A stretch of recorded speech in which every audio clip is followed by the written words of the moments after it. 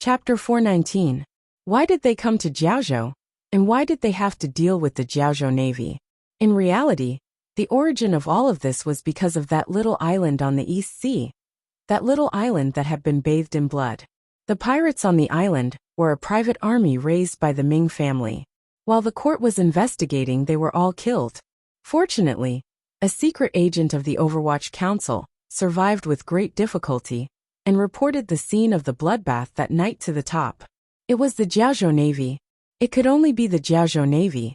In the following months, the Overwatch Council increased the intensity of their investigation in Jiaozhou. Although they still had no way of grasping concrete evidence, the people in the upper echelons of the court who knew the truth were certain that the Jiaozhou Navy was the hand of the Northern Empress of the Ming family, the hand of the Juanshan Conference, and the hand raised by the eldest princess. No matter how much the Qing emperor could endure, he could not tolerate such a thing happening. Thus, he sent a secret letter to Fan Xian and ordered him to handle this matter. As for how to handle it, he did not give him a concrete plan. Thus Fan Xian had a headache. He had no evidence in his hands and had to bring the Jiaozhou Navy back into the range of the court's control. What exactly should he do? The navy was not the Ming family, the Cui family, or the second prince. It was a truly powerful martial force. If he did not handle it well, it would cause an uproar and weapons would rise. Regardless of whether or not the court could suppress it in the end, he would still get into big trouble. He also knew that in the Ming family's smuggling business, the Jiaozhou Navy certainly played an important role, particularly on the route to Dongyi. Without the protection and escort of the Jiaozhou Navy, these dozen years would certainly not have gone so smoothly. The role the Jiaozhou Navy played in the sea smuggling route was similar to the role Fan Xian's Overwatch Council and Wei Hua's Northern Qi Brocade Guard played in the mainland smuggling route. However, on that island, the Navy had killed too many people. Ho Jichang had already gone to the birthday banquet. There was only the disguised Fan Xian left in the little courtyard. Ho Jichang had come under orders to investigate the matter of the Jiaozhou Navy smuggling. Unfortunately, there had been no progress. He had to do many things in the dark, so it was not convenient for him to hire too many servants. Thus, the little courtyard was completely silent. Without lighting a lamp, Fan Xian thought calmly in the darkness, sorting out his plan line by line. As he thought and thought, he couldn't help smiling bitterly. In a moment, the things he would do in a moment would certainly be childish in terms of politics. In terms of style, it would be rude and unreasonable. However, the emperor had given him full authority to handle this matter. It could be seen how much the emperor cared. He had been forced to Jiaozhou. What could he do? If they followed the normal path of investigation and separate questioning, the Navy generals were not idiots. They would not admit to such a crime that could result in their families being wiped out. Furthermore, once the military and the Overwatch Council confronted each other, the military could easily slide in the direction of the explosion. Once there was a mutiny, tens of thousands of Navy soldiers would surround Jiaozhou. How could Fan Xian and his subordinates survive? Thus he could only take the risk. Coincidentally, today was the birthday of the Admiral of the Navy Chang Kuan. All of the high-ranking Navy generals had gathered in Jiaozhou and were far away from the soldiers they controlled. Although the Jiaozhou Navy still had tens of thousands of people, there were only a few generals left to guard. Once they moved, it would be difficult to communicate between inside and outside the city. The Navy's reaction would also be a few beats slower. Fan Xian could also use this opportunity to wipe out all of the generals at the birthday banquet in one fell swoop. His appetite had always been this big. However, even Ho Jichang was curious as to where Fan Xian's confidence came from. He was only one person. Admiral Chang Kuan looked at the table full of guests with a face full of smiles. However, this smile carried a bit of reservation and a bit of arrogance. He was smiling because he was in a good mood. He had lived for more than 40 years. Everything had been smooth sailing, and he held a high position. All of the officials and wealthy merchants in and out of the city had come to flatter him. Even the important figures far away in Jiangnan had all sent gifts. If he didn't smile, how could he express this pride? The reason he couldn't laugh to his heart's content was because of his position. As the highest military official in Jiaozhou, the local emperor in name, and in reality, each of his words and actions affected hundreds of thousands of people. He had to be careful and put on a dignified and solemn appearance. Could he take in another 100,000 liang of silver from this banquet today? The admiral calculated in his heart and raised his cup in invitation to drink. All of the nobles at the table below stood up and raised their cups in greeting, praising endlessly. Chang Kuen's gaze flickered to the table in the corner to his right. Looking at the indifferent expression on the official's face, he felt very unhappy. That official had been in Jiaozhou for a while, but not only had he not come to show his respect, he had not even done a formal greeting. However, Chang Kuen still tolerated it, and had even invited him to the birthday banquet. All of this was because the official's background made him very afraid. Hou Jichang, Jiaozhou's Dianli and provincial judge, was only a 7th-level minor official. However, Hou Jichang's background was too deep. Everyone under heaven knew that he was one of Fan Xian's 4 disciples. After last year's spring examination, he was ranked 3rd. Even though Chang Kuen was a 1st-level military official, he still had to give the Fan manor some face. Furthermore, because of the Jiangnan matter, Chang Kuen had always been wary of the Overwatch Council. The fear in the depths of his heart could not be eliminated. He didn't know why Sir Fan Jr. would arrange for his student to come to such a remote Jiaozhou. Was the Overwatch Council truly suspicious of the Jiaozhou Navy? However, the Ming family shouldn't have leaked any information. The old matriarch was also already dead, so no one should be able to obtain evidence. At his own birthday banquet, Chang Kuen held his wine cup, but his thoughts floated to another place. There was no one left alive on that island. The people who had acted were all his trusted generals. Those soldiers were locked up in tents every day, so there shouldn't be any problems. Seeing the admiral holding his wine cup in a daze, the guests at the table below looked at each other, unsure of what had happened. Chang Kuen came to his senses and smiled self-mockingly. His wives and children were all in Jingdou. He didn't know how they were doing. As for the Jiaozhou matter, even if the court heard some rumors, what could they do to him? The Overwatch Council did not have concrete evidence, so they did not dare to touch a military boss like him. After thinking clearly about the cause and effect, reassessing the situation, and confirming his own safety, the large stone that had been pressing down on Chang Kuen's heart finally lightened. He nodded to the person beside him and agreed to call in the dancers to liven things up. Looking at the calm Hou Jichang below the table, Chang Kuen still felt a bit uncomfortable. He gently coughed and felt his stomach bulge. He said a few words to his subordinates and went to the latrine in the back of the courtyard. Fan Xian left Hou Jichang's home and walked to the bustling back wall of the admiral's manor, carefully hiding his figure. Just like how there were rarely any patrolling soldiers on the high walls of the royal palace, there were not many people watching the back wall of the admiral's manor. Borrowing the cover of the clouds in the summer night, Fan Xian gently exhaled a mouthful of murky air.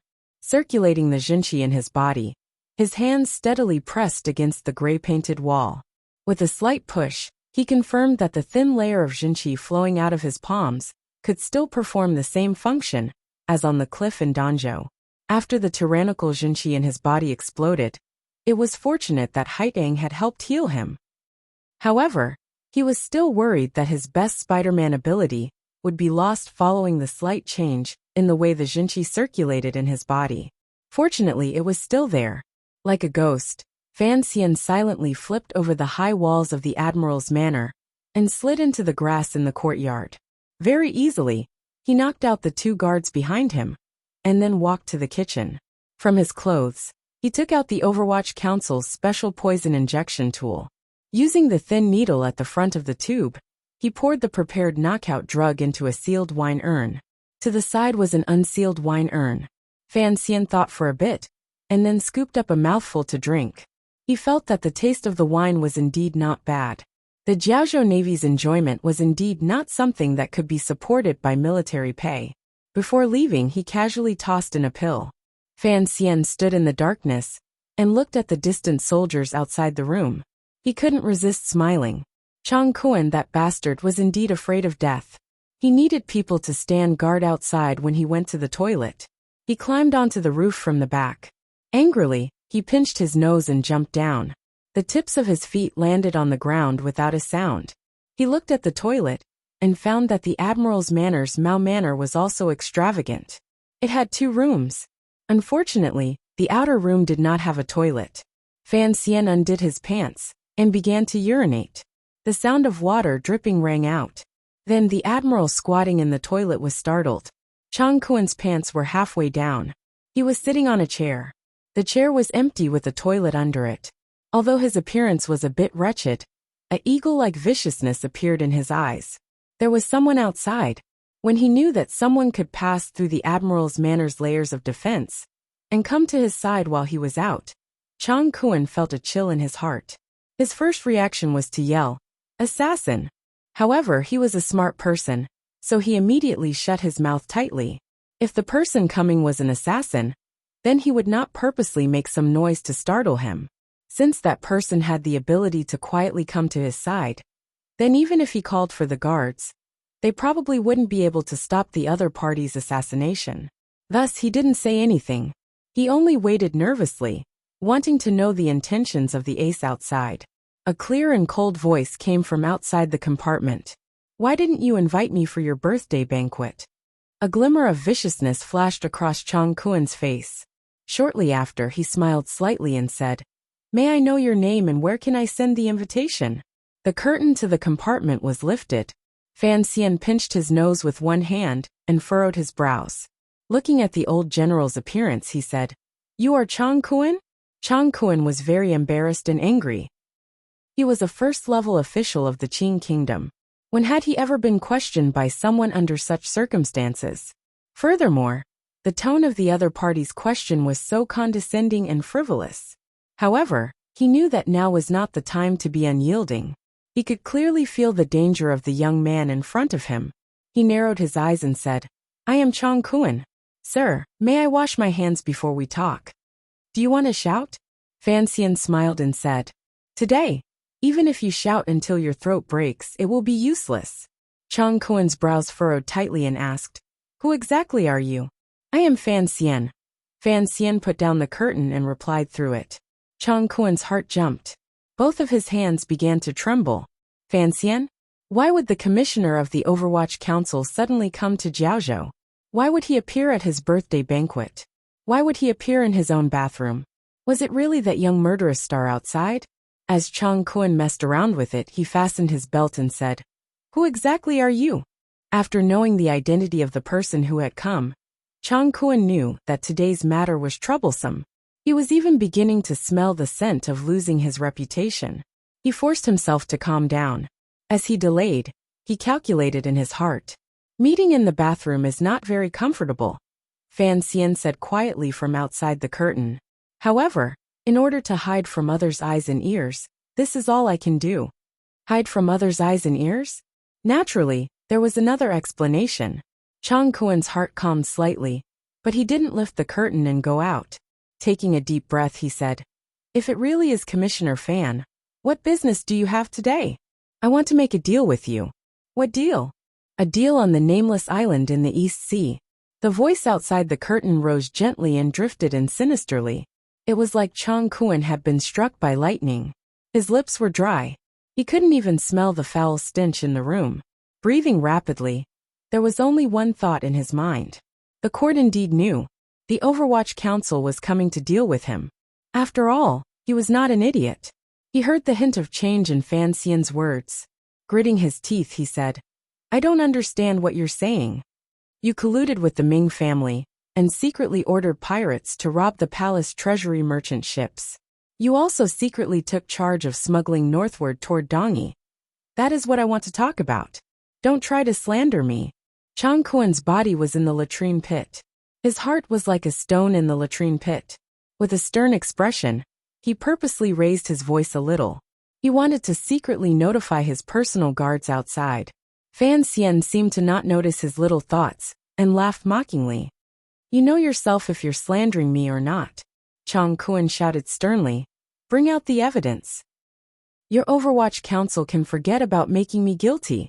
I am not some kind person. The Jiaozhou Navy is also not some sissy official in Jingdou. If you don't have concrete evidence and want to mess around, Be careful that it won't end well. Although Fan Xian had a dark reputation, Chang Kuan had tens of thousands of iron-blooded men under his command, so he was indeed not afraid of him. It doesn't matter whether I believe your crimes or not. It also doesn't matter whether the people and officials of the world believe it or not. Fan Xian's voice carried a glimmer of coldness outside the curtain. What is important is that the emperor believes your crimes. Otherwise, why would he have me come to Jiaozhou to investigate? Chang Kuan's heart began to beat violently. He was struck down by Fan Xian's words. As long as the emperor believed there was a problem with the Jiaozhou navy, then given the emperor's methods, even if he didn't use the laws of the country to punish him, he still had ways to make his life a living hell. Chang Kuan was also an old general who had followed the Qing emperor on 3 northern expeditions. In the depths of his heart, his worship and fear of the Qing emperor could never be wiped away. Fan Xian continued to attack from outside the curtain. In this world, there are not many people who can save you, other than me. Chang Kuan slumped back into the chair. His eyes narrowed slightly as they spun rapidly. A moment later he sighed and said, "Commissioner, what exactly do you want?" Chang Kuan was the admiral of the navy, a first-level official. Although Fan Xian's power did not belong to a third person, the commissioner of the Overwatch Council was an official with no rank or rank. Thus, in the beginning of the conversation in the bathroom, Chang Kuan had held on to this point and refused to lose any ground in terms of aura. However, at this moment, he began to refer to Fan Xian as commissioner. Naturally, the defenses in his heart began to loosen. After a long silence, Fan Xian asked in a quiet voice from outside the curtain, "I've always had a great doubt. Your relationship with the Yi family is not that deep. Your relationship with Yan Xiaoi is also not very good. Even in past history, you have no connection to the eldest princess. Although your position is high and your power is strong, in the Juanshan conference, you can only play the role of a worker. Thus, I am very curious as to who your true master is. Who would order you to move the court's army to help the Ming family and secretly communicate with Dongyi?" Chang Kuan closed his mouth. His face was dark and ruthless, and he refused to answer. What Fan Xian said was indeed what the Jiaozhou navy had done these years. However, no matter what, he would not answer. Once these crimes were confirmed, never mind Fan Xian, even the Empress Dowager would not be able to protect the lives of his entire family. "I won't tell the higher-ups." Fan Xian smiled slightly and said, "Under these circumstances, you can only trust me. I am truly just curious. Whether you die or not, whether your entire family will be buried with you, is of no benefit to me." Chang Kuan still could not say it. He smiled coldly and gritted his teeth. "Am I an idiot? Commissioner, what does these things have to do with our Jiaozhou navy? If you have evidence, you can take the emperor's sword and capture me on the spot in the tent. The navy's 10,000 soldiers wouldn't even dare to fart. But if you don't have evidence, then don't block me in this smelly place to chat." He said sinisterly, "Sir Fan Jr., today is my birthday banquet. If you are willing to give me some face, we can drink a cup or two at the banquet. As for chatting, that's fine. When your Overwatch Council has evidence, it won't be too late to come find me then." Fan Xian sighed outside the curtain. Chang Kuan narrowed his eyes behind the curtain. Fan Xian sighed and said, "Yes, the emperor is a first-level official. Even the Overwatch Council cannot question you without a special edict. As for evidence, you've killed them all. Even if there were 1 or 2 survivors, it would not be enough to remove you, a military elder. As for the Ming family, the old Ming matriarch who knows of your relationship with them has unfortunately died. You're right. Looking at it, I indeed do not have any evidence on hand." His voice appeared slightly distressed. "The emperor certainly does not wish for you to remain in the Jiaozhou navy, but the resistance of the court to move you is too great. The Overwatch Council also does not have evidence. Tell me, how can I make you disappear from Jiaozhou?" Chang Kuan suddenly felt an absurd sense of danger. At the same time, he was shocked. Why had his personal attendants outside not charged in? Fan Xian finally sighed and said, "Since you are not willing to accept this deal, then I have no other choice. I can only choose the most direct and most absurd method." After saying this, Chang Kuan's pupils constricted. It was as if he had seen a strange scene as he stared at the curtain in front of him. The green curtain was like a piece of flat soil, but a bamboo shoot suddenly grew out of it. The bamboo shoot was not green but black. It moved the green curtain closer to his chest. Chang Kuan panicked, angry and dumbfounded, but he could not move. He could only watch the scene helplessly. He watched as the tip of the black dagger tore through the weak obstruction of the green curtain.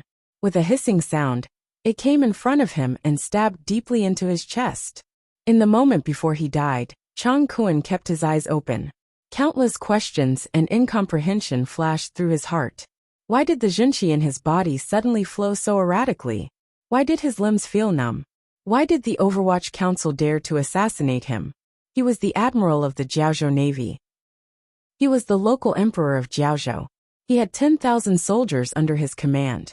If he died an unnatural death, it would shock the world and cause chaos among his subordinates. He was a first-level official of the court. How could the Overwatch Council dare to assassinate him? In the officialdom of Qing Kingdom, although the Overwatch Council was skilled in assassinations, under the powerful suppression of the Qing Emperor, they never used such methods on high-ranking officials.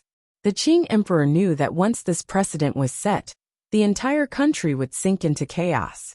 That was why Chang Kuan had remained calm in the latrine earlier and was not afraid. He had predicted that Fan Xian would not kill him without thinking. He didn't dare. But Chang Kuan lowered his head to look at the black dagger in his chest. A wretched smile rose to the corners of his lips. Fan Xian pulled back the dagger and simply wiped away the blood on the green curtain.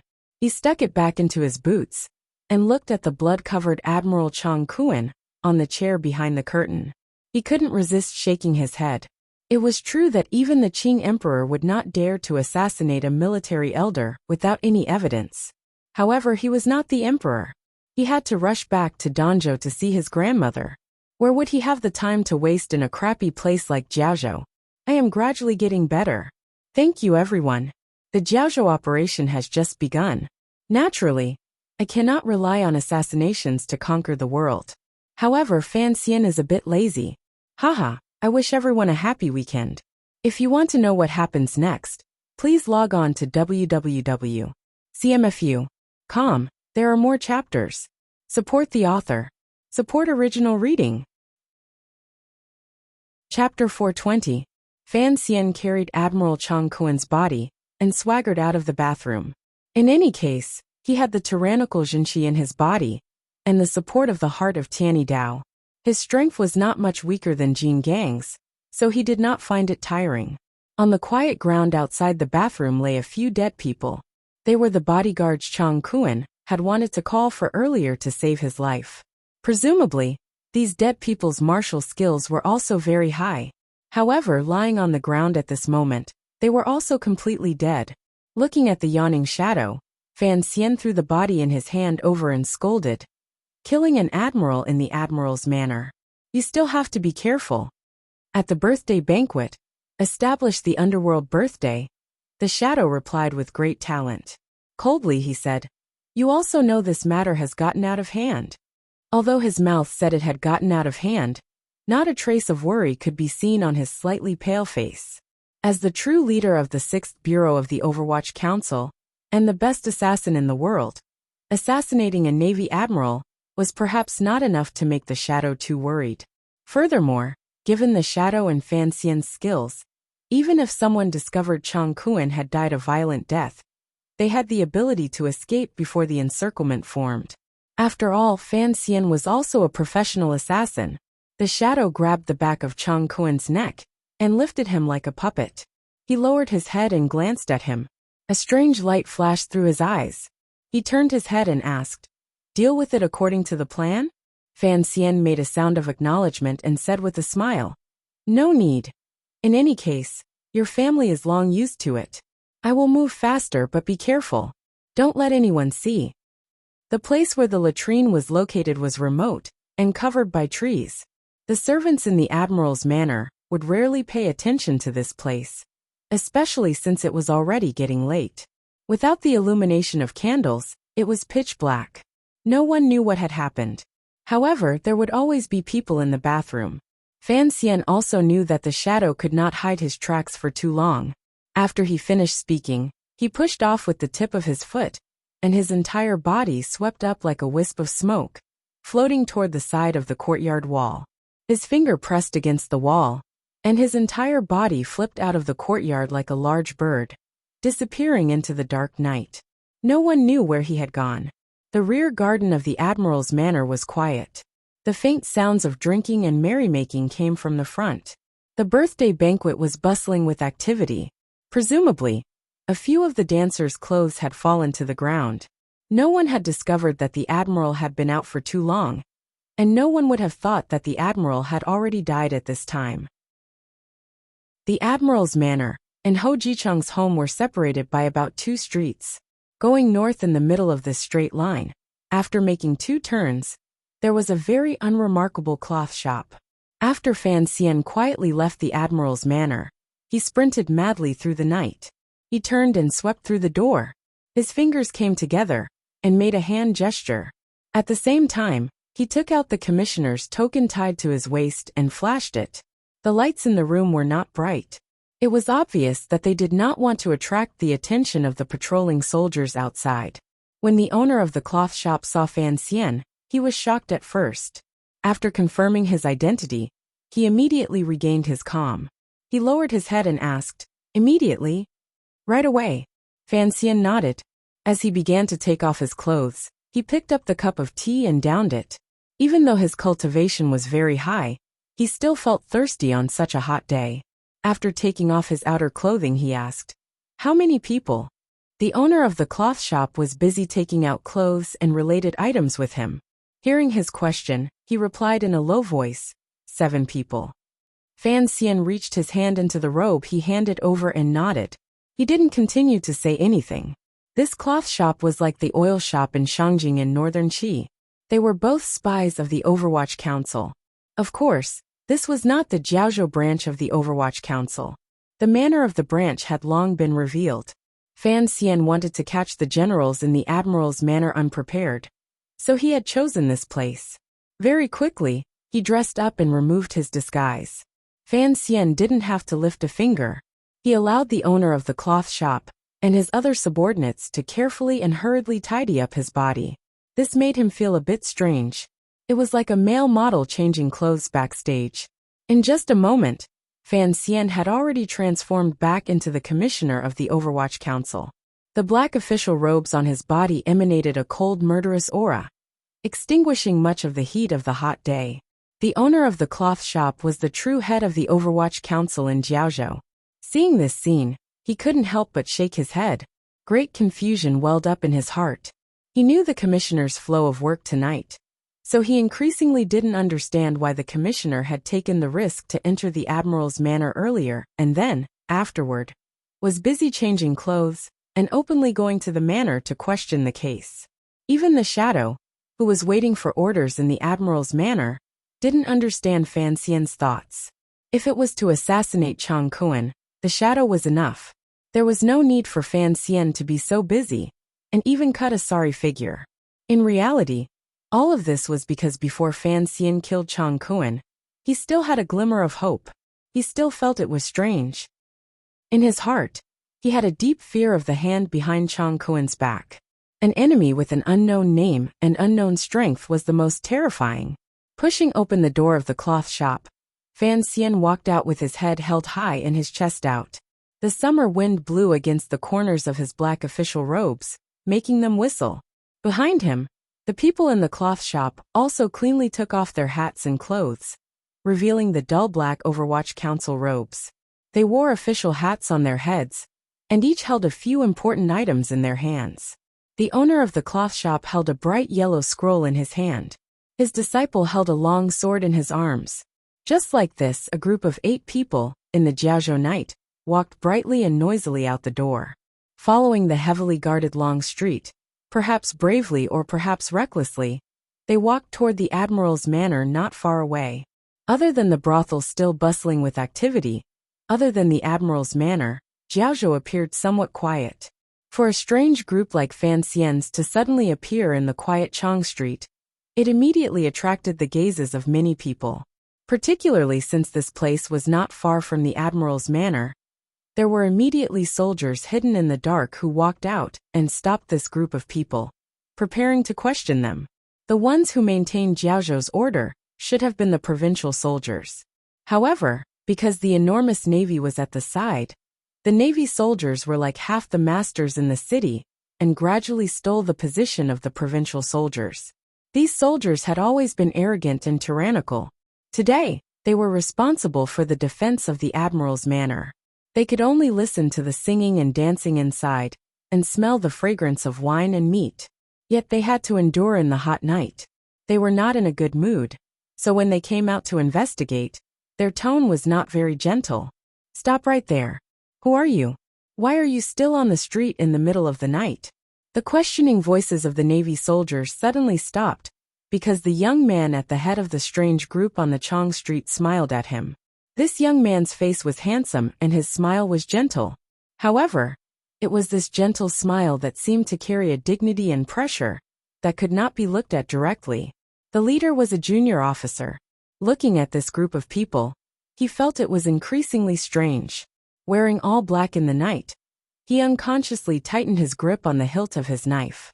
Unexpectedly, the strange group of people did not even look at him.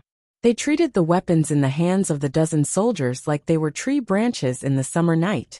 Their expressions did not change, and their smiles did not fade. Leisurely, they walked straight past them. The junior officer was angry.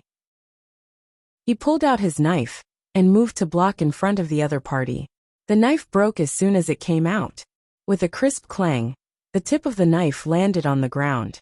By Fan Xian's side, the owner of the cloth clothing shop, who had already put on his official robes, pulled back the knife in his sleeve and took out his token.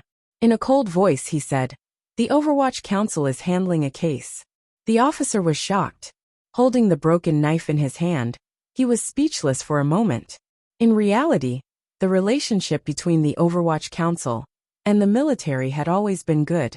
The Overwatch Council rarely investigated the internal affairs of the military, so the Qing soldiers were not very afraid of the Overwatch Council. However, there were too many legends among the people. The terror of the council was deeply rooted in the hearts of the people. Officials were also soldiers, and soldiers were also commoners. Suddenly discovering that a group of ruthless Overwatch Council secret agents had walked past him and had even cut his knife in half, the official still couldn't help but feel afraid. By the time he reacted, he found that the Overwatch Council people had already walked onto the street in front of the admiral's manor. The officer's heart tightened, but he didn't have time to notify his colleagues in the manor. His eyes spun around a few times. He still hadn't decided whether to immediately report to his superiors or leave the city to notify his brothers in the tent. Of course, the armed forces guarding outside the admiral's manor were not just this small group of Navy officers and soldiers. The Navy officers in charge of security at the end of the street all discovered the strangeness here and immediately recognized the true identity of this group of black-clothed people. Overwatch Council secret agents. No one knew what the Overwatch Council people wanted to do. They were all part of the court, so the Navy soldiers could not immediately take out their weapons and chop them into minced meat. Furthermore, they knew that the Overwatch Council was a special agency directly under the Emperor. Everyone felt a chill in their hearts as they stared at Fan Xian and his group with eyes full of hostility. A group of Overwatch Council officials walked to the front door of the Admiral's manor, under the watchful gazes of dozens of people on both sides of the street. Fan Xian pulled his official hat up and scratched his slightly itchy hair. He raised his head and glanced at the red lanterns outside the manor door and the pictures pasted on them. Smiling, he said to the Navy soldiers at the door, "The Overwatch Council is handling a case by imperial edict. Have your master come out to receive the edict." The 6 soldiers had been glaring like tigers. Suddenly hearing the words handling a case by imperial edict, they immediately lost their spirit. They looked at each other, and someone quickly ran into the manor to pass on the message. The rest of them quickly opened the front door and prepared to welcome the angel. Fan Xian was worried that the matter at the back of the Admiral's manor would be discovered, so he did not pay attention to these rules. Raising his foot, He stepped over the high threshold of the admiral's manor and directly charged in. The Navy soldiers looked at each other in the back, thinking, how could there be such an arrogant person in this world? Even if you are an official of the Overwatch Council, even if you have an imperial edict, you are not here to search the property. How dare you charge in like this? The Overwatch Council people charged in, so Chang Kuan's soldiers did not dare to slight them. They followed in and took up their own advantageous positions. They stared at Fan Xian and his group warily. Although they did not think they would fight in a moment, they had to suppress the other party's aura. Fan Xian did not seem to feel anything. He quickly walked to the door of the main hall and pushed it open to enter. With a glance, he saw that the soldier who had entered earlier to pass on the message could not find Admiral Chang Kuan, so he could only say something in the ear of a deputy general. The music in the hall was still playing. Singing and dancing celebrated peace. Through the wide-open door, the sound traveled into the night of Jiaozhou. Fan Xian stood at the door and looked at this lively scene with cold eyes. He knew that Chang Kuan's death had not been discovered. His heart was slightly at ease. His expression grew colder. With a cold smile, he said, "Everyone is in a good mood." There was a sudden silence in the hall. Everyone was startled by this uninvited guest. A few of the rash generals of the Jiaozhou Navy had already drunk too much. Abruptly, they heard the moaning by their ears disappear. Focusing their eyes, they saw the beauty in their arms looking with a glimmer of fear outside the hall. Involuntarily, they turned their heads and found the black-clothed people. A general abruptly rose, thinking, "Who the F***ck dares to disturb me drinking wine?" He was about to open his mouth and curse. A few of the Jiaozhou government officials' hearts jumped. In the blink of an eye, they recognized the true identity of the black-clothed people standing outside the door. Although the Overwatch Council's official robes were not eye-catching, they were too eye-catching. Ho Jichang, who was sitting at the end of the table, only smiled warmly as he drank and chatted quietly with the prostitute beside him. His eyes didn't even glance in their direction. On the other side, the Navy general who had been preparing to open his mouth and curse forcefully swallowed his profanity back into his stomach. He looked at Fan Xian at the door with dissatisfaction and silently cursed his bad luck. He wondered why these black dogs of the Overwatch Council had suddenly come. A middle-aged man sitting at the side of the main seat slowly rose and said with a smile toward the center of the hall door, "Why have you come tonight?" Fan Xian glanced at this person and knew that he was an important figure in the Jiaozhou Navy, one of Chang Kuan's right-hand men, famed for his intelligence. Dang Xiaobo, the owner of the cloth shop beside Fan Xian, coldly said, "The Overwatch Council is investigating a case. Where is the Admiral of the Navy, Chang Kuan?" There was a great clamor in the hall. Everyone had confirmed the guesses in their hearts. They became increasingly nervous and wary, particularly the officials on the Jiaozhou Navy's side. Their eyes were spinning, and no one knew what they were calculating. At this moment, only the Jiaozhou Zhizhou sitting at the top could come out and speak. This half-century-old man coughed and arrogantly said, "Sir, today is Admiral Chang's birthday. What business cannot be discussed tomorrow? I am busy, please don't talk too much nonsense." Fan Xian swept his gaze across the hall. The Jiaozhou Zhizhou was slightly angry. He thought that there were at least 5 or 6 upper-level officials sitting in the hall. Even the Overwatch Council could not be so impudent. Holding back his anger, he said, "May I ask for your official title and name?" Fan Xian smiled and said, "I am the current commissioner of the Overwatch Council. My surname is Fan, my name is Xian, and my courtesy name is Nji. I haven't recovered from my illness. I was wrong yesterday, and I'm being punished today. I feel terrible, and I'm fainting." To be continued. If you want to know what happened next, please log on to www.cmfu.com. There are more chapters. Chapter 421. Not surprisingly, the Admiral's manor, which had already become incomparably quiet, became even quieter. All the officials stared dumbfoundedly at Fan Xian in the doorway. The Navy generals unconsciously pressed their lips together and smelled the impending storm. The entire place sank into a strange silence and hidden atmosphere of confrontation. In the depths of the confrontation was actually the general's fear. Everyone under heaven knew Fan Xian's identity and what the Overwatch Council did. For the commissioner of the Overwatch Council to receive an edict to go to the remote Navy commandery to investigate a case, even if one used their buttocks to think, it was not a small matter. The Navy generals hid the worry in their eyes and quietly glanced at each other. They were all guessing. Perhaps something had happened on the East Sea.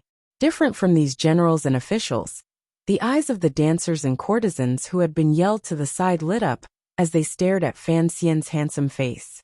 First, it was not easy to see a godlike figure like Sir Fan Jr. Second, everyone knew that Sir Fan Jr. was a leading figure in his line of work. If they caught the eye of this important figure, their days in the future would be beautiful. However, the girls were not idiots. Feeling the strange atmosphere in the hall, they knew there was no chance to use the honey trap today. After the generals and officials paused for a moment, they finally came to their senses. In the absence of Admiral Chang, the Deputy Admiral of the Navy Deng Xiaobo had become the representative of the Navy. He smiled slightly and rose to welcome him. Standing side by side with the Jiaozhou Zhizhou, he bowed to Fan Xian. All of the officials and generals did not dare to sit in their seats anymore. They stood up with some fear and bowed to Fan Xian in greeting. Greetings, Commissioner. Greetings, Imperial Envoy. Because civil and military were different and their thoughts were different, the Navy and the Jiaozhou government also addressed Fan Xian differently. Pass. Fan Xian's chin moved slightly, and he nodded his head in acknowledgement. His gaze did not waver as he walked forward under the protection of the officials. He then sat down on the chair that had belonged to Admiral Chang Kuan. The 8 Overwatch Council officials behind him also followed and stood behind him. Their hands gripped the hilts of their knives as they stared fiercely at all the officials in the hall. It was a little arrogant, but he had the qualifications. Deng Xiaobo saw this major figure's attitude, and his expression was slightly unhappy, but he was secretly happy in his heart. This kind of domineering person was much easier to deal with. It looked like the rumors of Sir Fan Jr.'s sinister and deep secrets were not all true. He coughed lightly and raised his hands in a salute. Greetings, Commissioner. What case have you come to Jiaozhou to deal with this time? You are the Vice Admiral of the Navy. Even if the Academy needs manpower to handle a case, we can't ask you to transfer it. He turned to the Jiaozhou Zhizhou and said, Today, I am handling a case by Imperial Edict. I do not have enough people with me. I will have to trouble Sir Wu to transfer a battalion of the provincial army to me. The Jiaozhou Zhizhou's surname was Wu Gafei. He was one of the top 3 in the old government, and had once passed through Prime Minister Lin and the Fan Manor. Suddenly hearing that Sir Fan Jr. knew what his surname was, his heart warmed. He felt his entire body was at ease. Smiling merrily, he replied, Please give me your orders. Sir Wu had one good thing about him. He would certainly be greedy for silver that he should be greedy for. But he would not be greedy for thoughts that he did not dare to move. He was an honest and dutiful person. In a broken place like Jiaozhou, it was suppressed by the Navy in every aspect. Putting aside the fact that many government affairs were not coordinated, even if there were any great benefits, it would not be his turn. Wu Gafei had long wanted to transfer to another wealthy province. However, he did not have any powerful figures in Jingdo who could speak for him. Hearing the warmth in Sir Fan Jr.'s tone, he was so happy that he had long forgotten his mother's surname. He also forgot that if the Overwatch Council wanted to transfer troops, they needed the orders of the Council and the Bureau of Military Affairs. He directly said something to the advisor. The advisor accepted the order and left without hesitation. The Deputy General of the Navy, Deng Xiaobo, watched coldly from the side. He was slightly surprised. He thought to himself that the commissioner had just arrived in Jiaozhou and had not made clear what the score was. Yet he wanted to borrow troops from Jiaozhou. What was he preparing to do? After thinking about it, he immediately calmed down. The local officials in Jiaozhou were weak.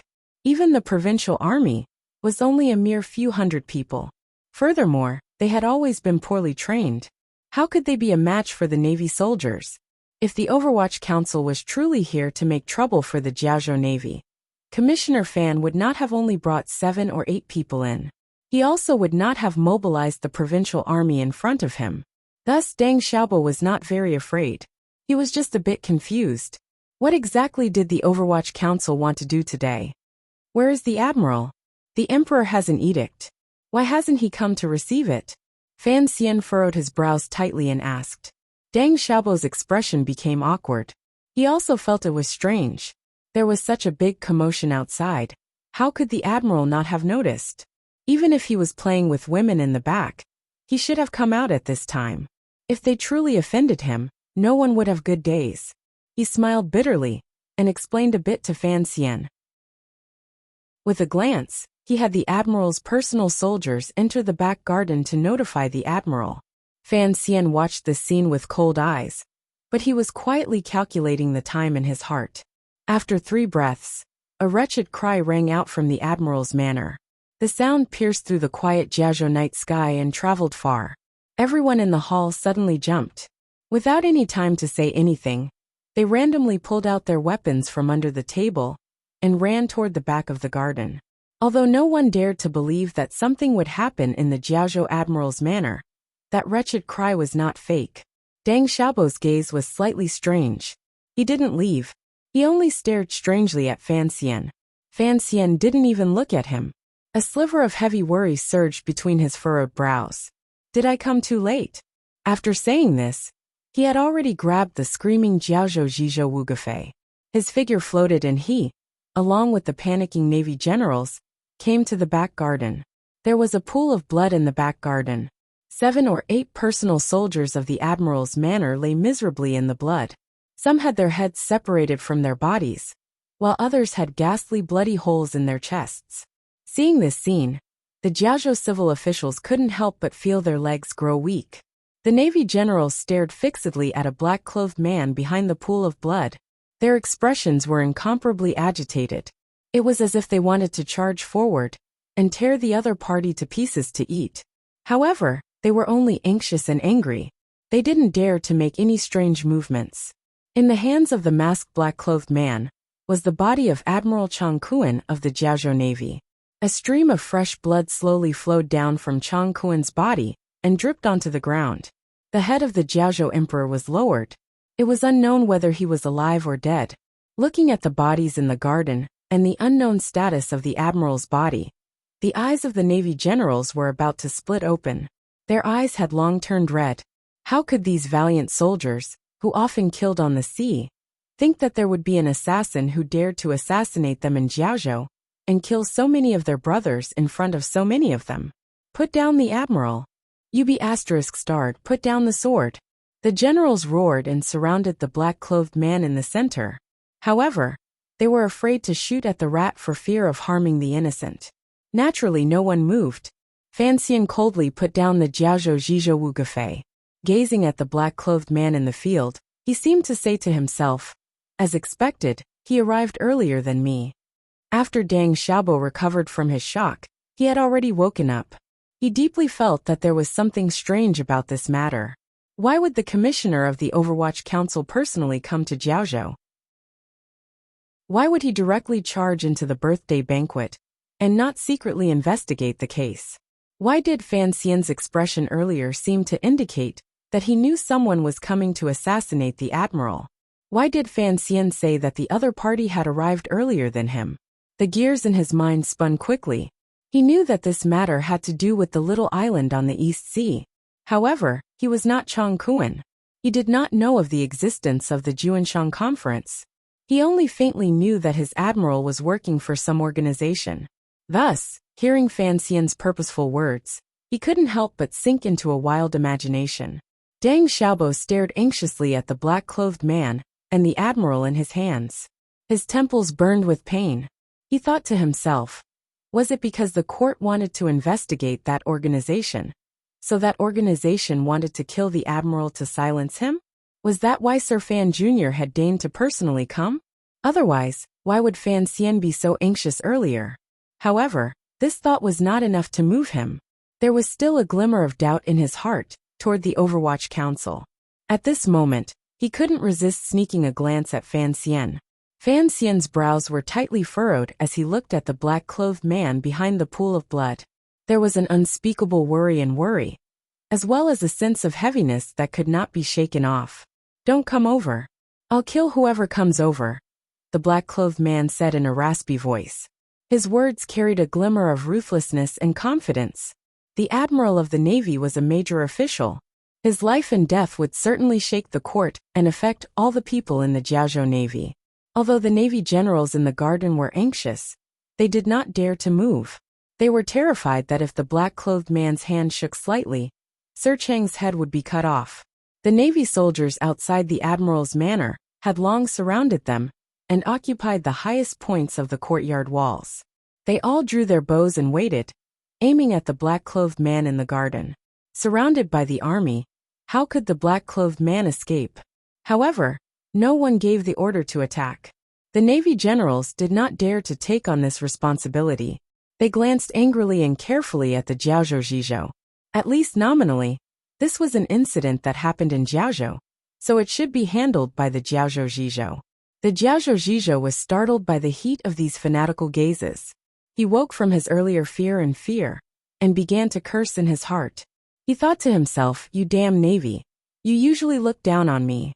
Now that something big has happened, you push me to the front to block the arrow. I won't do it." The Jiaozhou Zhizhou bit his lip.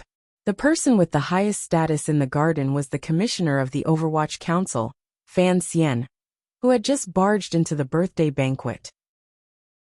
Thus, everyone stared anxiously at Fan Xian. The Navy generals were a bit afraid. Sir Fan Jr. was famous for not loving life and cared a lot about the face of the court. If he had the sailors fire the arrows, the admiral would not be able to survive. Fan Xian's brows were still tightly furrowed. He took a step forward and stared at the black-clothed man. "I don't care who you are. Assassinating an official of the court is a capital crime punishable by the extermination of one's family. I am Fan Xian. You should know my identity. Even if I let you go today, I can still find out who you are. Please believe me. As long as I know you are dead, your parents, your wife, your children, your friends, your childhood companions, your fellow villagers, and even the village woman who gave you a cup of water on the road, I will find them all." A warm smile rose to the corners of his lips. "Furthermore, I will kill them all." The scene was completely silent. One could only faintly hear the urgent breathing of the officials and the sound of the archers' fingers rubbing against the bowstrings on the courtyard walls. A Navy general was shocked. He thought to himself that the most important thing was to save the admiral. What consequences would Fan Xian's threats have? He was just about to open his mouth to say something when Deng Xiaobo furrowed his brows and signaled for him to shut up. Deng Xiaobo looked at Fan Xian's profile with a strange gaze. He knew that Fan Xian's words were an attack on his heart. Fan Xian gazed at the black-clothed man and slowly said, "Put down the admiral and tell me clearly who ordered you. Will only kill you. You can also kill the admiral. Then, I will kill you, as well as those people you mentioned earlier." Fan Xian stared at him and said, "In this world, as long as there is a connection to you, I will kill them one by one." Deng Xiaobo's heart settled slightly. He knew that the commissioner's method was a method. He had no other choice in a desperate situation. It all depended on whether or not the assassin's guard would relax. "Sir Fan Jr.?" The black-clothed man laughed hoarsely. "I really did not think you would come to Jiaozhou. I miscalculated a bit this time. It has nothing to do with me. Even if I wasn't here, you wouldn't have been able to escape," Fan Xian said coldly. "It was I who did not think you would act so quickly." The black-clothed man paused and suddenly smiled coldly. "Don't try to get information out of me. I only came to kill people. I don't know why I want to kill this admiral. Is that so?" Fan Xian took a few steps forward and smiled slightly. "What are your and Master Yun's names?" "Master Yun? Dongyi's great swordsman Yun Jilan? Siga Jian's first disciple?" Everyone in the garden looked at each other. No one had thought of Fan Xian's words. The Navy generals were particularly shocked. The Jiaozhou Navy had always had an unclear relationship with Dongyi. Why would Dongyi do such a thing? However, to be able to break into the admiral's manor under the heavy guard and kill so many people not far from the main hall, it could only be a 9th-level assassin from Dongyi. The generals glared angrily at the black-clothed man. Because Fan Xian, and the Overwatch Council people were beside them, they didn't dare curse. Deng Xiaobo still didn't believe the judgment in his subconscious. He still didn't believe that the black-clothed man was someone from Dongyi.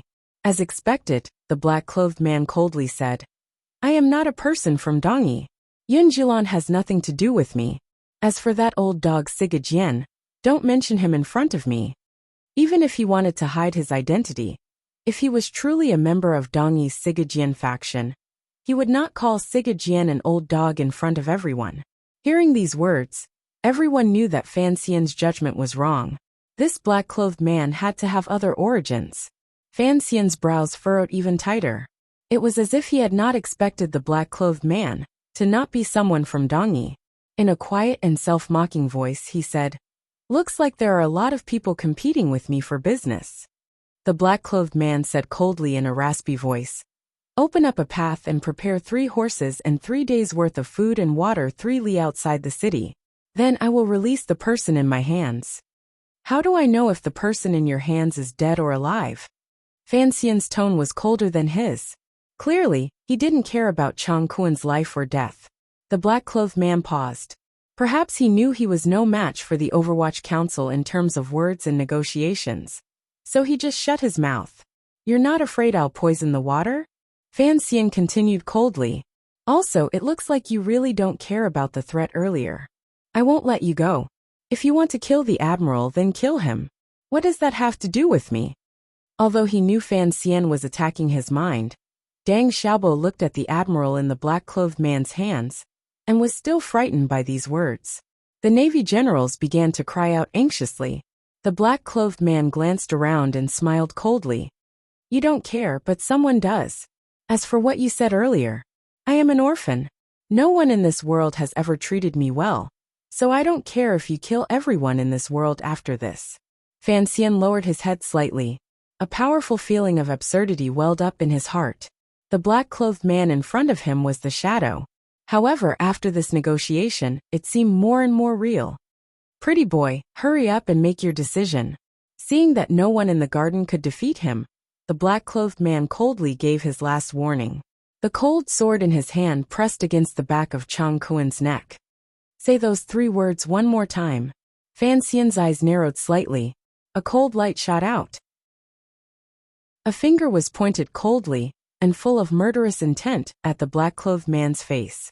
The black-clothed man opened his mouth and was about to say something. The finger Fan Xian extended in the air trembled slightly. A black crossbow in his sleeve turned into a black light and silently pierced forward. The black-clothed man let out a strange cry. He had no time to use Chang Kuan to block his body. His entire body leaned back, and his figure flashed twice in an extremely strange manner, dodging this hidden crossbow. In this split second, Fan Xian had already closed in. His finger flicked and flicked against his meridian. With a flip of his wrist, he grabbed the black-clothed man's wrist. Swing! Using the power of the coffin breaker technique, Fan Xian was very satisfied with this move. His entire right arm shook and pulled Chang Kuan's body back. Immediately after, the tip of his foot pushed off the ground, and he and the black-clothed man were entangled together. In just a moment, the two of them had fought their way from the garden to the top of the wall. Turning into 2 terrifying black shadows, they fought at a strange speed. Their swords moved without wind, and their fists moved without sound. However, their power flowed out in all directions and shook open a gap in the archer on the wall. Inside the wall, Deng Xiaobo had already leaped forward and caught Admiral Chang Kuan's body. The 8 officials of the Overwatch Council did not go to help Fan Xian. Instead, they nervously stood in front of Deng Xiaobo, terrified that a few more assassins would come out and kill Sir Chang. Their urgency was very clear. Deng Xiaobo looked at the 2 streaks of black light on the top of the wall and anxiously cried out, "Sir Fan, step back. Shoot! Shoot!" Putting aside the fact that Fan Xian had just rescued the Admiral, just based on Fan Xian's own identity, there would be people among the Qing soldiers who would dare to shoot at him. A shout came from the top of the wall. Fan Xian's shoulder was struck heavily, and he spat out a mouthful of blood. At the same time, his body shrunk back. The black dagger in his boot flew out of its sheath and stabbed directly into the black-clothed man's chest. At this moment, the archers' formation was thrown into chaos. It was as if someone was causing trouble inside and widening the gap.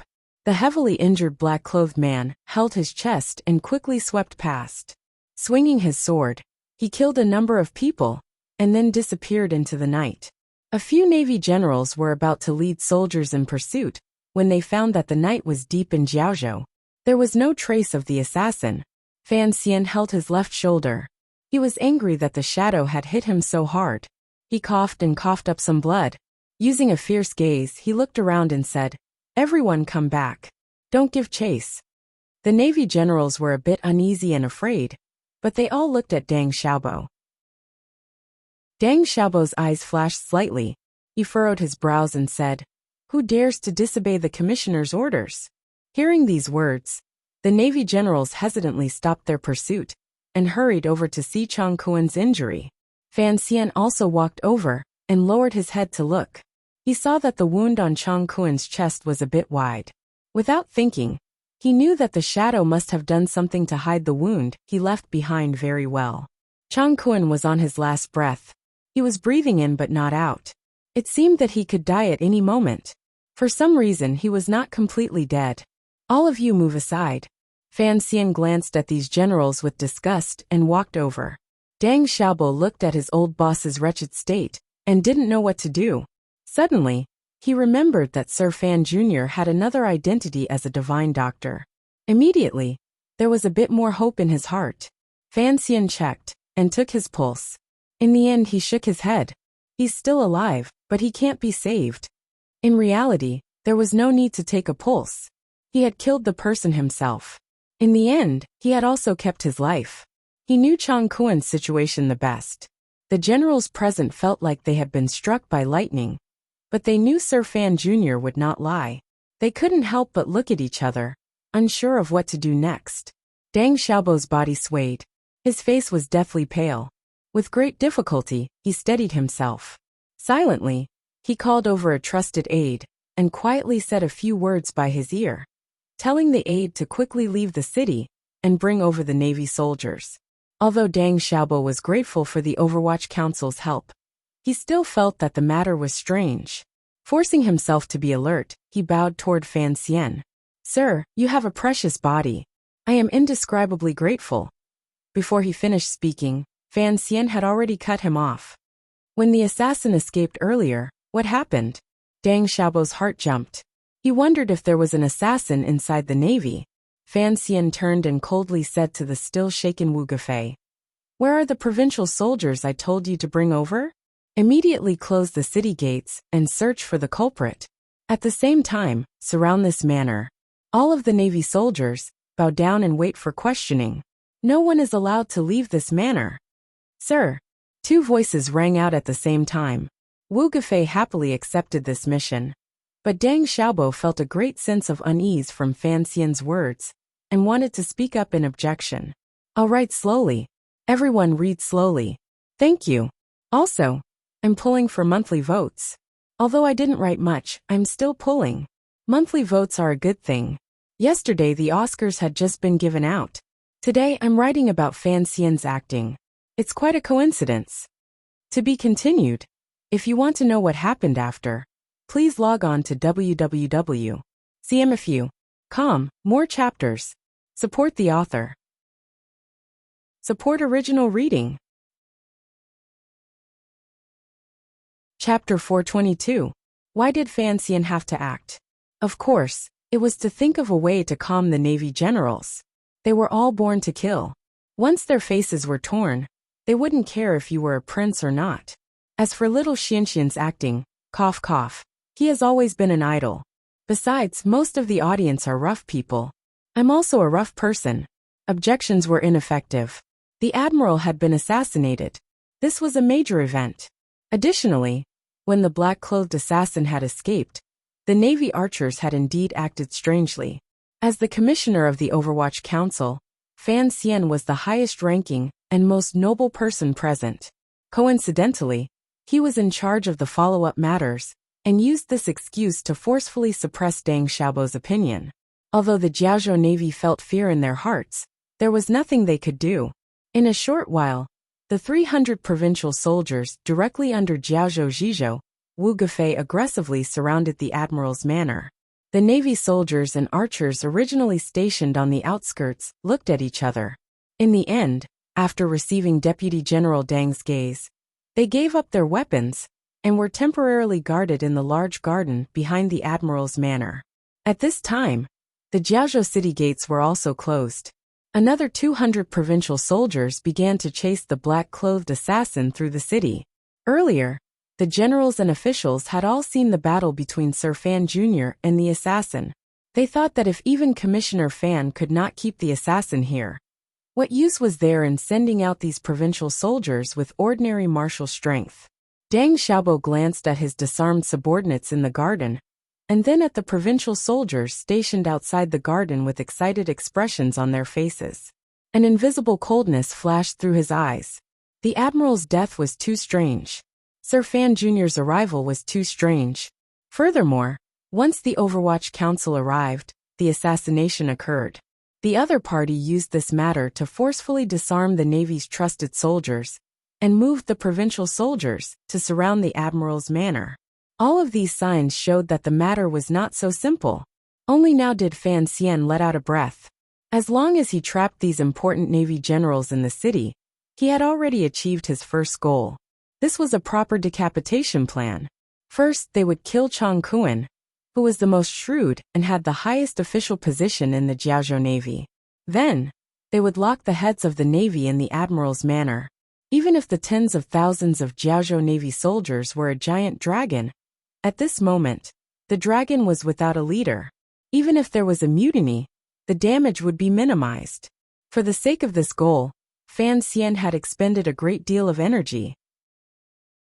Yan Bingyan was far away in Jingdou and had no way to help design the details of this matter, so all the procedures were arranged by Fan Xian himself. Because of the relationship between the Jiaozhou Navy and the Juanchang Conference, Fan Xian was cautious. He didn't want to beat the grass and startle the snake. Additionally, because he was not confident in the plan he had constructed, he did not bring the people of the Qinian unit. They were all his trusted aides. If something went wrong, they had to be buried with the Jiaozhou Navy. Fan Xian could not bear to do so. He had only come with the shadow alone to cooperate with the Jiaozhou operation. If they truly could not handle the 10,000 people, he and the shadow had enough power to lead the 400 Black Knights far away. In order to ensure the suddenness of the operation, he had purposely spent many days in Wuzhou. Furthermore, he used the excuse of going to Danzhou to visit relatives to hide his true whereabouts. What he wanted was suddenness. Otherwise, if the people from the eldest princess side also came, although he was pretending to be a prince and the commissioner of the Overwatch Council, he would not be able to clean out the Jiaozhou Navy. Yes, it was cleaning. There was no other way. Investigating the case according to normal methods, even with the help of the Overwatch Council, Fan Xian would not be able to find anything to use against the shrewd and ruthless Chang Kuan. Once martial power truly clashed and triggered a mutiny, Fan Xian asked himself that the Black Knights at his side would not be able to block the attack of 10,000 soldiers head-on. Although the Overwatch Council still had people hidden in Jiaozhou other than the 8 people behind him, unless it was a critical moment, Fan Xian did not want to use them. He slowly turned around and looked coldly at the Navy generals behind him, whose faces were ashen or angry. He laughed coldly, thinking, since the emperor wanted him to stabilize Jiangnan and gather the navy, then most of these unfamiliar faces, naturally, most of them had to die. However, he knew that the Jiaozhou Navy could not be completely controlled by Chang Kuan alone. There were certainly soldiers loyal to the court. In the spring, the Jiaozhou Navy going to the little island in the East Sea to kill people to silence them was close to treason. Chang Kuan would certainly only dare to use his own troops. Tonight, he wanted to see clearly which of the Navy generals standing in front of him were loyal, and which were traitors. As for the person called Deng Xiaobo, Fan Xian warmly said, "Deputy General Deng, how do you think this matter should be handled?" Deng Xiaobo was panicking in his heart. He was calculating whether or not the trusted aide he had sent into the city had managed to escape before the city gates closed. Suddenly hearing this warm question, his heart trembled. Sorrowfully he replied, "The admiral has unfortunately been killed. It is all up to Sir Fan Jr. This matter is very important. I think that we should immediately use an urgent mail route to report this matter to Jingdo." He said that Fan Xian would make the decision, but he kept saying that he would report to Jingdo.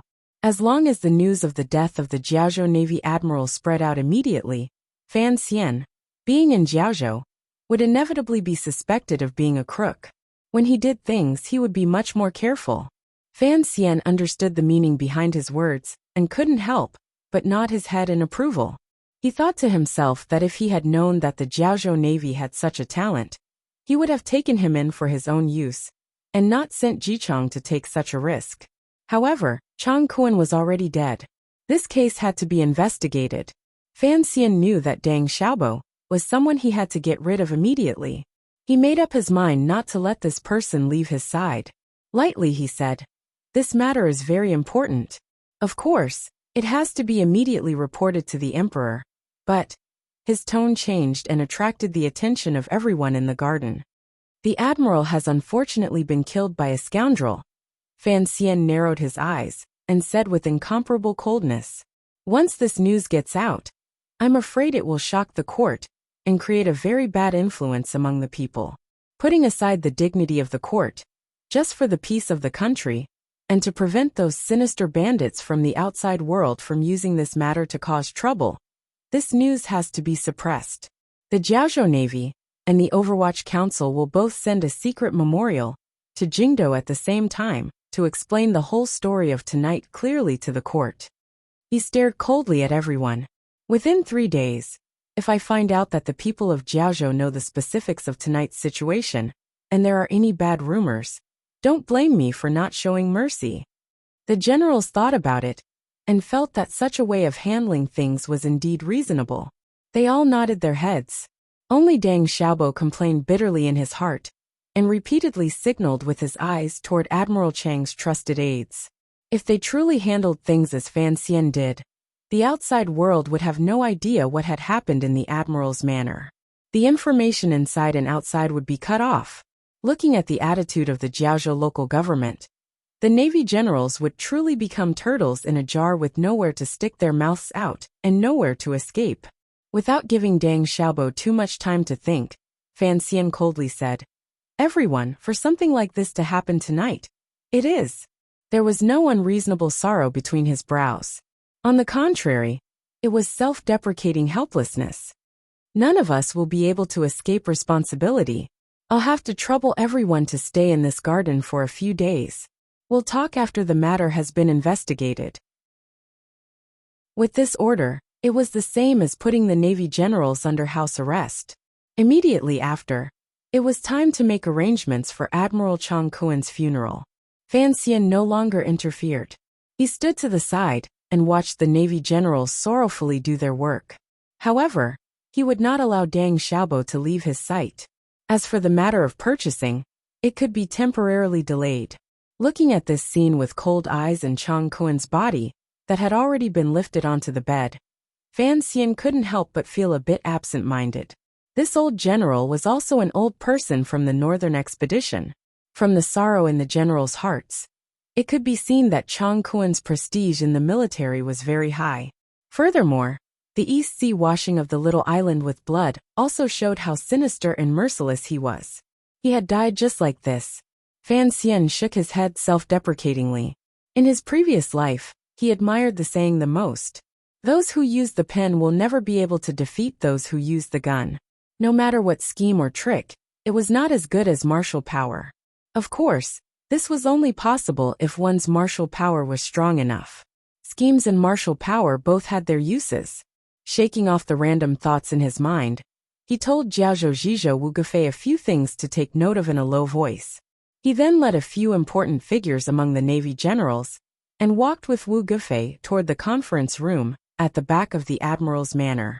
The conference room was actually a study. However, it was very large and the candlesticks were very luxurious. Fan Xian narrowed his eyes as if he didn't see the furnishings inside.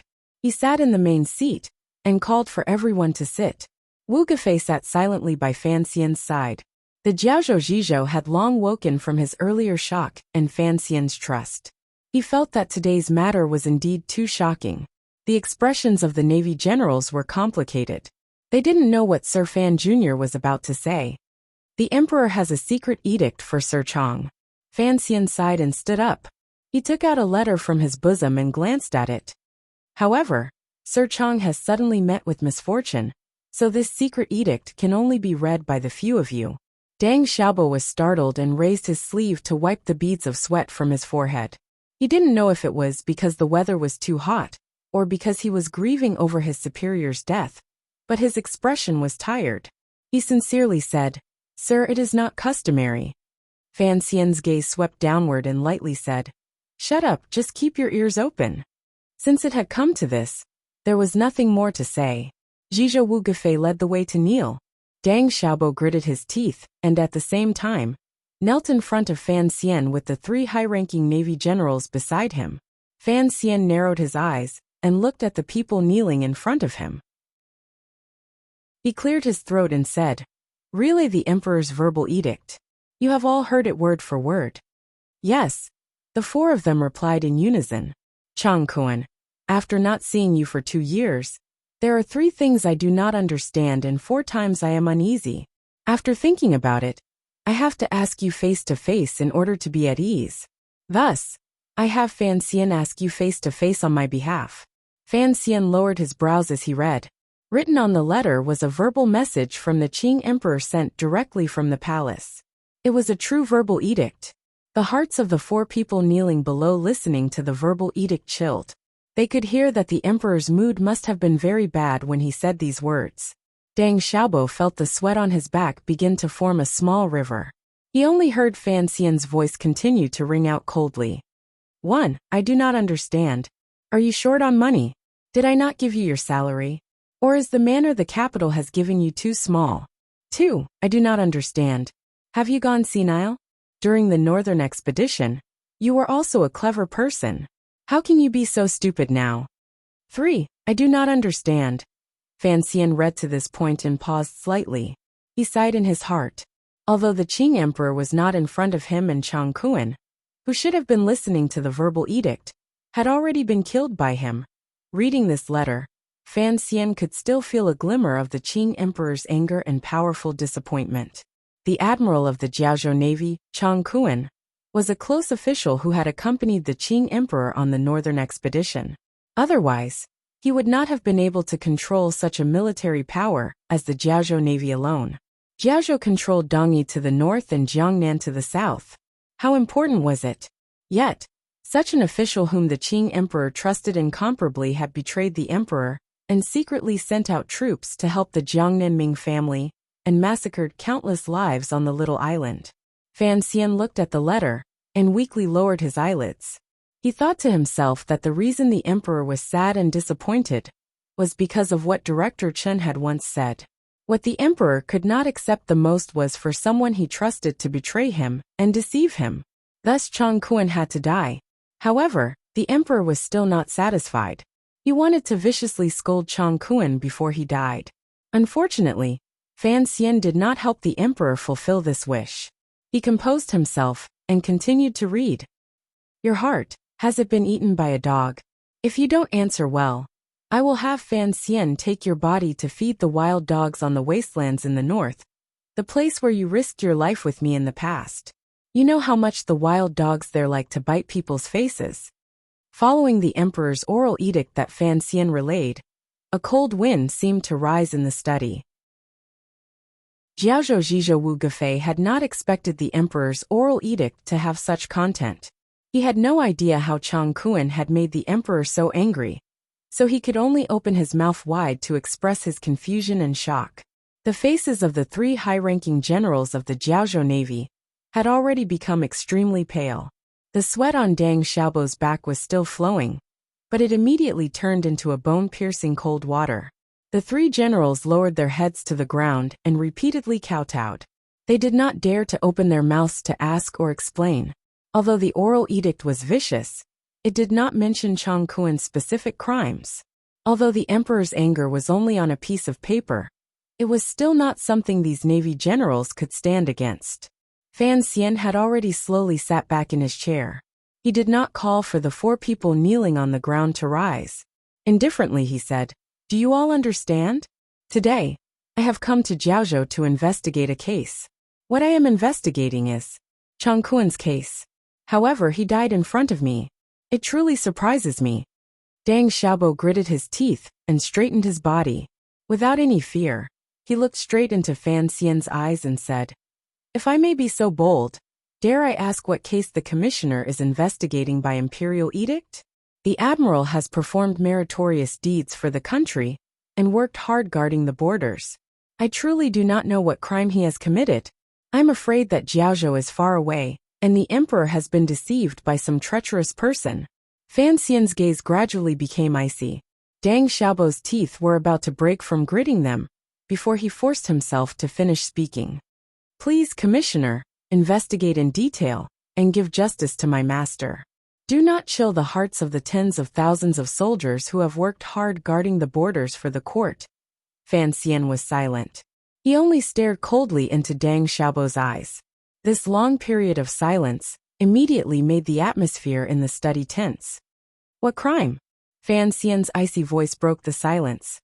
"Is secretly colluding with Dongyi considered a crime? As a border-guarding navy, secretly directing the smuggling of palace treasury products, is that considered a crime? Colluding with Jiangnan merchants and allowing bandits to cause chaos, is that considered a crime? Secretly moving the navy out of the harbor, landing on the island to kill people, helping the traders cover up their traces." Fan Xian's voice gradually became angry. Staring at Deng Xiaobo, he said, "You Jiaozhou Navy are truly daring.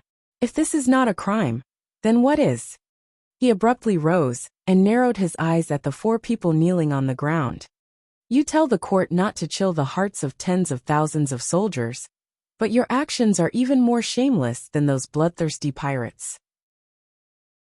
Are you not afraid of chilling the court's heart, chilling the people's heart, and chilling the emperor's heart?" As Fan Xian was speaking vehemently, he had actually been paying attention to the 3 navy generals, among the 4 of them out of the corner of his eyes. Deng Xiaobo still had a loyal and wronged expression on his face. Of the 2 generals, the gaze of one of them was shrinking, while the other carried shock and disbelief. It was as if he had not known about this matter at all. Fan Xian didn't care whether or not this person's acting skills were first-rate. In any case, there was still time to examine it. At this moment, Deng Xiaobo said in a loud and pained voice, "If you want to incriminate someone, you can always find a pretext. If the Overwatch Council wants to frame the Navy, we cannot accept it wholeheartedly. The Admiral's body is not yet cold. Do you have the heart to force us like this?" Fan Xian smiled coldly and said, "You want proof?" Deng Xiaobo gritted his teeth and said, "Exactly. Even if I get my head chopped off, it will only be a bull-sized scar. No matter what, I can't die without knowing why." He said these righteous words, but his heart was incomparably nervous. He incomparably hoped that the troops stationed outside Jiaozhou would receive the news, kill their way into the city, and fish out all the navy generals in the garden. As for whether or not this counted as rebellion, he couldn't care less. Continuing to pull for monthly votes. If you want to know what happens next, please log on to www.cmfu.com. More chapters. Support the author. Support original reading. Chapter 423. Fan Xian looked at him and said, "I am here to investigate a case. For something like evidence, how can I find it if I don't investigate it? However, you can rest assured, I am not stupid enough to carry the crime of killing a general." Deng Xiaobo's heart suddenly felt a chill. From the admiral's unusual death, he thought of a possibility he had never thought of before. "The Navy people will not be able to enter the city, at least for tonight," Fan Xian said. "I have one night to make you confess." Thinking of the Overwatch Council's legendary methods, the 3 Jiaozhou Navy generals couldn't help but feel their hairs stand on end. Deng Xiaobo's eyes looked like they were going to split open. Staring into Fan Xian's eyes, he viciously said, "Are you prepared to use torture to force a confession? Aren't you afraid? Cause a mutiny?" Fan Xian rubbed his fingers. If you have the ability, then show me a mutiny. Although his words were casual, he was still worried in his heart. He didn't know if the 400 Black Knights would be able to buy him enough time. He wanted to purge the Jiaozhou navy, and also couldn't cause a major upheaval in an important corner of the Qing kingdom. He had to obtain the Navy general's confessions before dawn. At the same time, he had to find the generals in the Navy who were trustworthy and have them appease the tens of thousands of soldiers outside the city. This was truly a difficult problem. Deng Xiaobo's face was deathly pale and rapidly changed. It was as if he was weighing the gains and losses in this matter. He knew that Jiaozhou had already closed its city gates, and the admiral's manor had become an isolated manor. If his people wanted to come and save him, they would not be able to come immediately. If he had to endure a night of torture under the hands of the Overwatch Council, even a god would not be able to endure it. However, there were still a dozen Navy generals outside. Although those Navy soldiers had been stripped of their weapons, they still had battle power. A glimmer of harshness flashed through Deng Xiaobo's eyes. He finally saw clearly the true thoughts of the young noble in front of him. In a slightly raspy voice, he said each word clearly. You did not come to Jiaozhou to investigate a case. You came to Jiaozhou to kill. Fan Xian lowered his head slightly and did not refute his words. Smiling slightly, he said, It's not completely wrong. You know the crimes listed earlier very well. Even if the things you did are unknown to heaven and earth, in the end, there are still people who know. This is the debt from many years ago. Today, you will pay it back. Deng Xiaobo felt hopeless. As Chang Kuan's most trusted aide, he knew very well that the Navy had secretly interfered in the Jiangnan matter, as well as the various things they had done to secretly oppose the court. He knew it would be difficult for him to escape, so he decided to fight. Fan Xian seemed to see through the thoughts in the depths of his heart and slowly said, Touching me is truly rebellion. Deng Xiaobo's expression changed again. He suddenly stood up and said angrily, Even if you're a prince, even if you're a 9th-level expert, it's still impossible to force a confession out of me. As soon as his voice fell, his palm struck toward Fan Xian's face. The one who truly attacked was the general kneeling on the ground, with eyes full of fear. This general had taken out a straight knife from somewhere. With a wild roar, he chopped down toward Fan Xian's throat. His attack whistled through the air, and carried with it the aura of blood and iron trained in the military. It truly made one fearful. However, Deng Xiaobo unexpectedly flipped his body. Holding a palm in front of his body, he smashed through the study door and escaped into the garden. He began to yell loudly. Fan Xian looked at the knife coming toward him with cold eyes. His finger pointed and tapped on the general's wrist. Flipping his left hand, he lifted up the study table beside him and easily smashed the heavy wooden table over. With a muffled bang, the wooden table scattered in all directions. Wood splinters flew everywhere. Fan Xian extended his hand through the flying splinters. When he came back, there was already a knife in his hand. Fresh blood flowed freely from the head of the general. His shoulders were covered in splinters. His head seemed to have been smashed into his shoulders. The dying general stared dumbfoundedly at Fan Xian in front of him. His mind was ringing, interfering with his last thought process. He could not understand why the knife he had struck out only had power. Where had his internal strength gone? Perhaps, even at this moment, he did not know that there was a problem with the wine he had drunk tonight. Fan Xian didn't even glance at him. He only had the other two people kneeling on the ground rise. Gazing at Wu Gufei, he asked with a light smile, You've seen it all. I want to investigate a case. The Deputy General of the Jiaozhou Navy, Deng Xiaobo, knew that his crimes had been exposed. Under the emperor's might, he revealed traces of evil and incited his subordinates to act violently with the intention of assassinating me. Luo Li's long-winded words were actually just to find an excuse that did not seem right. Wu Gufei's teeth chattered. He was so scared he couldn't speak. With great difficulty he nodded his head. Fan Xian nodded with satisfaction. His left hand flipped, and the knife in his hand pierced into the general's abdomen. Fresh blood sprayed out. The general gave a muffled grunt and died. By the time Fan Xian led Wu Gufei and the Navy general out of the garden with an ugly expression, The situation in the garden was no longer the same as it had been. Amidst Deng Xiaobo's sharp cries and slander, the Navy generals waiting to be investigated in the garden had all gathered together. Their eyes were filled with wariness and viciousness. Deng Xiaobo had already finished his propaganda work.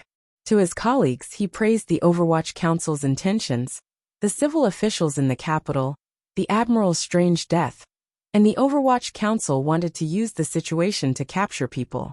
They probably wanted to clean out all the Navy generals in one fell swoop. Some generals were confused. The Overwatch Council had always had a good relationship with the military. Although everyone in officialdom knew that the Overwatch Council was the most disgusting and shameless yamen in the world, why did the Overwatch Council want to deal with the Jiaozhou Navy? What good did this have for Sir Fan Jr.? If Sir Fan Jr. had come today to seize military power, then why had he only brought 8 subordinates? Thus, some generals only half believed Deng Xiaobo's words.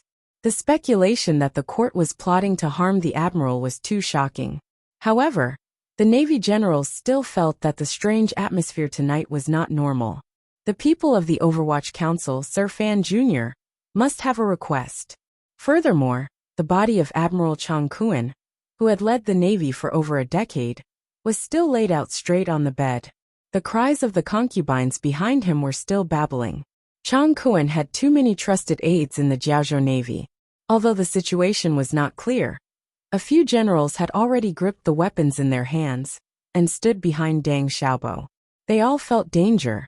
The admiral's manor had already been surrounded, and the Jiaozhou city gates were already closed.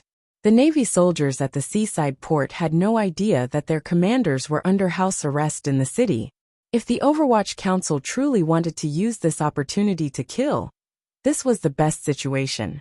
Under the lead of the Navy generals, the Navy soldiers who had been stripped of their weapons also became noisy and faced off against the Jiaozhou provincial soldiers. Step by step they pressed closer. The situation appeared very tense. However, Fan Xian was not nervous. He coldly examined the people in the garden and furrowed his brows. In a cold voice he said, "What? You want to rebel?" Fan Xian was the plenipotentiary commissioner of the Overwatch Council. Presently, his position as the plenipotentiary imperial envoy of Jiangnan Road had not been removed. As long as there was no new edict from Jingdo, no matter where he was, his words represented the might of the Qing emperor. Even someone as valiant as the Jiaozhou Navy did not dare to ignore this. Furthermore, everyone under heaven knew that the young and handsome noble in front of them was a dragon. The Navy generals couldn't resist sneaking glances at Deng Xiaobo, wanting to see how they should handle this. Deng Xiaobo's bottom was already sitting on the tiger's body. He knew that if he didn't resist, he would certainly be a mutilated corpse after a night. But to resist, what reason could he find? It's him. It's him who killed Admiral Chang. Deng Xiaobo said wretchedly and smiled like he was crazy. How could there be such a coincidence in the world? You, Commissioner Fan, had just arrived and our old general died an innocent and tragic death. Sir Fan Jr., you are truly ruthless. You have no evidence and rashly killed a pillar of the country. I want to see how you explain it to the court in the future. Naturally, he did not know that Chang Kuan had died to Fan Xian's hands. However, at this moment, he had to bury the matter like this.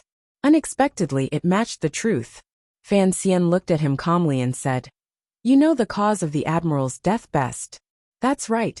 Even if that assassin did not kill him, I would have killed him." The garden burst into an uproar. The Navy generals looked at Fan Xian with great anger. Fan Xian continued in a quiet voice, "Chang Kuan committed treason and rebelled. If he didn't commit suicide to escape punishment, then someone wanted to silence him." "Deputy General Dang," he mockingly said, "are you also involved in this matter? Otherwise, why would you be so afraid? Why would you speak so carelessly?" Deng Xiaobo knew that the general had already died to Fan Xian's hands. His heart grew colder. Gritting his teeth, he said, "It's still that saying, if you want to incriminate someone, you can always find a pretext." Everyone in the garden was stunned. Wu Gafei and the Navy general, who had already heard the emperor's secret edict, stood awkwardly not far behind Fan Xian. "Treason? The admiral committed treason? You want proof?" Fan Xian narrowed his eyes. Let me ask you. In March and April, did any Navy ships or soldiers leave the port for more than a month? Someone immediately remembered. At that time, the admiral had ordered to carry out an arrest of bandits in the coastal waters. It was a drill. The faces of Chang Kuan's trusted aides who had participated in this matter were ashen. Thinking of the countless people killed on that little island, they unconsciously looked toward Deng Xiaobo again. Deng Xiaobo smiled coldly and said, "Going out to sea to arrest bandits is what the Navy should do." Arrest bandits? Why has it never been reported to the Bureau of Military Affairs? Fan Xian narrowed his eyes and said, "Those pirates were the Ming family's private army. I went to Jiangnan to investigate this matter by imperial edict. If you hadn't killed them to silence them, the Ming family would have long been overturned.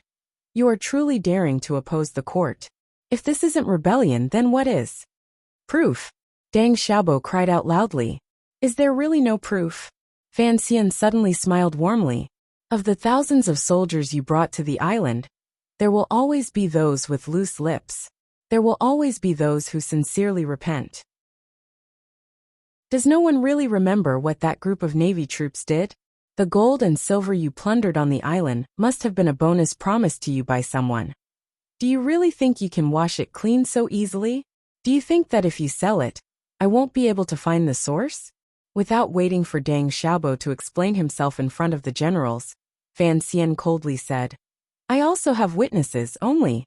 Do you want them at this time?"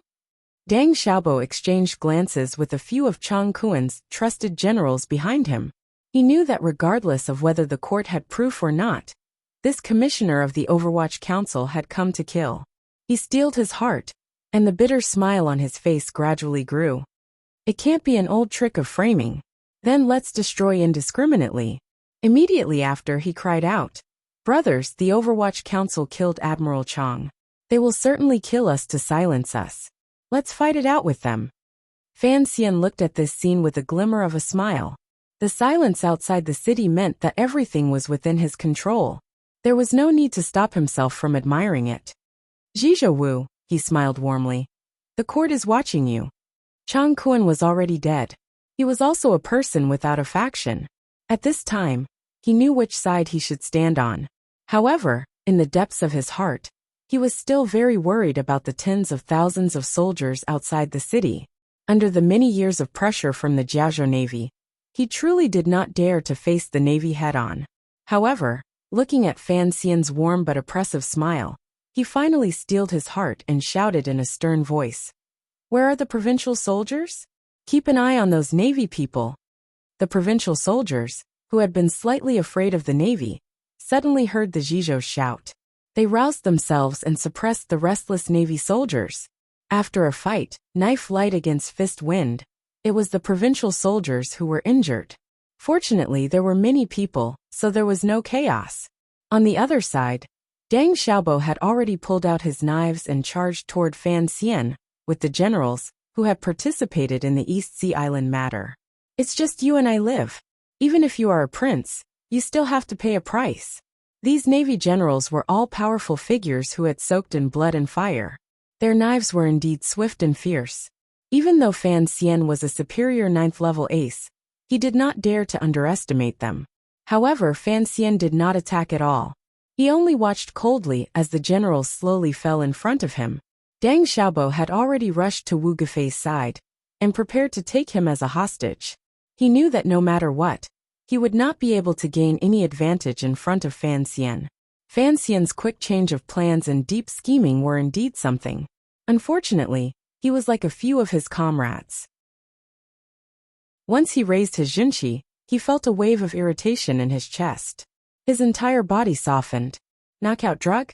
Deng Xiaobo thought of the Overwatch Council's rumored methods and couldn't help but pale with fright. Then a knife stabbed into the right side of his chest. The pain that was difficult to resist made his entire body curl up like a shrimp and fall limp in front of Wu Gufei. Wu Gufei was greatly frightened by Deng Xiaobo's desperate stance. Both of his legs also felt weak.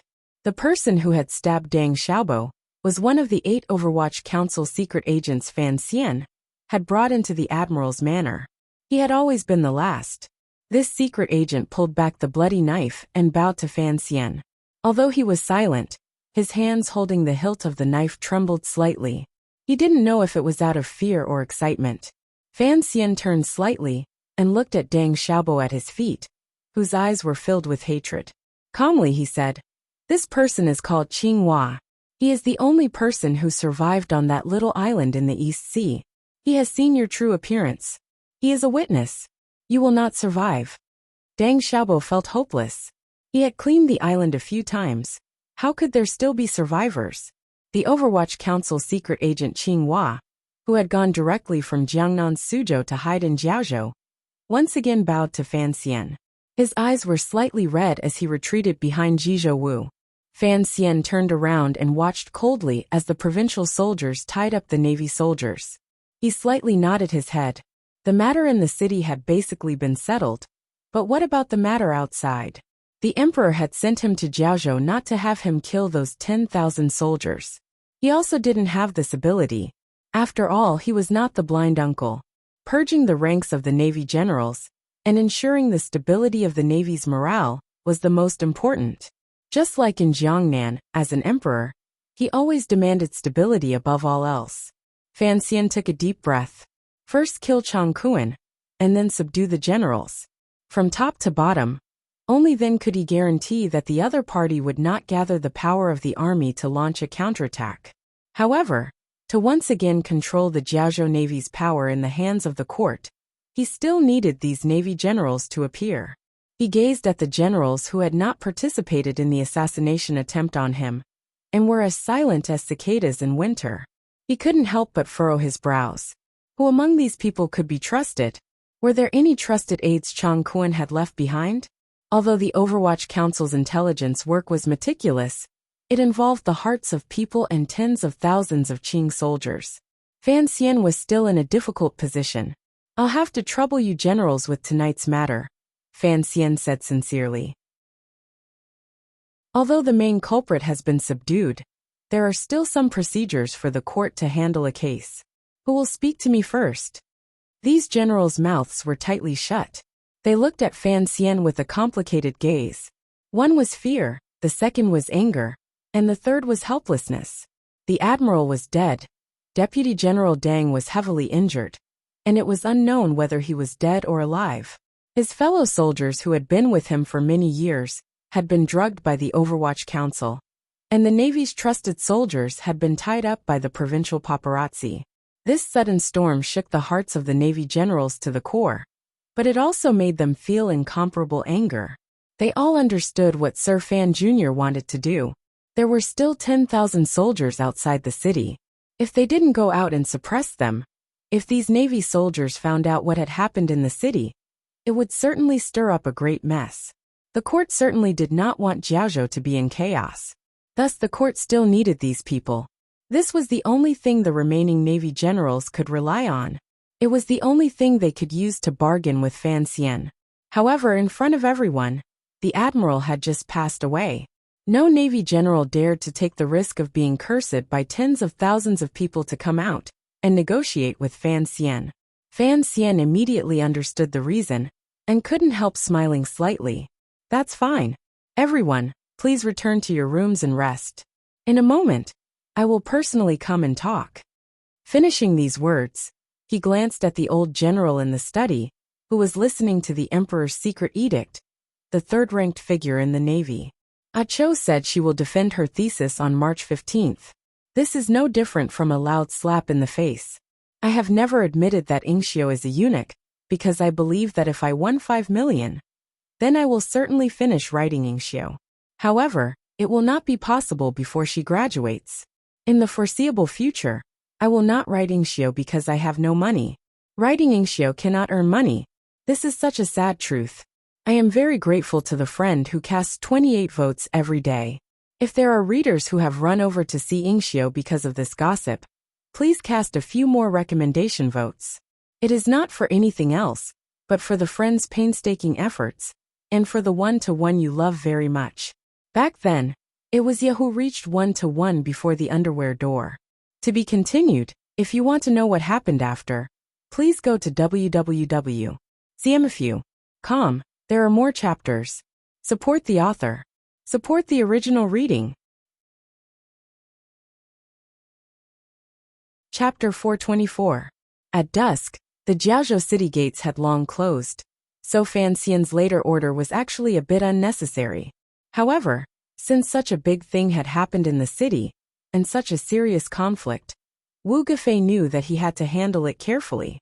Otherwise, if the 10,000 Navy soldiers on the harbor outside the city attacked into the city, it would be difficult for him to keep his life. Thus, he strictly ordered his trusted subordinates to go up the city walls to guard and watch the movements on the harbor. At the same time, the bailiffs and provincial soldiers of the Jiaozhou government were also conducting investigations and searches in the city. Although the court had come to investigate the problem of the Jiaozhou Navy, the admiral had been assassinated. They had to find the assassin. Perhaps they could dig out some deeper secrets. Of course, Wu Gufei hoped that he would never come into contact with those terrifying secrets. He rubbed his somewhat dry eyes and reported the situation in the city, as well as the movements outside the city to Fan Xian in a raspy voice. Fan Xian nodded and expressed satisfaction at the speed of this Jizhou's reaction. If he didn't have this Jizhou's cooperation, it would be impossible for him to control the admiral's manner and put the Navy generals under house arrest. He said a few warm words of encouragement, and then had the Jizhou go rest for the time being. Wu Gufei repeatedly said he didn't dare. He thought to himself, if even a prince like you is staying up late, how could I dare to go sleep? Furthermore, the situation in the admiral's manor was still warm and unclear. Who knew what unexpected changes would happen during this long night? Seeing that Wu Gufei insisted on staying by his side, the corners of Fan Xian's lips twitched into a smile. In a quiet voice he asked, "Are you worried about the matter outside the city?"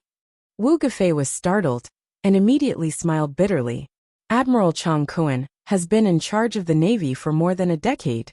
His subordinates are all trusted aides, and his prestige among the lower-ranked soldiers is also very high.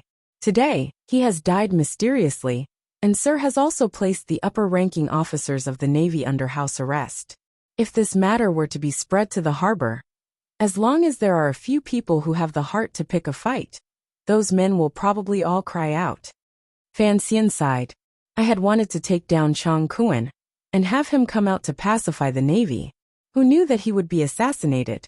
He smiled coldly and said, the other party is truly skilled. With this they have created such a large crack between the court and the Navy. It makes things very difficult for me. This was naturally a lie. He had killed Chang Kuan. If Chang Kuan had not died, it would have been impossible for him to subdue the Navy. But since he was framing them, he naturally had to keep doing so. What's next? Wu Gufei hunched his body slightly and tiredly asked for instructions. We can't hide the news forever. Moreover, the imperial court is handling a case, so the edict must be transmitted to the army. Fan Xian sank into silence. He didn't know if his plan would proceed smoothly. In his original plan, he would first kill Chang Kuan, then capture Chang Kuan's trusted aides, use the Overwatch Council's methods to obtain first-hand confessions, and then use the Navy generals still loyal to the court to regain control of the situation. Then, he would find evidence of the East Sea matter among the Navy, and make this case an ironclad one. He would use iron-blooded methods to intimidate the Navy soldiers who had other thoughts. But the problem now was, who should he trust among the Navy generals? Many times, the Overwatch Council's intelligence reports could not be completely trusted. At least, it was not as reliable as face-to-face psychological confrontation. In that instant, Fan Xian very much missed Sir Yin Jr. far away in Jingdou.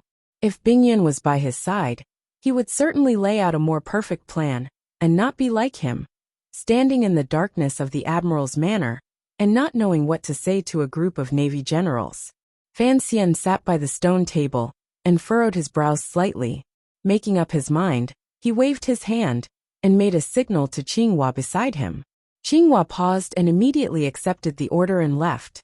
In a short while, waves of wretched cries rang out from the woodshed at the back of the admiral's manor. If one had astonishing hearing, perhaps they could even hear the sizzling sound of branding iron landing on human flesh, and the sound of bones breaking. Wu Gafei's face was ashen. He knew the Overwatch Council had begun to use torture. Thinking of the rumors of the Overwatch Council's frightening methods, the Zhizhou's hand began to tremble.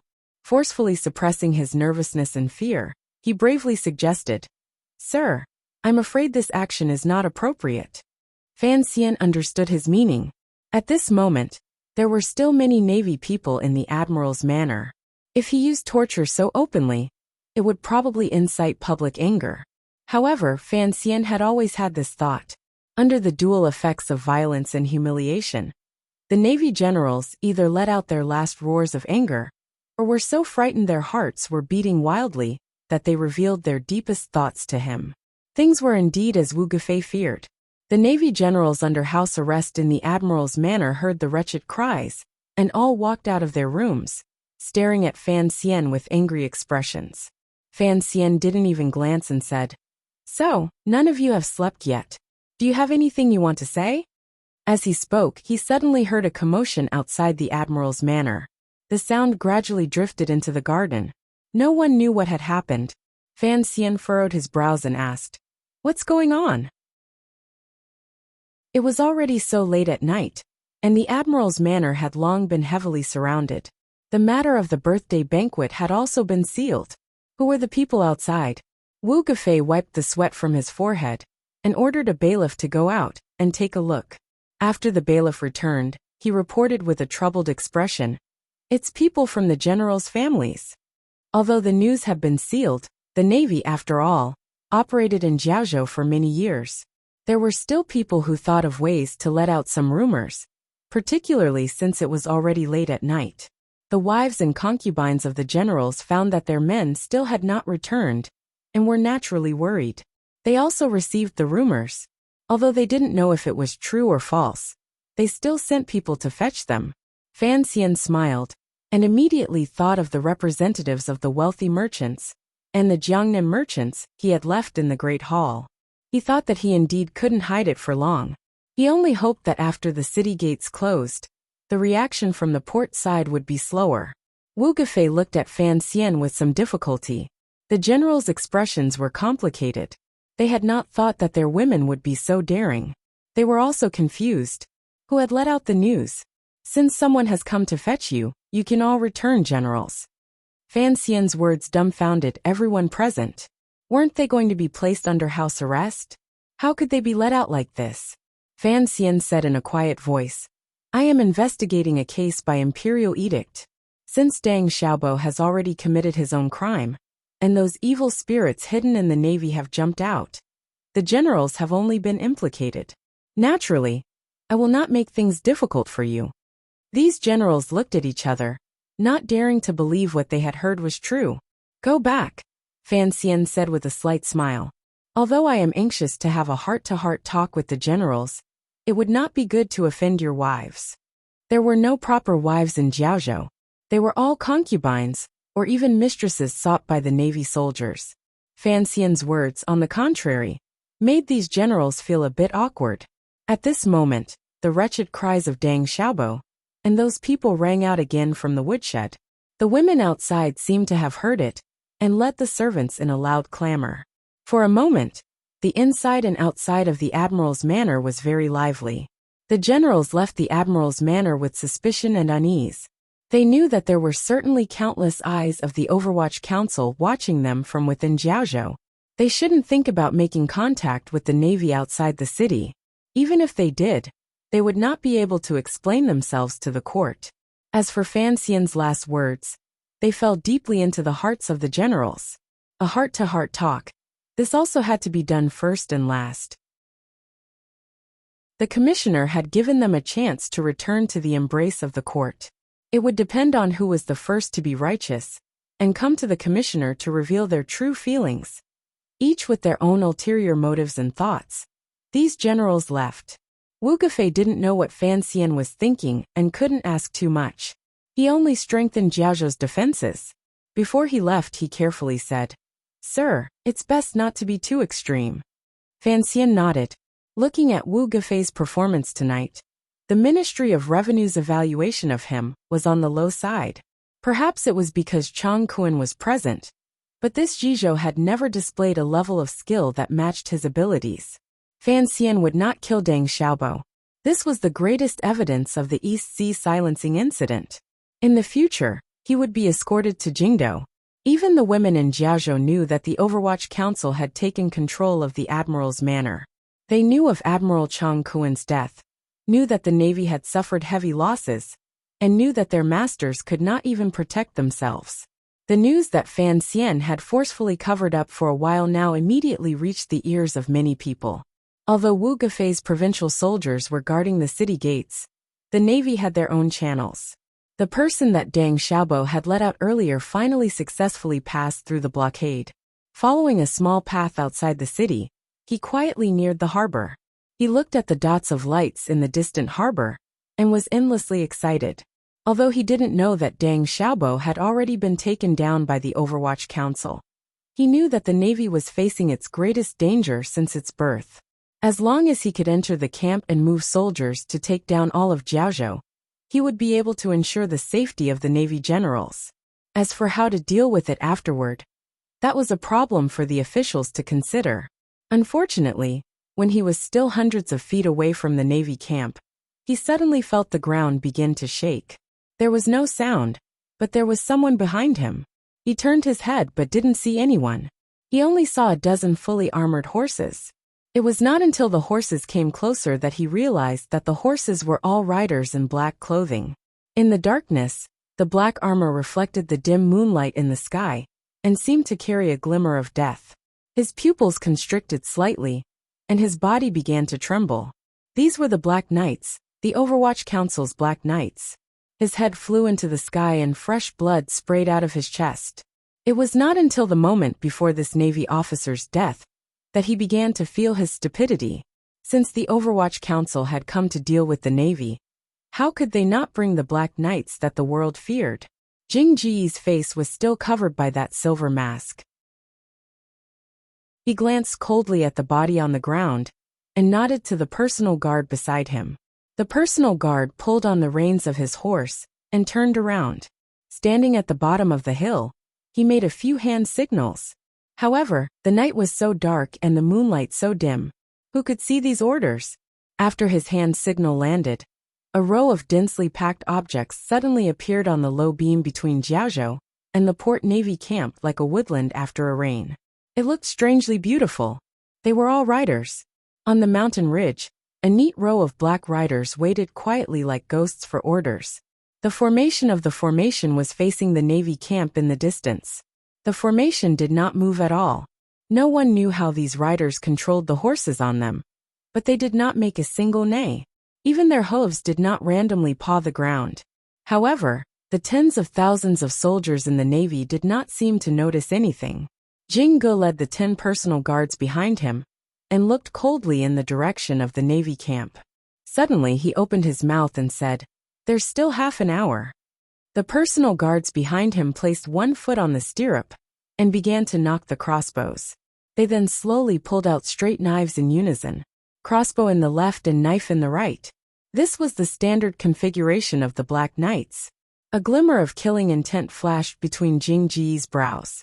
He was outside the city on Fan Xian's orders and was responsible for preventing the communication between the generals in the city and the Navy soldiers. Even he had not thought that the Navy generals would react so quickly.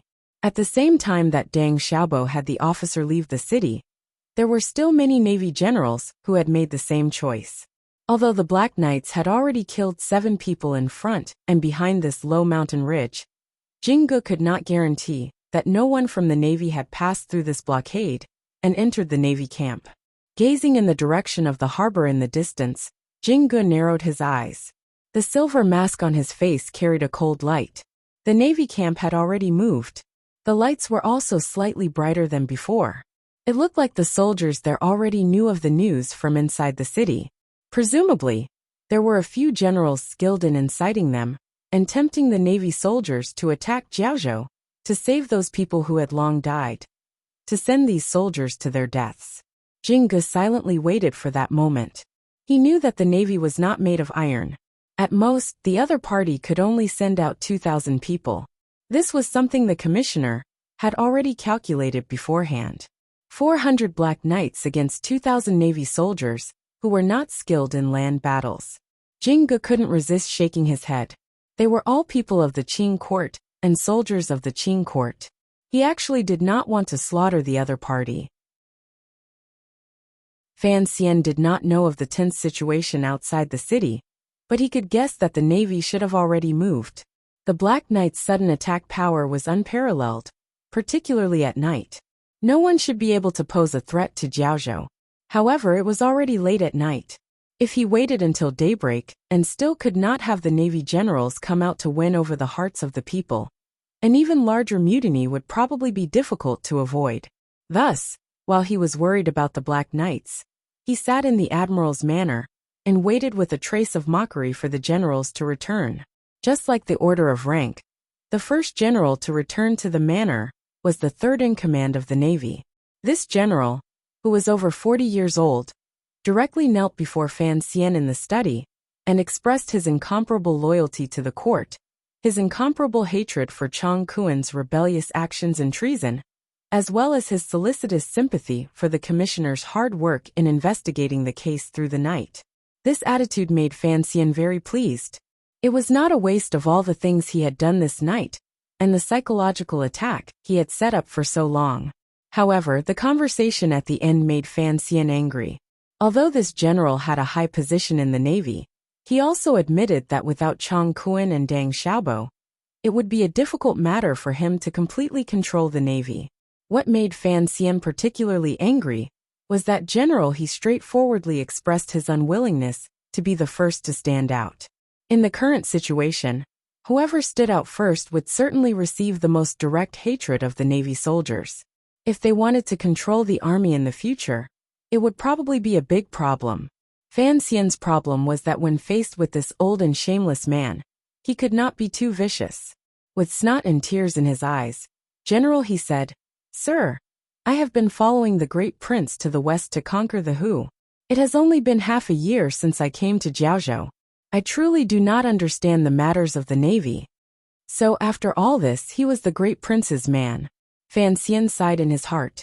Although the Overwatch Council's intelligence said this, he had already shamelessly revealed his identity. No matter what, he had to give the great prince some face. Following this, there was an endless stream of generals who returned to the admiral's manor to express their loyalty to the emperor and their condolences to Fan Xian. At the same time, they carefully took out relevant evidence to explain their faction and position. None of these generals were Chang Kuen's trusted aides or the eldest princess's spies in Jiaozhou. The problem was, no one was willing to stand out to help Fan Xian solve his problems, because the matter was indeed too big. For their own futures and the masters behind them, they were more willing to temporarily maintain their silence. The reason they had come to talk to Fan Xian was because they were afraid that Fan Xian would become angry and capture them like he did with Deng Xiaobo. He would also charge them with colluding with bandits and committing treason. Each of them had factions and backers. These backers all had deep or shallow relationships with the Fan family in Jingdo, so Fan Xian had to give them some face. Fan Xian didn't need to give the eldest princess and the Eastern Palace face, but he had to give these people face. "Sir, I am Rin Xiaoan's distant uncle." "Sir, this lowly official is Old Master Qin's, my lord." When a deputy controlling the navy's logistics said mysteriously and awkwardly, "Sir, my surname is Liu," Fan Xian finally exploded. This was one of the three most powerful navies in the Qing kingdom. He had never imagined that the relationship between the factions of a single navy would be so complicated. "Surnamed Liu? Why didn't you tell me about your relationship with my stepmother?" Fan Xian was furious. He chased the bastard out, but did not allow him to leave the manor. Since he was a disguised relative, he had to act as a villain even if he didn't want to. For Fan Xian, the greatest benefit was that he learned that the military was not a piece of iron. The internal affairs were complicated. There were people from the palace, people from the previous prime minister's manor, people from the old Qin family, and people from the Hall of Governmental Affairs. None of them could deal a heavy blow, but these people were all very slippery and did not want to jump out and be Fan Xian's knife. In the end, Fan Xian picked out 2 people to be his knife. At the same time, he had the last person walk in. He didn't look at that person. He was only thinking about his own thoughts. He couldn't help but feel a glimmer of anger in his heart. In the end, of the 2 generals he had chosen, one was from Duke Lu's manor, and the other was someone his father-in-law had once had a relationship with. In any case, they were the closest, so it was not up to them to run. Fan Xian smiled self-mockingly. The military had become like this. It had become a place for the major figures in the court to arrange jobs. If this continued, even the military would become a patch of rot. How much of the battle power that the Qing kingdom had always been proud of could be preserved? How could such an army protect the country and the people? Chang Kuan was indeed not a good person. But what about these generals, as well as the people behind them? He looked mockingly at the last general. He knew that he was an old general of the navy and had some prestige in the military. However, he didn't know which family he was from. He couldn't help but mockingly say, "May I ask which person in the court this general is on good terms with? Prime Minister Lin? Scholar Shu? Or the old Qin master? Never mind the director and that father of mine. I wouldn't believe it." Fan Xian sighed in his heart. Looking at the navy, he knew that if this went on, the Qing kingdom would truly have its generals not in the army, and its generals not in the country. The military was a matter of national importance. How could these people be so shameless to let their students and old friends gain benefits from the military? The general stood in front of Fan Xian. His expression froze slightly. Shortly after, he smiled slightly and said, "Young master, I am your man." Fan Xian was startled and didn't say anything for a while. Narrowing his eyes slightly, he said, "Whose man are you?" The general's expression did not change. He smiled slightly and repeated, "I am your man." Fan Xian took a deep breath. An absurd feeling welled up in his heart. Earlier, he had been righteously and angrily criticizing the officials. How come a fist had smashed into his face? However, he had never had a trusted aide in the military. Chen Pingping and his father were also closely watched by the emperor. Even if they had planted someone, it was impossible for them not to tell him. Thus, Fan Xian narrowed his eyes and examined the person in front of him. He couldn't resist asking again, "Whose man are you exactly?" The general repeated for the 3rd time, "I am your man." He respectfully said, "It has nothing to do with anyone else. I am only your man. Pulling monthly votes on the last day of the month, because all of you are talking about me, and I am also talking about you." To be continued. If you want to know what happens next, please log on to www.cmfu.com. There are more chapters. Support the author. Support the original reading. Chapter 425. The oil lamp in the study flickered. The room suddenly brightened and dimmed. Fan Xian watched the yellow light change on the face of the general in front of him. He narrowed his eyes and didn't speak for a moment. According to the customs of the Qing kingdom, an oil lamp flashed. At this moment, Fan Xian could not be certain of this. "Tell me where you came from. Tell me what you think." Fan Xian slowly sucked in a breath and did his best to make the expression on his face softer. "I am Su Maokai." The general smiled slightly and began to speak of his identity, as well as his relationship with Fan Xian. Fan Xian nodded. Such an ordinary name, that could not be more ordinary, was indeed a necessary condition for hiding one's identity. However, he didn't know how the other party had escaped the purge back then. He also didn't understand why the other party had chosen to reveal it to him at this time. "Young master, I am not a member of the Fan Manor or the Overwatch Council," Su Maokai calmly said. "I am a member of the Yi family. More accurately, I am a member of the young lady." "You are an old member of the Chuanzhou Navy?" After confirming his judgment, Fan Xian's brows did not relax. "Precisely," Su Maokai replied. 20 years ago, I was a sailor on the Chuanzhou Navy's boat. After the Chuanzhou Navy was disbanded, it became the present 3 big navies. I came to Jiaozhou and has remained in the military until now." Fan Xian knew this part of history. This part of his ties to the Yi family was a story that could never be forgotten. Back then, during the Jingdo incident, His mother had been ambushed in Taiping courtyard. Uncle Wu Zhu only had time to carry him away.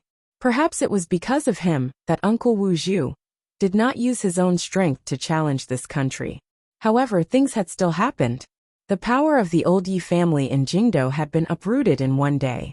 The problem was that the Yi family's roots were not limited to Jingdo. They had their own businesses in various provinces and roads. This kind of tentacles had already extended to every corner of the Qing kingdom. In every corner, the military was no exception. When His Majesty returned to the court with Fan Jian, and when Chen Pingping returned to the capital, the situation was already set. So, other than revenge, the biggest problem before the emperor and his officials was how to deal with the enormous property and influence left behind by the Yi family. Just as history had happened, and as Fan Xian knew, the 3 large workshops of the Yi family were taken over by the court and became the palace treasury that affected the economic lifeline of the Qing kingdom. The shopkeepers of the Yi family were placed under house arrest by the court. On the other hand, the Yi family was charged with treason. 4 years after the Jingdo incident, the emperor led Chen Pingping and Fan Jian in a bloody counterattack and revenge. They directly killed 1/3 of the nobles in Jingdo, and even completely slaughtered the empress' originally powerful clan. However, they still could not change some things. For example, the crime of the Yi family and the punishment of the Yi family. This matter certainly had something to do with the old man deep in the palace, and involved the peace of the world. Yi Qingmei's death was strange and unjust. In order to prevent the Yi family's power from counterattacking, the Qing court had to carry out a purge of the Yi family and carry out a screening of the succession. For the stability of the Qing kingdom, this was the only choice. Looking at the developments later, even Chen Pingping and Fan Jian tacitly agreed to this. Thus, the Qingyu Hall shopkeeper Duo Yi was able to struggle at death's door in Jingdo until many years later, when he was taken out of Jingdo by the grown-up Fan Xian. The power the Yi family had left in the court and military was mercilessly swept clean, leaving nothing behind. Back then, the Quanzhou Navy had been the most infiltrated by the Yi family, because it was responsible for the production and protection of the palace treasury. From a certain perspective, it was equivalent to Yi Qingmei's private navy. Thus, in the purge afterward, the Quanzhou Navy became the first target. It was mercilessly divided into 3 parts by the court. After secret suppression and purges, it became the present 3 great navies of the Qing kingdom. Each time he thought of the events of the past, the evil fire that had long been suppressed in the depths of Fan Xian's heart began to rise. He understood that since Yi Qingmei was already dead, for the peace and stability of the world, those old people would certainly make such a choice. If he was the emperor, presumably, he would not be soft-hearted. However, he would still feel uncomfortable and unhappy in his heart. Seeing that Fan Xian's mind had begun to wander, the old Quanzhou Navy man called Su Maokai coughed gently. Fan Xian came back to his senses and looked at General Su with a complicated expression. Many questions surged in his heart. How did such an old man of the Yi family survive the purge of the navy? How did he manage to hide his identity until today? Naturally, the power of the Yi family had not all died. However, the vast majority of people had long been like the treasurers of the palace treasury. They had forgotten their past identities, and after revealing themselves, became a member of the court. Su Maokai was clearly not like this. Fan Xian straightforwardly expressed his questions. Su Maokai explained even more straightforwardly. I entered the navy too late.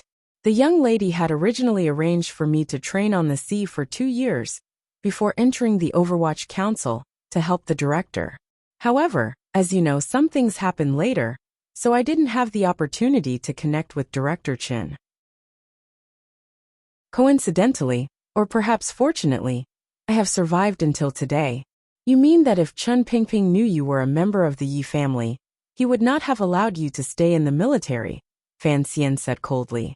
Su Maokai thought for a moment and slowly replied, I don't know, but my luck is good enough so I won't gamble. What about my father? Su Maokai knew that this young man was certainly not talking about the man on the dragon chair, but the Minister of Revenue, Sir Fan Jian. He thought for a moment and then said, the matter back then was too strange. I didn't dare to believe anyone. No one dared to believe it. Although his tone was still calm, Fan Xian could hear a glimmer of coldness and disappointment in his voice. After the Jingdo incident, no one in the court cried out for the old Yi family. Furthermore, the situation at the time was indeed too strange. As a spy of the Yi family, Su Maokai always wondered just what role Chen Pingping and Fan Jian played in that matter. Fan Xian's expression still did not change. On the contrary, he smiled slightly and said, "Presumably you know my relationship with the old Yi family. However, I don't understand it very well. What is the point of you telling me these things at this time?" This was a test. From the beginning of the conversation until now, Fan Xian had not shown anything that could be used against him. Su Maokai raised his head in confusion and looked at Fan Xian like he was looking at a stranger. He had completely forgotten that before today, he and Fan Xian were strangers. "Young master, you are the young mistress's only flesh and blood," Su Maokai said in a heavy voice. "The young mistress's family business must be inherited by you, and the young mistress's vengeance as her son, it will naturally fall on your shoulders. Maokai is not talented, but he is willing to be a dog or a horse." Fan Xian was silent for a moment and then slowly said, "Based on what I know, the nobles who participated in the matter back then had already been killed 13 years ago. The emperor was wise and only allowed these shameless bandits to live another 4 years. Vengeance? Who should I go to for vengeance?" It was clear that Su Maokai had been hiding in the Jiaozhou Navy all these years and was not clear on the movements of the upper echelons of the court. Strangely, in this general's heart, he always had a strong intuition that the Yi family's enemies were certainly not all dead. Furthermore, it was impossible for them to all die so easily. Thus, he said with slight worry, "This is a problem that the young master needs to think about." Fan Xian admired the person in front of him, since this person had not revealed anything in the eyes of the court, and had already become an important general in the Jiaozhou Navy. Then he could spend his days blissfully like this, and throw the Yi family and the young mistress to the back of his mind. He could enjoy the high position and nobility, and not have to think about such terrifying things as vengeance against the court. Furthermore, according to his words, he had not been in the Yi family for long. He was just a young man in his early 20s. Fan Xian remained unmoved. He smiled slightly and said, "Why should I think? You are a descendant of the Yi family." Su Maotsai's breathing sped up slightly, as if he was slightly disappointed. Fan Xian shook his head and said, "General, I respect your conduct, but you seem to have forgotten one thing. I am not only my mother's son, I am also a person with a father." Su Maokai abruptly raised his head and stared coldly at Fan Xian's face. A moment later, disappointment, shock, understanding, abandonment, and many other complicated emotions surged onto his face. He smiled bitterly and said, "That's right, after all, you are also a prince." According to common sense, Fan Xian was a descendant of the Yi family. But more importantly, he was the emperor's illegitimate child. Furthermore, Yi Qingmei had died early. How could a child who had been secretly watched over by the royal family have much affection for a mother he had never met? If the target of vengeance for the Yi family was the court, would this prince be willing to rebel against his own family? This society was still a purely patriarchal society. Although Su Maokai was disappointed, he was not very surprised. He only pulled a bitter smile to the corners of his lips. He thought to himself that he had endured for so many years. After suddenly seeing the young mistress's flesh and blood, he could not resist it in the end. However, he didn't know if what was waiting for him would be silencing him. Unexpectedly, Fan Xian only asked warmly, "Since you can understand what I said earlier, then please tell me, why did you dare to come find me tonight?"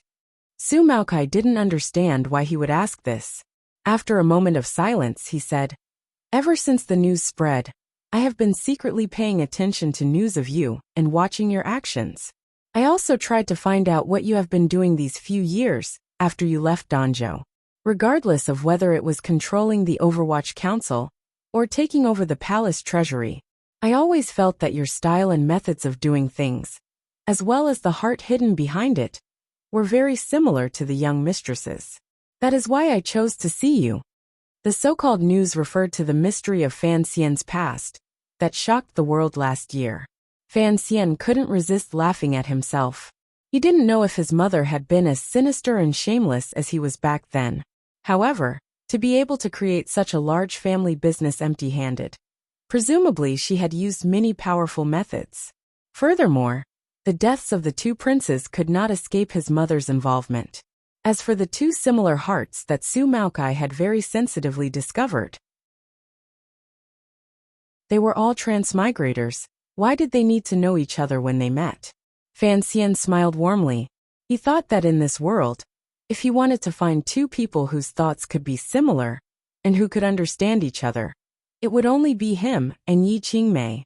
This kind of relationship was even more wondrous than a normal mother and son relationship. Perhaps it was less close by blood, but more close in spirit. Furthermore, it was difficult to weaken. This was certainly something that the Qing Emperor would not be able to guess.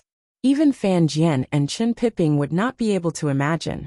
The entire world would find it inexplicable. As a prince, why would Fan Xian have such deep feelings for his mother, whom he had never seen, to the extent that he would cast far away the so-called familial love in this world and the royal family? It was precisely because no one could understand Fan Xian's feelings for Yi Qingmei that even the smartest person in this world could not guess Fan Xian's true thoughts. At some important moment in the future, some people would certainly pay a certain price for this. Hong Chongqing. Fan Xian did not continue his question with Su Maokai. Instead, he raised his voice slightly and summoned in an Overwatch Council subordinate.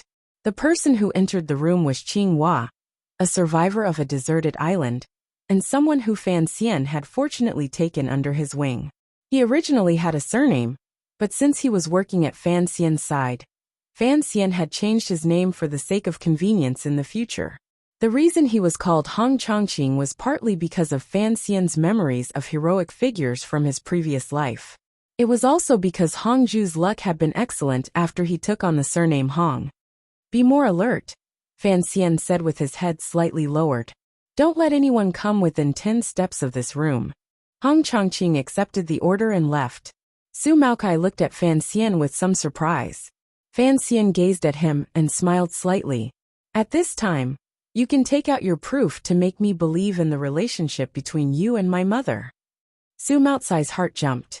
He immediately understood Fan Xian's meaning. An indescribable excitement welled up in his heart. Licking his slightly dry lips, he carefully took out something from his boot and handed it to Fan Xian. Since he dared to come and introduce himself to Fan Xian, he had to have evidence to convince Fan Xian of his background. Fan Xian held the metal bullet in his hand. For a moment he was slightly absent-minded. In this world, only he and Uncle Wu Zhu knew about the matter of the chest. This bullet not only explained Su Maokai's identity, but it also made him sink into a trance. It was as if he had returned to the seaside of Chuanzhou many years ago. For some reason, a young man who had just entered the navy had received the appreciation of the master of the Yi family and obtained a treasure. The emperor was looking for the chest. Chen Pingping was also looking for the chest, but no one had ever found it. How did you get it? Fan Xian's smile was slightly distant. Perhaps Su Maokai was thinking of the past. The rims of his eyes gradually reddened. In a quiet voice he said, "The young mistress was playing with this by the seaside. I saw that it was made very carefully, so I thought it was a pity." 20 years ago, by the seaside of Chuanzhou, a woman with an incomparably beautiful face was bored to death. She took out an M82A1 bullet from her clothes and threw it into the sea in an attempt to hit a fish that was gradually sinking because of her beauty. A young man beside her revealed a look of pity. The woman smiled and casually threw one to him as a toy. Yes, the scene at the time was like this. Fan Xian stood up. His 2 fingers slowly caressed the metal surface of the bullet, feeling the touch and flow that did not belong to this world. He took a deep breath. In this instant, the rest of the people in the admiral's manor seemed to have disappeared.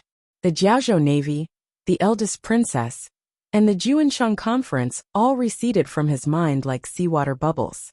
He was only thinking about this bullet. The woman who had played with it like a marble tilted her head slightly and then smiled. He thought to himself that perhaps he had hurried over from so far away for her appointment. I'm finally getting the feeling back. At least it's my own feeling. I like to write it this way. I hope everyone also likes to read it. Today is the first day of the month. I sincerely invite everyone to cast out the monthly votes in your hands. At the same time, I sincerely thank everyone for the monthly votes cast last month. It has allowed me to earn another 3,000 yuan as a bonus. I am very grateful. The monthly votes are in high demand. To be continued.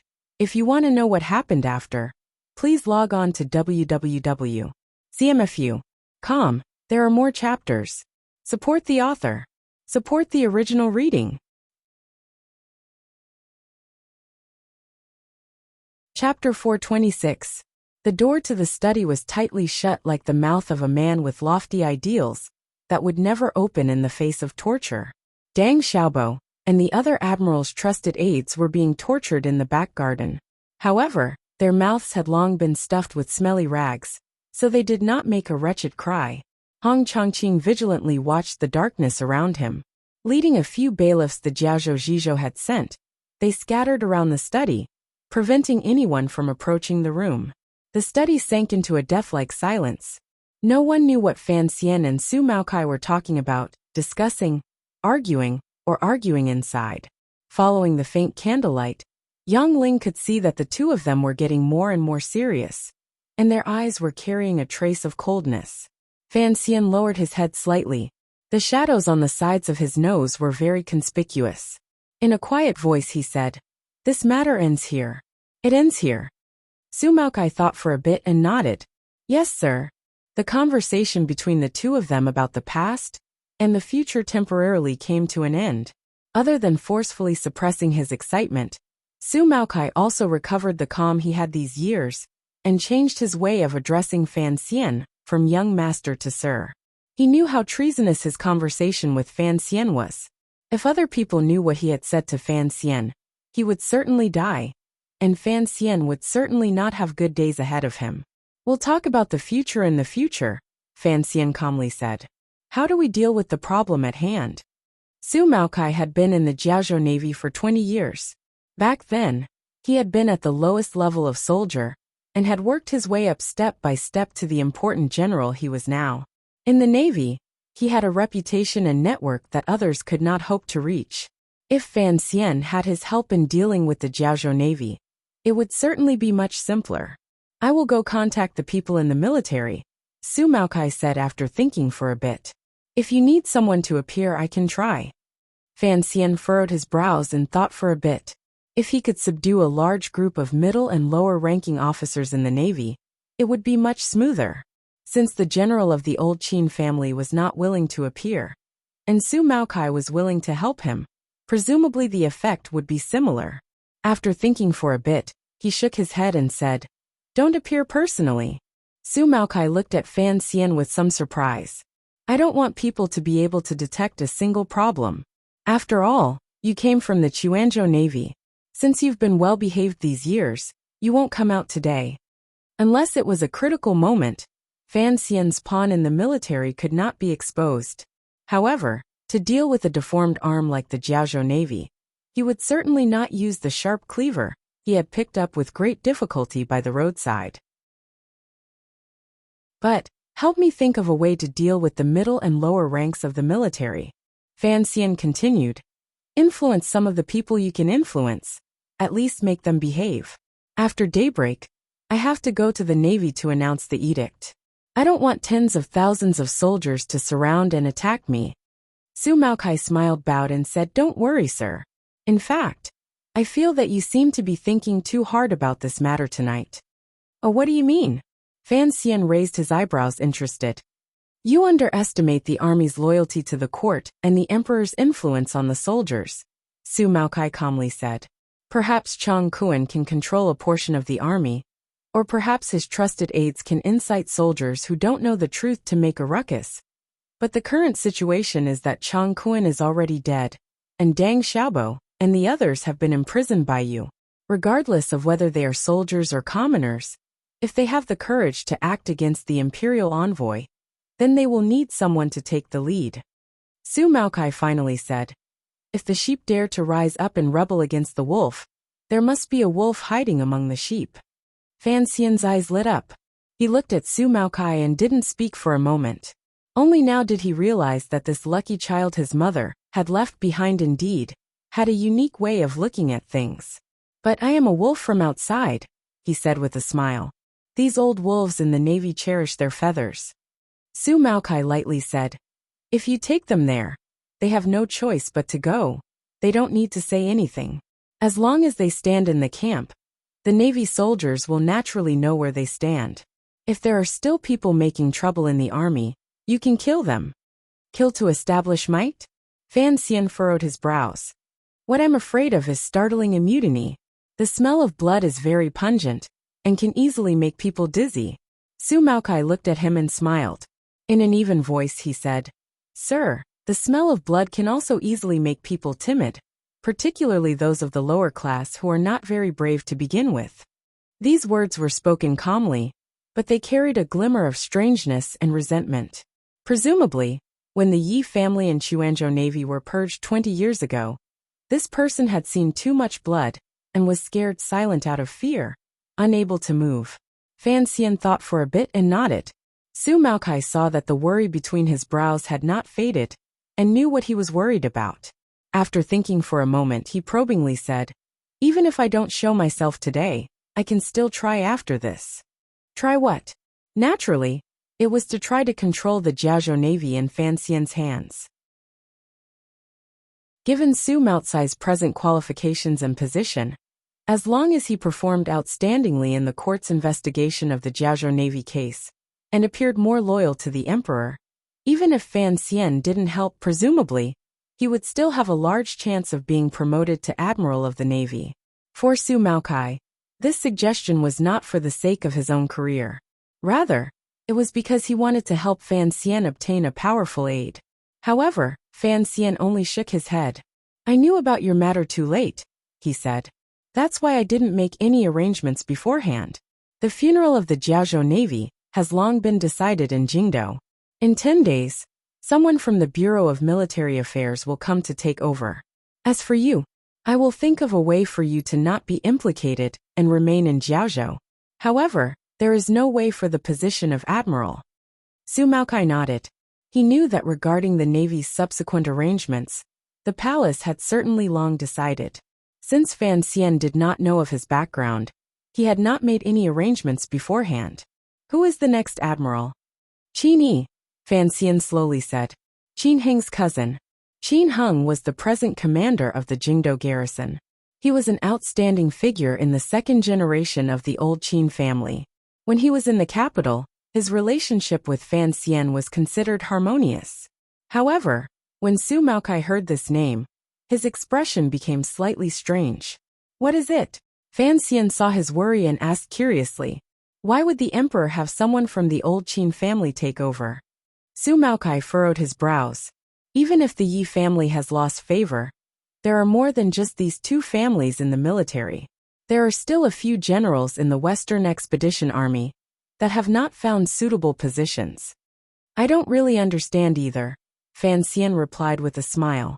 In his heart, he was thinking that for such an important place as Jiaozhou, the emperor would certainly choose his most trusted aide to hold it, in order to prevent something like Chongquan from happening again. Su Maokai gazed at Fan Xian, wanting to say something but then hesitating.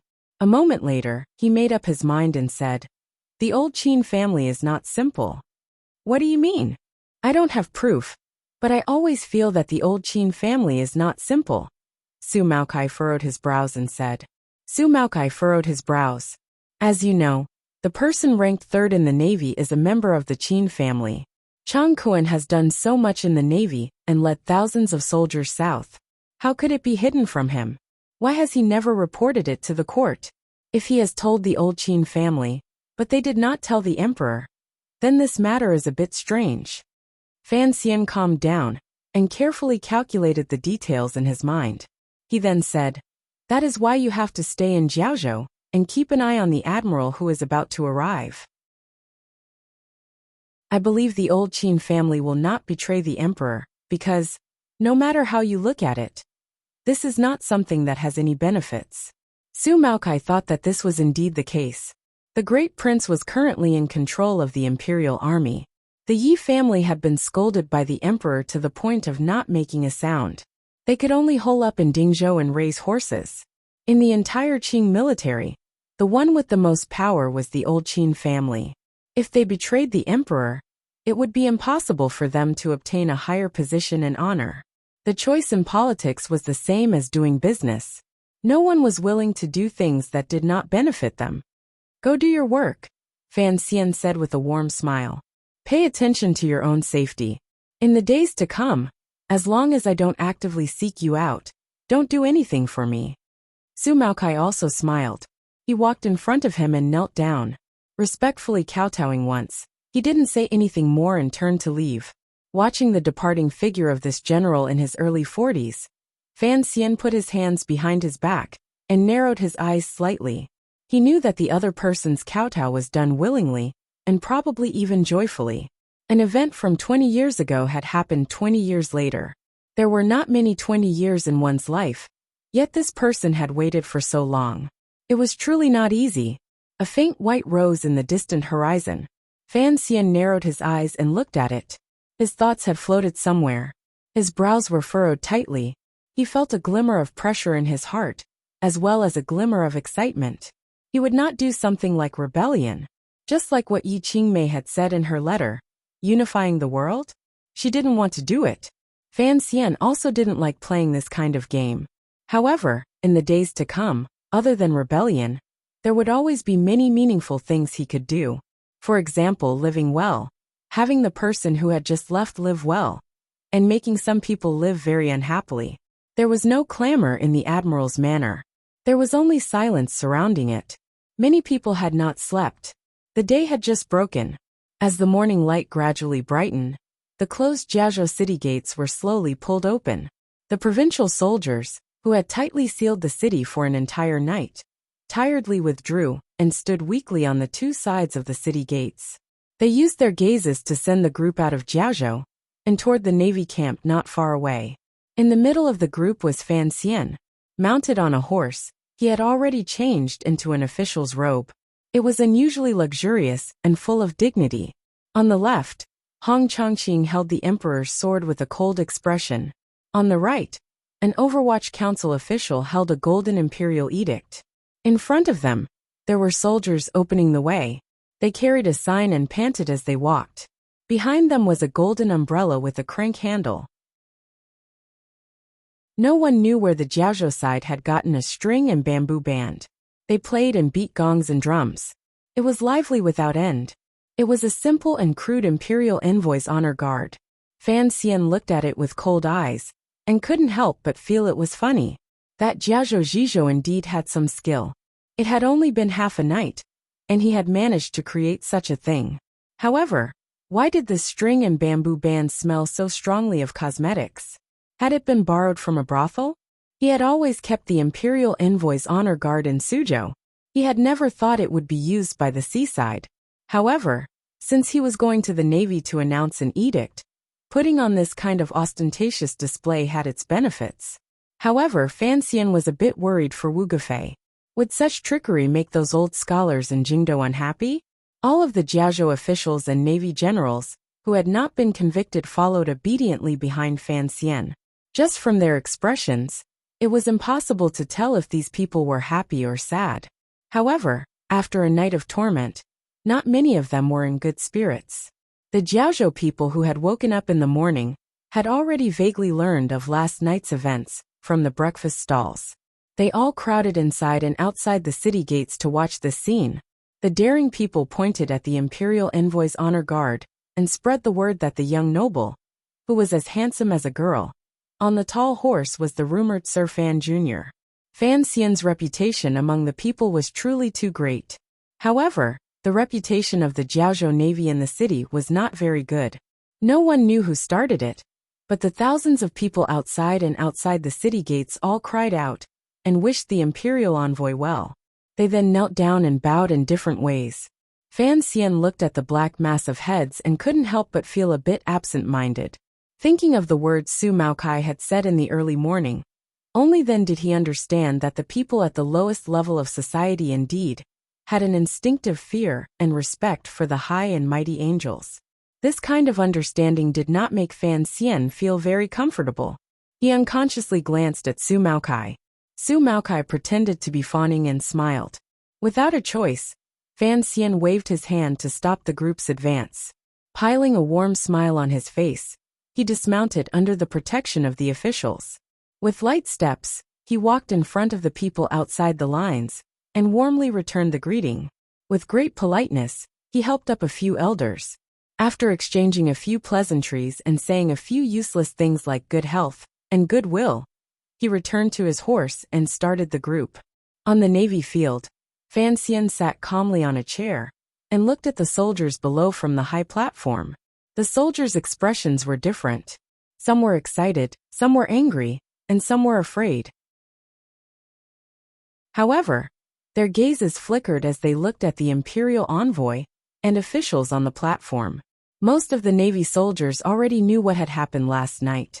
However, because time was too tight, Chang Kuen's trusted aides among the middle-ranking generals did not have the opportunity to stir up the emotions of the entire camp.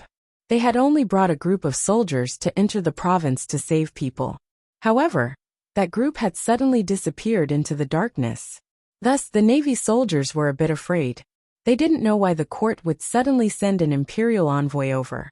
They also didn't understand why Admiral Chang Kuen and Deputy General Deng were not on the platform. Were the rumors in the military true? Fan Xian narrowed his eyes and looked at the moving heads below the platform. He found that the black mass stretched all the way to the side of the harbor. Only now did he feel a trace of worry. He had seen the imperial army before, and the Shadow Knights were often by his side. However, when he suddenly saw tens of thousands of soldiers standing neatly in front of him, he felt the pressure brought about by the sheer number of soldiers. If these tens of thousands of soldiers were all his enemies, then he probably wouldn't be able to continue sitting on this platform. Fan Xian smiled self-mockingly and didn't really listen to the words of the third-ranking general. He thought to himself that his luck was pretty good to have found Su Maokai within the navy. Although the emotions of the soldiers below the platform were slightly unstable, there shouldn't be any major problems. He guessed that Su Maokai must have done a lot of secret work after midnight. Chang Kuen was already dead, and Deng Xiaobo had been captured. Without someone to take the lead, no matter how hot-blooded these soldiers were, they couldn't do anything. Su Maokai was right. He had overestimated the danger of the situation. Fan Xian touched the thin paper in his clothes. This was the confessions written by the generals involved in the East Sea matter. Deng Xiaobo was indeed stubborn. Even after being knocked unconscious, he refused to open his mouth. However, not everyone in the military was this kind of stubborn man. Under the Overwatch Council's torture, someone finally confessed. With a confession, he had a righteous reason.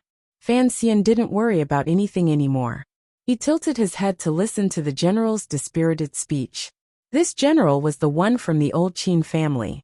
He had not wanted to come forward, but Fan Xian listened to Su Maocai's suggestion and did not give him the opportunity. He decided to shed all pretense of cordiality and asked him to come forward with a smile that did not reach his eyes. At the same time, he gave him the difficult task of announcing Deng Xiaobo's crimes. Indeed, as Fan Xian expected, when the general spoke of Deng Xiaobo's 3 crimes of colluding with foreign enemies, secretly communicating with pirates, and disobeying orders to move troops, the soldiers below the platform all became restless, particularly the middle-ranking officers. There were some bad signs. Fan Xian watched the scene and slowly left his chair. Walking to the front of the platform, he gazed at the tens of thousands of soldiers below the platform and warmly said, "I am Fan Xian. I have come by imperial edict." He was not an immortal. He did not have the ability to use his gaze to make everyone fall silent. However, his words contained a sliver of the tyrannical Jinqi in his body. It quickly spread out and rose up in spirals, ringing through the entire field and making the soldiers pause. In this gap, Fan Xian opened his report. Admiral Chang Kuen. Sir Chang was assassinated last night. There was an uproar below the platform. It was full of disbelieving discussions and shocked voices. Jiaozhou Zhizhou Wu Gafei glanced worriedly at Sir Fan Jr. in front of the platform. From the beginning, he had not approved of the entire army gathering to announce the edict. It should be discussed separately. He didn't know what Sir Fan Jr. was thinking. Fan Xian gazed at the soldiers below the platform and slowly said, Admiral Chang has been stationed in Jiaozhou for many years, and has guarded a part of the country. He is willing to be in a difficult place, and is truly a pillar of the country. Each time the emperor discusses it, he will praise Admiral Chang's service to the country and commendable loyalty.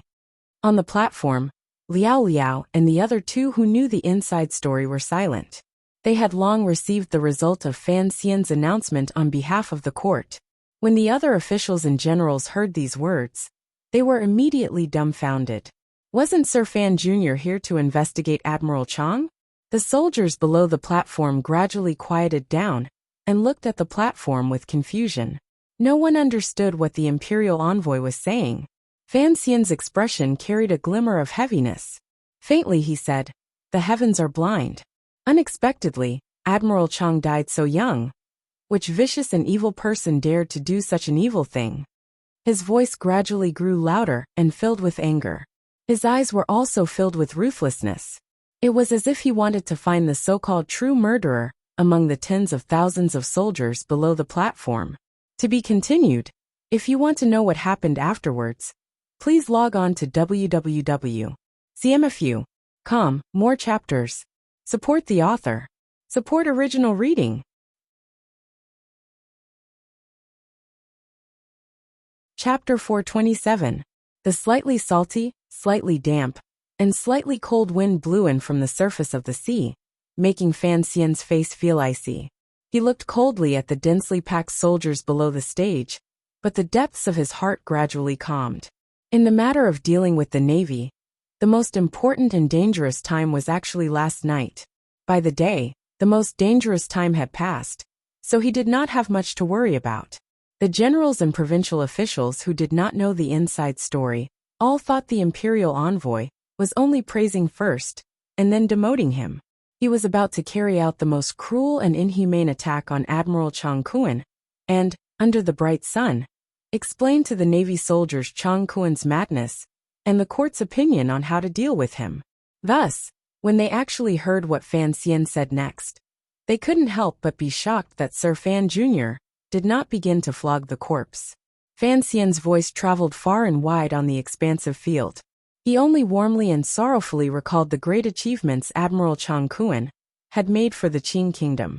He only praised the dead man with a pained expression and sincere gaze. He did not mention anything about the little island in the East Sea, or the collusion between the navy and people inside and outside of Dongyi. Wu Gafei and the third-ranked general of the old Qin family met each other's eyes, and then slowly turned their heads.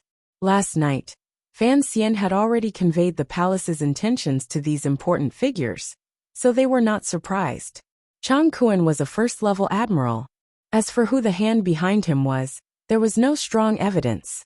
Although they knew that the eldest Princess Juanshang Conference had played an important role, under the current circumstances, the court did not want to expose their own shortcomings. They were not willing to openly beat Chang Kuan to the ground. A first-level official, an important military official, colluded with pirates and colluded with foreign enemies. Once this fact spread throughout the world, where would the Qing court put its face? Where would the emperor put his old face?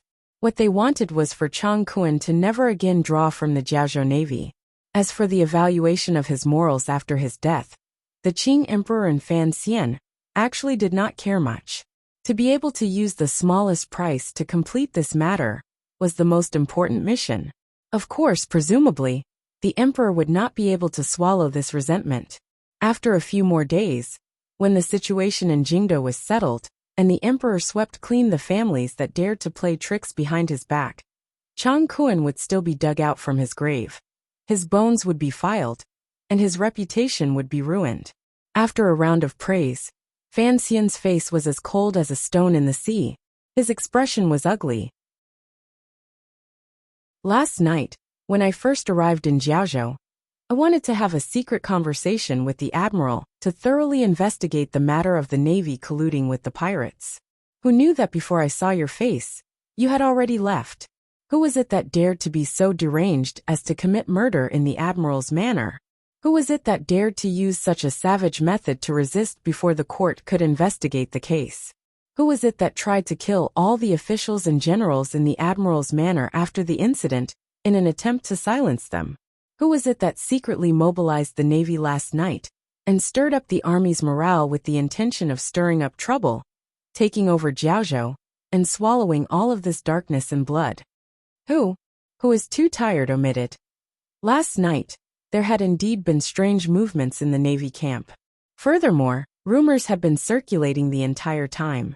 It was not until the imperial envoy spoke in detail on the high platform that these Navy soldiers learned that Admiral Chang Kuan was not forced to death by the court.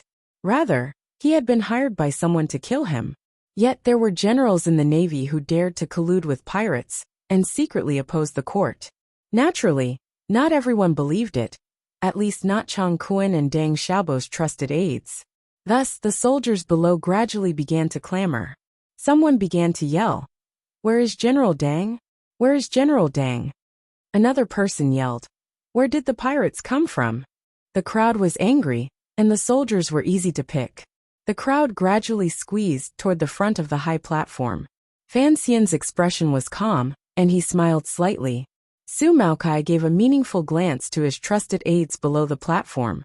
The eyes of the officers mixed among the soldiers moved, and they began to yell in a loud voice, "Avenge the Admiral! Kill that son of AB*TCH! The tens of thousands of soldiers did not know who the son of AB*TCH was. But with such a yell, it perfectly matched the Navy soldiers' depressed and sorrowful atmosphere. Thus, the yelling gradually became one, shaking the horizon by the sea. Intentionally or unintentionally, it suppressed the provocation of the generals who had ulterior motives and were unwilling to be tied up and die. Fan Xian raised his hands horizontally and pressed them down slightly.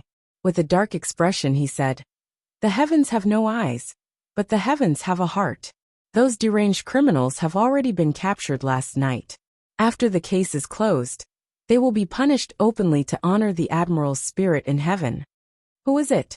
The Navy soldiers looked at each other in surprise. They were all guessing which person in the military had such daring. Seeing that there were fewer generals than usual on the high platform, some of the smarter people gradually guessed a few things. As expected, the next few names Fan Xian read were all generals who had previously held respected positions in the Navy. Deng Xiaobo's name was surprisingly at the top. The voice on the high platform clearly told these 10,000 people that it was these generals of the Navy who had played the role of rat poop. As they spoke, 5 blood-covered generals were brought up from the right rear of the platform. These were the people who had made things difficult for Fan Xian in the Admiral's manor last night. At this moment, their faces were deathly pale, and their spirits were dispirited. After being tortured, they couldn't even stand steadily, and knelt directly in front of Fan Xian. No one knew what the Overwatch Council had done, but although these people had sinister and discontent expressions, they could not open their mouths to cry out their grievances. The tens of thousands of soldiers below the platform quieted at the same time. Using complicated gazes, they looked at the scene on the stage.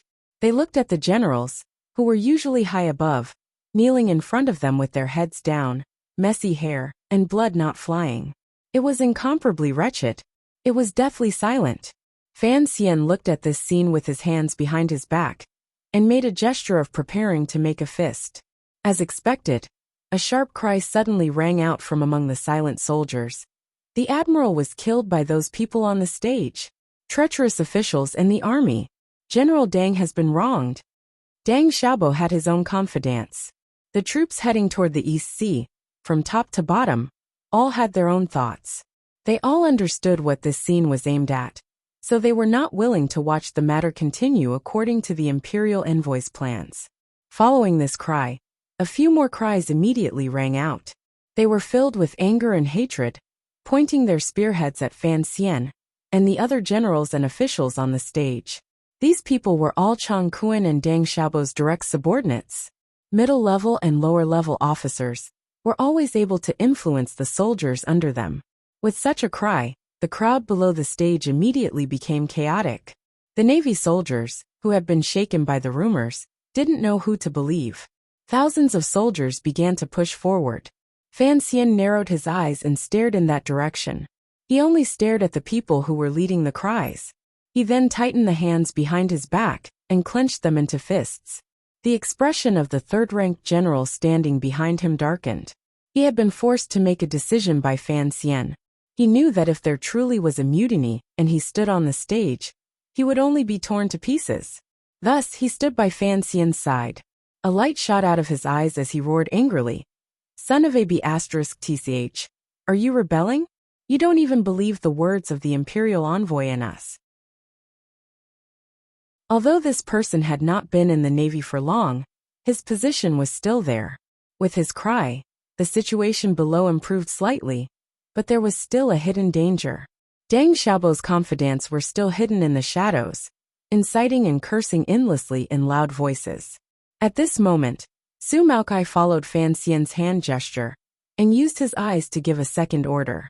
A different voice immediately rose among the soldiers below the stage.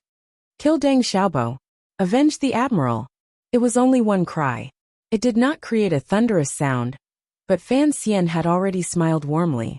Very amiably listening to the will of the people, he nodded his head toward the people beside him. Hong Chongqing and a few Navy generals with unusually ugly expressions walked to Fan Xian's side.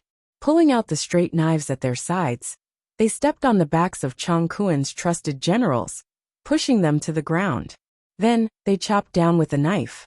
With 4 caca sounds, the sharp blades cut into those sturdy necks, breaking open the skin and flesh, causing blood to flow and bones to break. Their heads were separated from their bodies, rolling on the high platform, as they spat out a large pool of blood. The headless bodies of the Navy generals twitched on the high platform for a moment, before returning to silence and death. The people below the stage once again sank into silence. The Navy soldiers below stared dumbstruck at this scene. They thought to themselves, they died just like this? The case hadn't even been tried yet, and the imperial envoy just killed these generals like this?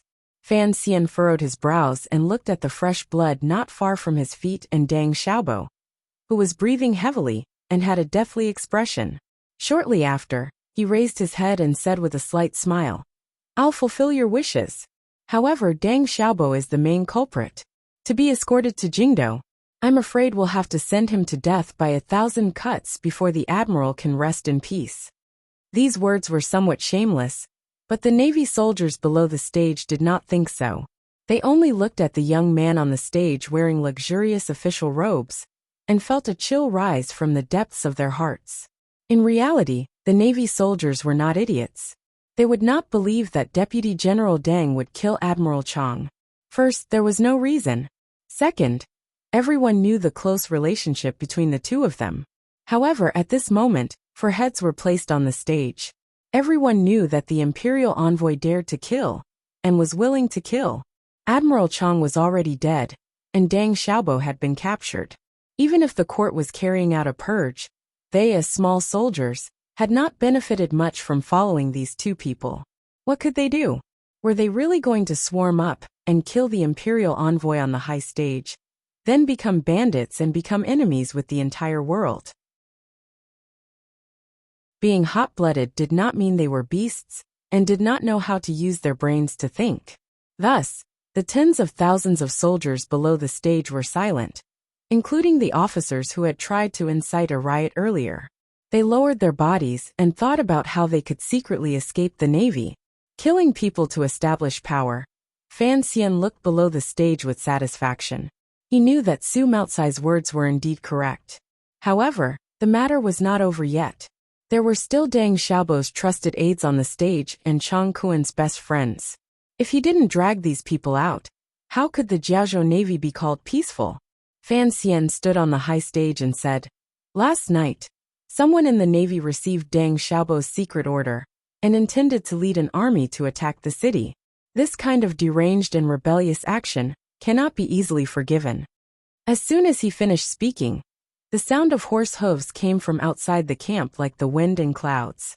Everyone turned their bodies and looked nervously in that direction.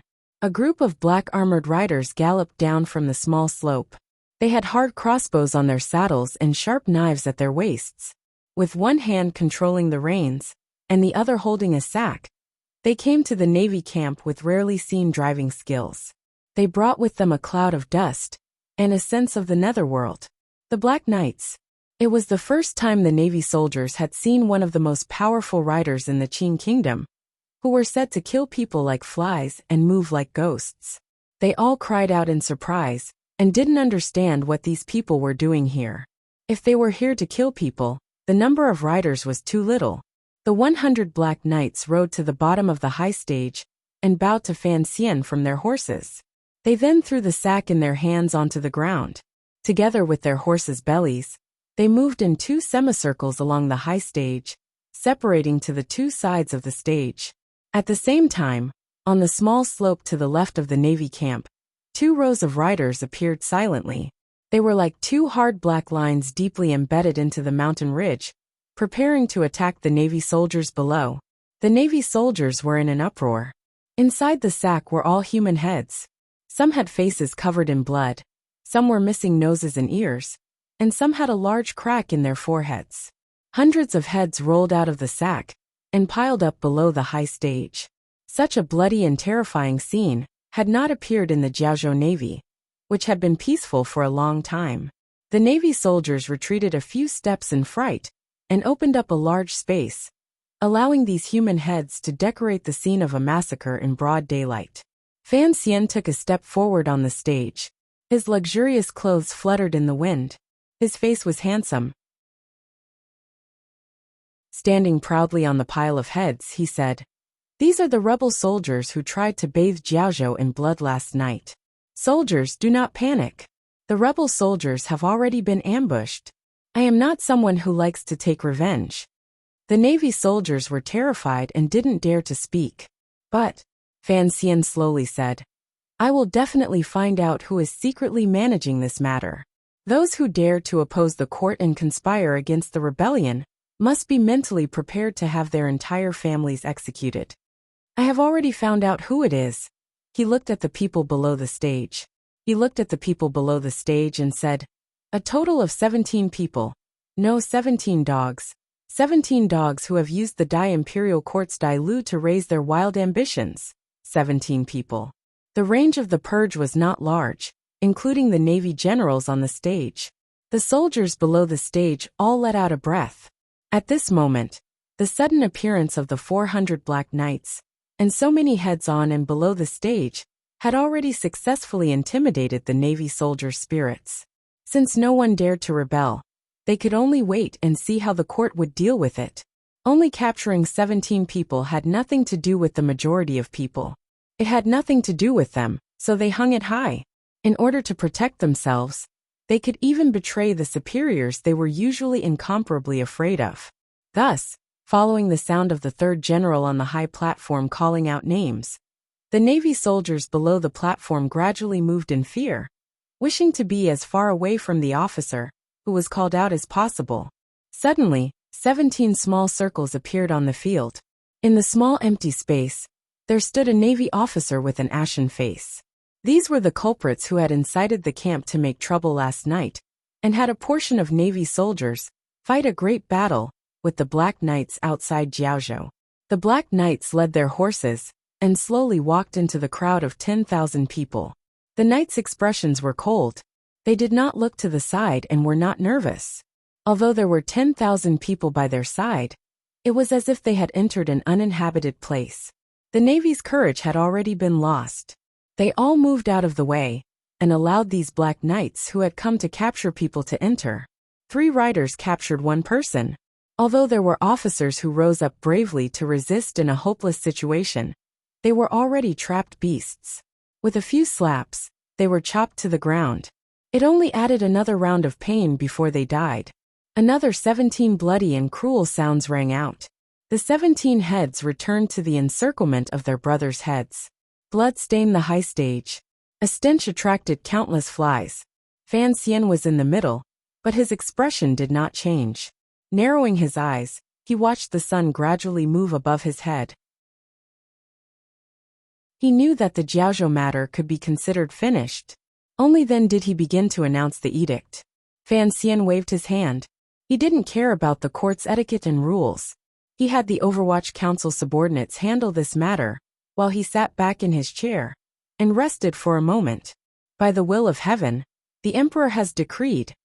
Fan Xian didn't listen closely to what the emperor said. He only looked at the navy soldiers kneeling on the ground like ants on and below the stage. He was deep in thought. In the end, he heard an earth-shaking cry of joy as well as a mountain cry of long live the emperor. Did the navy soldiers get a raise again? By the time the news of the Jiaozhou Navy reached Jingdou, it was already half a month later. Jingdou was inland and did not have the nourishment of the sea breeze, so it was a bit more dry and stuffy than Jiaozhou. The climate was not very comfortable. On the contrary, it was those with weaker bodies who began to feel uncomfortable. These few days, Hongzhu's temper had been rather bad. It was anger, not anger. He rubbed his nose, thinking that if he still had a nosebleed tonight, he would have to ask the imperial doctors to take a look. The standard of the people in the Imperial Academy of Medicine was not very good. If Miss Fan was still studying in the Imperial Academy of Medicine, how good would that be? He jogged to the front of the palace and respectfully pushed open the door. Leaning close to the empress' ear, he said a few words. Having been in the Eastern Palace for a while, he had successfully gained the empress' trust. However, the crown prince always felt uncomfortable when he looked at this little eunuch. A little eunuch with acne on his face and a nosebleed from his anger did not look at all sinister. Hearing Hongzhu's words, the empress furrowed her brows tightly and asked, "It is natural for Admiral Chang to be given a posthumous title, but such a shocking case. How come it is not being investigated by 3 departments, but by one Overwatch Council?" It seemed that the empress did not know the inside story of the Jiaozhou Navy, but she faintly guessed that this matter definitely had something to do with the eldest princess. She smiled coldly and said, "Let's see when that princess will come knocking." If things were really as she imagined and Fan Xian went to the Jiaozhou Navy, it was the same as breaking another of Li Yunrui's arms. This eldest princess would certainly go crazy. However, the Jiaozhou case was a bit unclear. A deputy general dared to collude with bandits to assassinate an admiral? Furthermore, it just so happened to be the night Fan Xian arrived in Jiaozhou. The Jiaozhou Navy was actually colluding with the pirates of the East Sea. Did Chang Kuan not know before? All of the officials in court were suspicious. The military also had some intention of rebelling. No matter what Chang Kuan was, he was still an important official in the military. However, no one dared to say anything.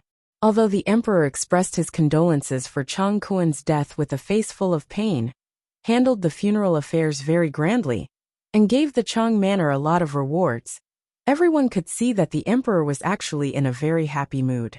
Give me some monthly votes. Sixth Prince is very nervous. If you want to know what happened after, please log on to www.cmfu.com. More chapters. Support the author. Support original reading.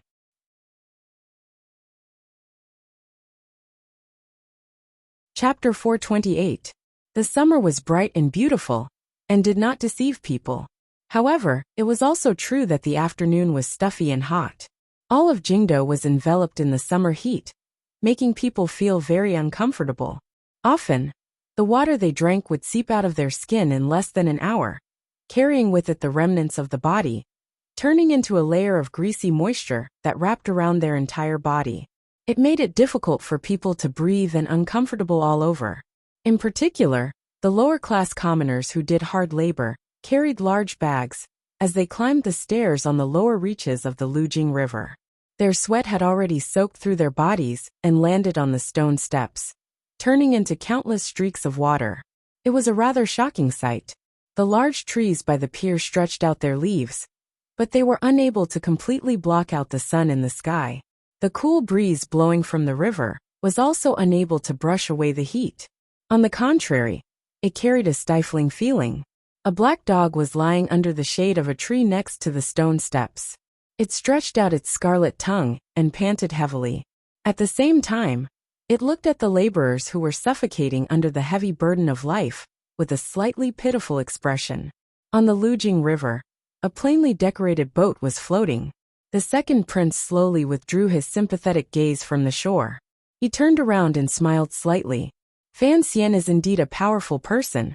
Putting aside the silver the palace treasury transferred back, he bought so much food from Dongyi and northern Qi beforehand. Presumably, he guessed that he would be busy repairing the dikes this year. Even if the summer flood is not an issue, the food supply in the south has not recovered. We will need disaster relief. There were a number of merchant ships parked on the Lujing River. Hundreds of hard laborers were moving the food the Qing kingdom bought onto the ships. They were then transported by water to the provinces in the south that had not been completely rebuilt after last year's disaster. The cute girl beside the second prince blinked her bright eyes and smiled, but didn't say anything. The second prince chuckled and continued, "Are you wondering why I would say good things about Fan Xian? In reality, the reason is very simple. Fan Xian is indeed a person worthy of praise, particularly in the area of government affairs. Although he has never single-handedly controlled the affairs of a road or a department, he has a lot of heart. Perhaps you don't know, but I just found out that when his disciple, Yang Wanli, went to the water transport governor's yamen, he secretly transferred a large sum of silver into the yamen's accounts. It's also because of this that the repair of the river's dikes went so smoothly this year." At this point, a hint of mockery appeared on the second prince's face. "If we let those departments in the court gather silver, the Ministry of Revenue and Ministry of Works will waste their time. Who knows how long it will take?" He continued faintly and faintly said, "Thus, in order to govern the world, methods and techniques can all be nurtured. However, Fan Xian's mentality is very rare. This was all the money he had painstakingly scraped from Jiangnan, and he was not stingy at all, throwing it all into the river transport. The one who was famous was Father Emperor, and the one who benefited was the common people of the world. What could you get? This Fan Xian, I can't see through him more and more." Today, the weather was hot, and the prince's manor in the capital was also hot and stuffy. Thus, the second prince brought his wife, who had been married for half a year, to Lujing River. On one hand, it was to relax, and on the other, it was to find a quiet place for the couple to talk. However, looking at the bustling scene on the pier from a distance, the second prince's heart couldn't help but be moved. He brought the topic to Fan Xian, who was far away from Jingdo. "Fan Xian, who knows what kind of person he is? No one can see through him." Yi Linger smiled slightly. A complicated expression rose between her brows. Back then, this girl had been such a strange and cute little person. Now that she had married the second prince and become a royal concubine, she naturally had an additional air of nobility. She also appeared a bit more mature. "Indeed, I can't see through him." A self-mocking smile rose to the second prince's face, which was somewhat similar to Fan Xian's. How many people can see through the things he has done since coming to Jingdo from Danzhou? Thinking for a bit, he shook his head and smiled for some reason. Slowly holding Yi Linger's hand, he walked to the back of the boat. Looking at the wide mirror-like surface of the upper reaches of Lujing River, it was as if he wanted to use the spiritual energy and openness of heaven and earth to relax his mind. At the back of the boat, the servants of the manor saw this scene and tactfully moved far away, not daring to disturb the peace of the prince and Wang Fei. Everyone in the manor, and even in Jingdo, knew that after the second prince and Yi Linger were married, their relationship was very good. Although there was still no news of Wang Fei's pregnancy, this young couple often stuck together. The second prince's appearance was handsome, and Yi Linger was a famous beauty in Jingdo. This couple was the envy of countless bystanders. Yi Linger leaned against the second prince's side and gently hugged his arm. Her eyes, clearer than the surface of the water, looked at the seagulls flying in the distance. Thinking of the man in the distance, her teacher, she couldn't resist the glimmer of a smile rising to the corners of her lips. Everyone in Jingdo fears Fan Xian. They all think he is sinister and terrifying in his bones, which is why he did so many things and killed so many people. In my opinion, this guy is nothing more than an absurd person who loves to cause trouble. The second prince also smiled. He knew that his wife had frequent contact with the Fan family before she married him. He also knew that his wife and Chinner called each other sisters. Their relationship was not ordinary. He also knew that his wife had always secretly called Fan Xian teacher. However, he would never suspect that there was anything between a man and a woman, between Yi Ling, and Fan Xian. Although Yi Ling, sometimes had a bit of a temper, she was a rare upright woman. If she did not like him, even an imperial edict would not allow her to marry him. However, when he occasionally heard Yi Ling mention Fan Xian in such a familiar tone, he still couldn't help but feel a glimmer of absurdity and a faint sourness.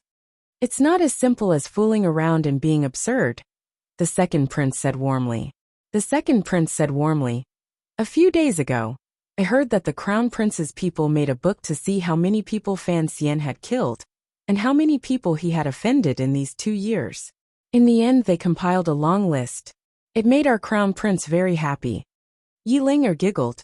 She wondered how her teacher had become like a demon. However, including the spring examination case and the first bureau matter, Fan Xian had indeed offended most of the powers in court. Thus, no one can understand what exactly Fan Xian wants to do. Aunt is his real mother-in-law.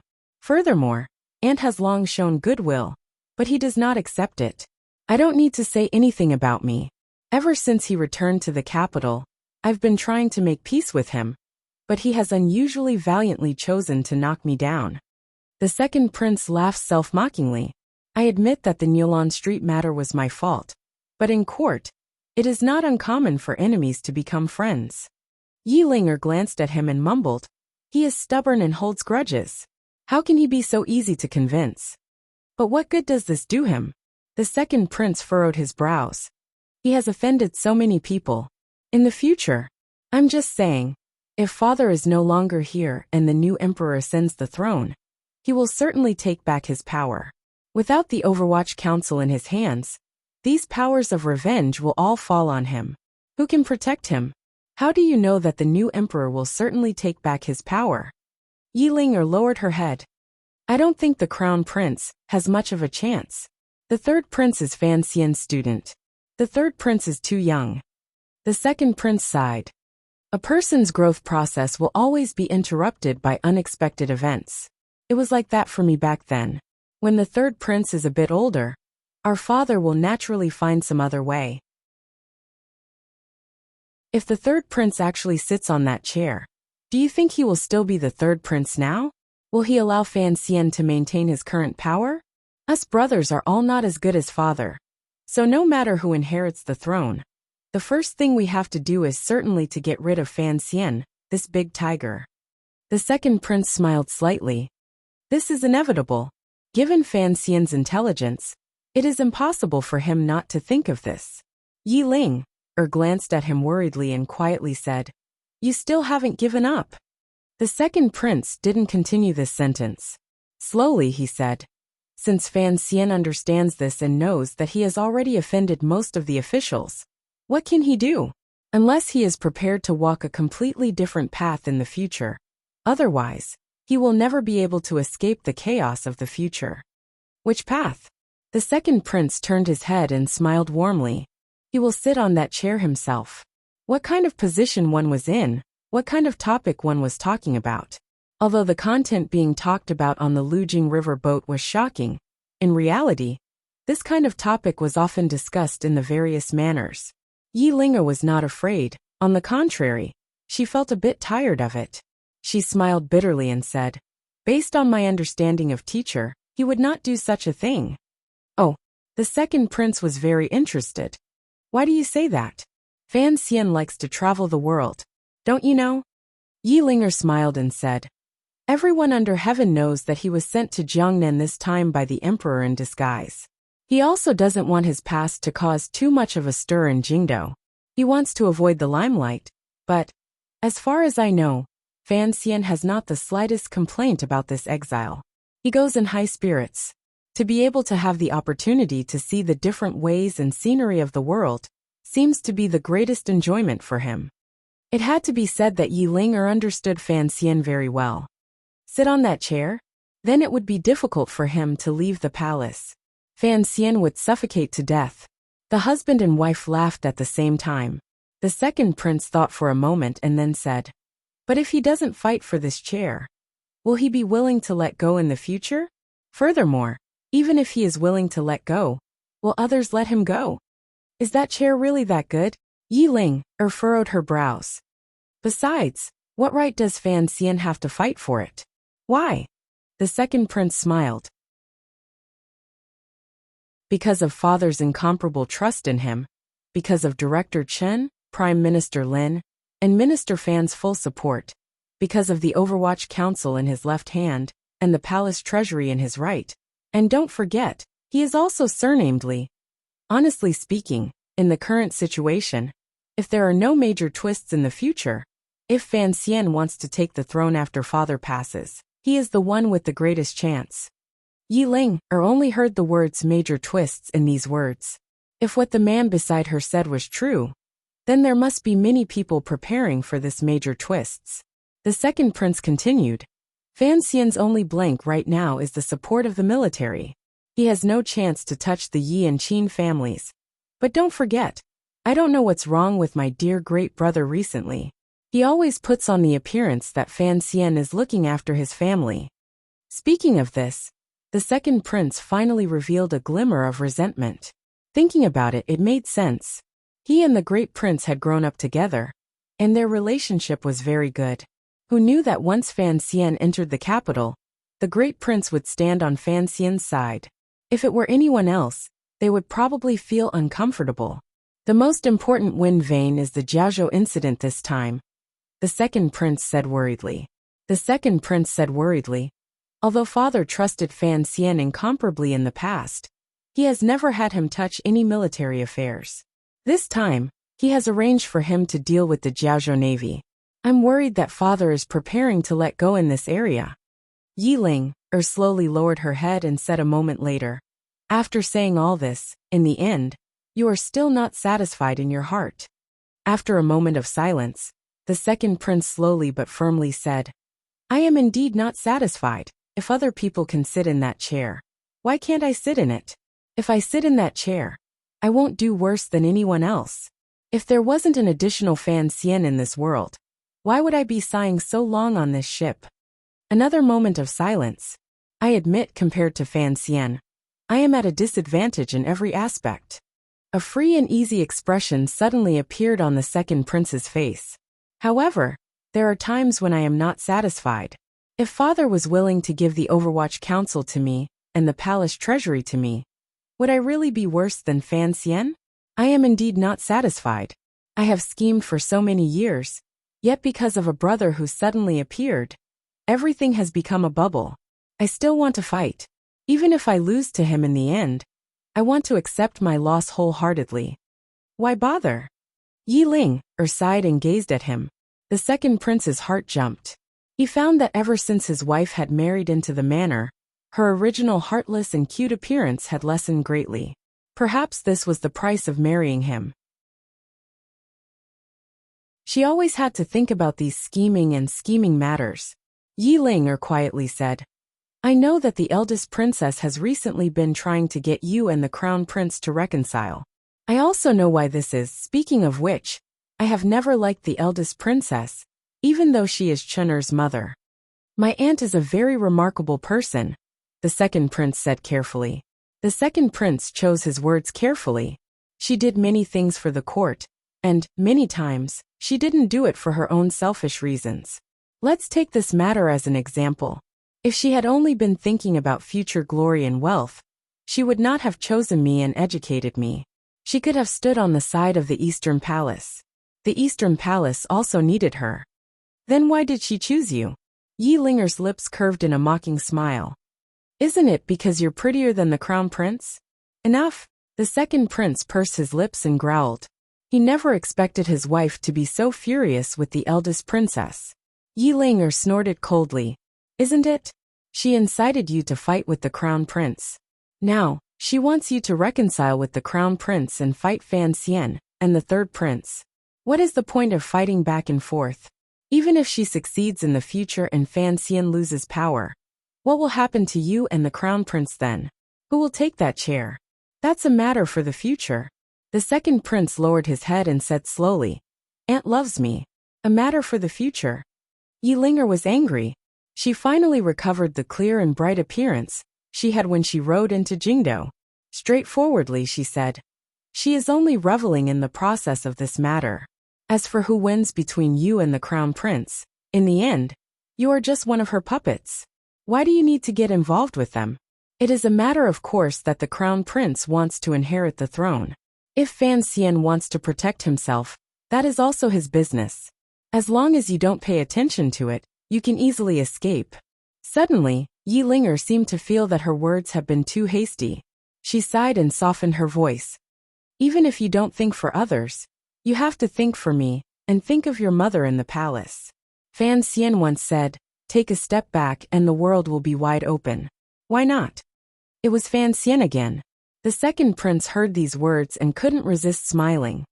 Then why doesn't he retreat? If he retreats, he will die. This is what you said. Yilinger looked into his eyes without showing any weakness. But if you retreat, who can do anything to you?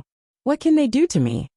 The second prince pressed his thin lips together and faintly said, I've killed Fan Xian's people. Will he let me go in the future? If the crown prince takes the throne, will he let me go? The third prince? Who knows what kind of person he will become in the future? Yilinger was disappointed and silent. The crown prince is only a signboard we need right now. The second prince closed his eyes and sniffed the river wind blowing against his face. Right now we need his status in the Eastern Palace and grandmother's support. Yilinger knew that there were still many things he had not told her, and could not tell her. But she still heard the sound of danger approaching from these words. She couldn't help but shiver in this hot summer. Quietly she said, the crown prince is not an idiot. How could he not guess what the eldest princess is thinking? How could he believe her? This is what Aunt needs to consider. How to close the crack in the past, and how to make the crown prince and empress completely believe Aunt's sincerity have nothing to do with me. I just need to wait. The second prince said quietly and slowly opened his eyes. Gazing at the surface of the river, he said each word clearly. Last year, I couldn't resist, so I gave Fan Xian a chance. Now, at least I've learned to be patient and not be impatient. After all, I am father's son. No matter how the situation changes, I will always have a small chance. Yilinger gazed at him disappointedly and said, I understand what you mean. You think the eldest princess will still choose you to succeed in the end. But, is it really interesting to be helped up there? Never mind being helped up. Even if I was led by someone, so what? The second prince suddenly smiled. Back then, father was also helped onto the throne by a woman. In the future, he still became an emperor through the ages. As long as he sits on that chair, there will always be great things that can be done. Because of the Jiaozhou incident, Chen Pingping, who had been living in retirement in Qin Garden, was finally chased back to Jingdo by the emperor's 3 edicts. He returned to the square and dark building. In the dark secret room of the Overwatch Council, Chen Pingping gently stroked the wool blanket on his knees and couldn't resist yawning. Using a slightly sharp voice, he said, You have to disturb me over such a small matter. Strangely, Fei Jie was not gathering herbs in the mountains. Instead, he was sitting by Chen Pingping's side. In a raspy voice, he said, The most important thing is the problem in the palace. Fan Xian has made such a ruckus again. Our emperor likes him more and more. But the people in the palace are more and more afraid of him. I'm afraid it will be brought forward. Is the crown prince an idiot? Chen Pingping slowly asked. Of course he is indeed an idiot. Otherwise, how could he have gotten involved with that crazy woman? The eldest princess may be crazy, but she still has her methods. Fei Jie rolled his strangely colored eyes and stared at Chen Pingping. Besides, didn't you arrange this? To think that I worked so hard to concoct such a medicine. Chen Pingping sighed and said, The crown prince is too timid. We have to help him. This is truly a crime worthy of exterminating the entire family. Fei Jie sighed. I am a loner. You still have a large group of distant relatives back home. Chen Pingping smiled mockingly and said, "You should be careful of Fan Xian coming back to the capital after the new year to make trouble for you. He made a medicine for Chen girl, and it turned out to be an extinct medicine. Fan Xian will have no descendants. Watch how he will tear you apart." Fei Jie angrily said, "It's good enough that he can cure his tuberculosis. What else does he want? Does he dare to deceive his teacher and destroy his ancestors? That I don't know. In any case, his recent letters have been full of resentment. Furthermore, he keeps asking where you went," Chen Pingping said coldly. In fact, Fei Jie had always felt guilty about this matter, so he had subconsciously avoided his most accomplished disciple. Hearing this, he couldn't help but stare blankly. After a while he said, "Didn't he take in a servant girl? Besides, there is also Haidang. The saint girl's body shouldn't be too bad. It shouldn't be a problem for her to have a baby. Haidang duo not a hen. Be careful not to let the people of Tianyi Dao know about this," Chen Pingping said with a slight smile. Fei Jie couldn't be bothered to pay any more attention. Straightforwardly he asked, "Concerning the Jiaozhou matter, what do you think?" "What do I think?" Chen Pingping huffed coldly. "I gave him the shadow. I gave him the Black Knights. I gave him the entire Overwatch Council. In the end, he made such crude and low-class work for me. Good for nothing." Chen Pingping couldn't resist shaking his head.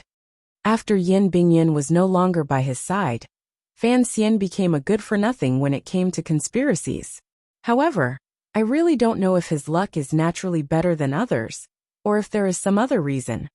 The result of this matter is not bad. To be continued. If you want to know what happened after, please log on to www.cmfu.com. More chapters.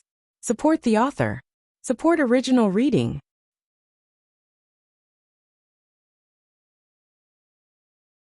Chapter 429. Chen Pingping pushed the wheelchair to the window. As was his habit these years, he gently lifted a corner of the black curtain and felt the heat outside being cut off by the thick glass. He gazed at the golden eaves of the palace and half closed his lifeless eyes as he shrunk his entire body into the wheelchair. "I'll have Yin Bingyan come over." Fei Jie was not surprised to hear these words. He knew that every time the director was about to do something big, he would always choose a way out first. It was not his own way out, but the Overwatch Council's way out. A light knock came from outside the secret room. Chen Pingping listened for a while, and a look of approval appeared on his face. The person knocking on the door was still unhurried. In terms of temperament, he was indeed much more suitable than Fan Xian. He used the fingers of his right hand to gently tap the armrest of the wheelchair a few times. Having received permission, the person outside pushed open the door and entered. It was none other than the current head of the 4th Bureau, the person Chen Pingping had discussed earlier, Yin Bingyan, Sir Yin Jr. It had been almost a year since Yin Bingyan had been rescued and returned to the country. He had long recovered from the wounds he had received, and recovered his icy appearance. He had kept the 4th Bureau in good order. Compared to when his father, Yin Ruahai, was in power, the 4th Bureau appeared even more overbearing. For a time, Sir Yin Jr. had become an important figure in the Qing court. However, the work of the Overwatch Council never saw the light, so Yin Bingyan's reputation was not very high. This did not stop the high-ranking officials and nobles in the court, who knew the inside story, from doing their best to send their daughters to the Yin manor. Putting aside Yin Bingyan's own power, ability and appearance, just considering his good relationship with Fan Xian, and the Yin manor's title of nobility, this kind of son-in-law was something everyone wanted. After Yin Bingyan entered the room, he first bowed to Chen Pingping and reported on the recent work of the Overwatch Council. Presently, Chen Pingping was in retirement in Chen Garden, and Fan Xian was far away by the sea.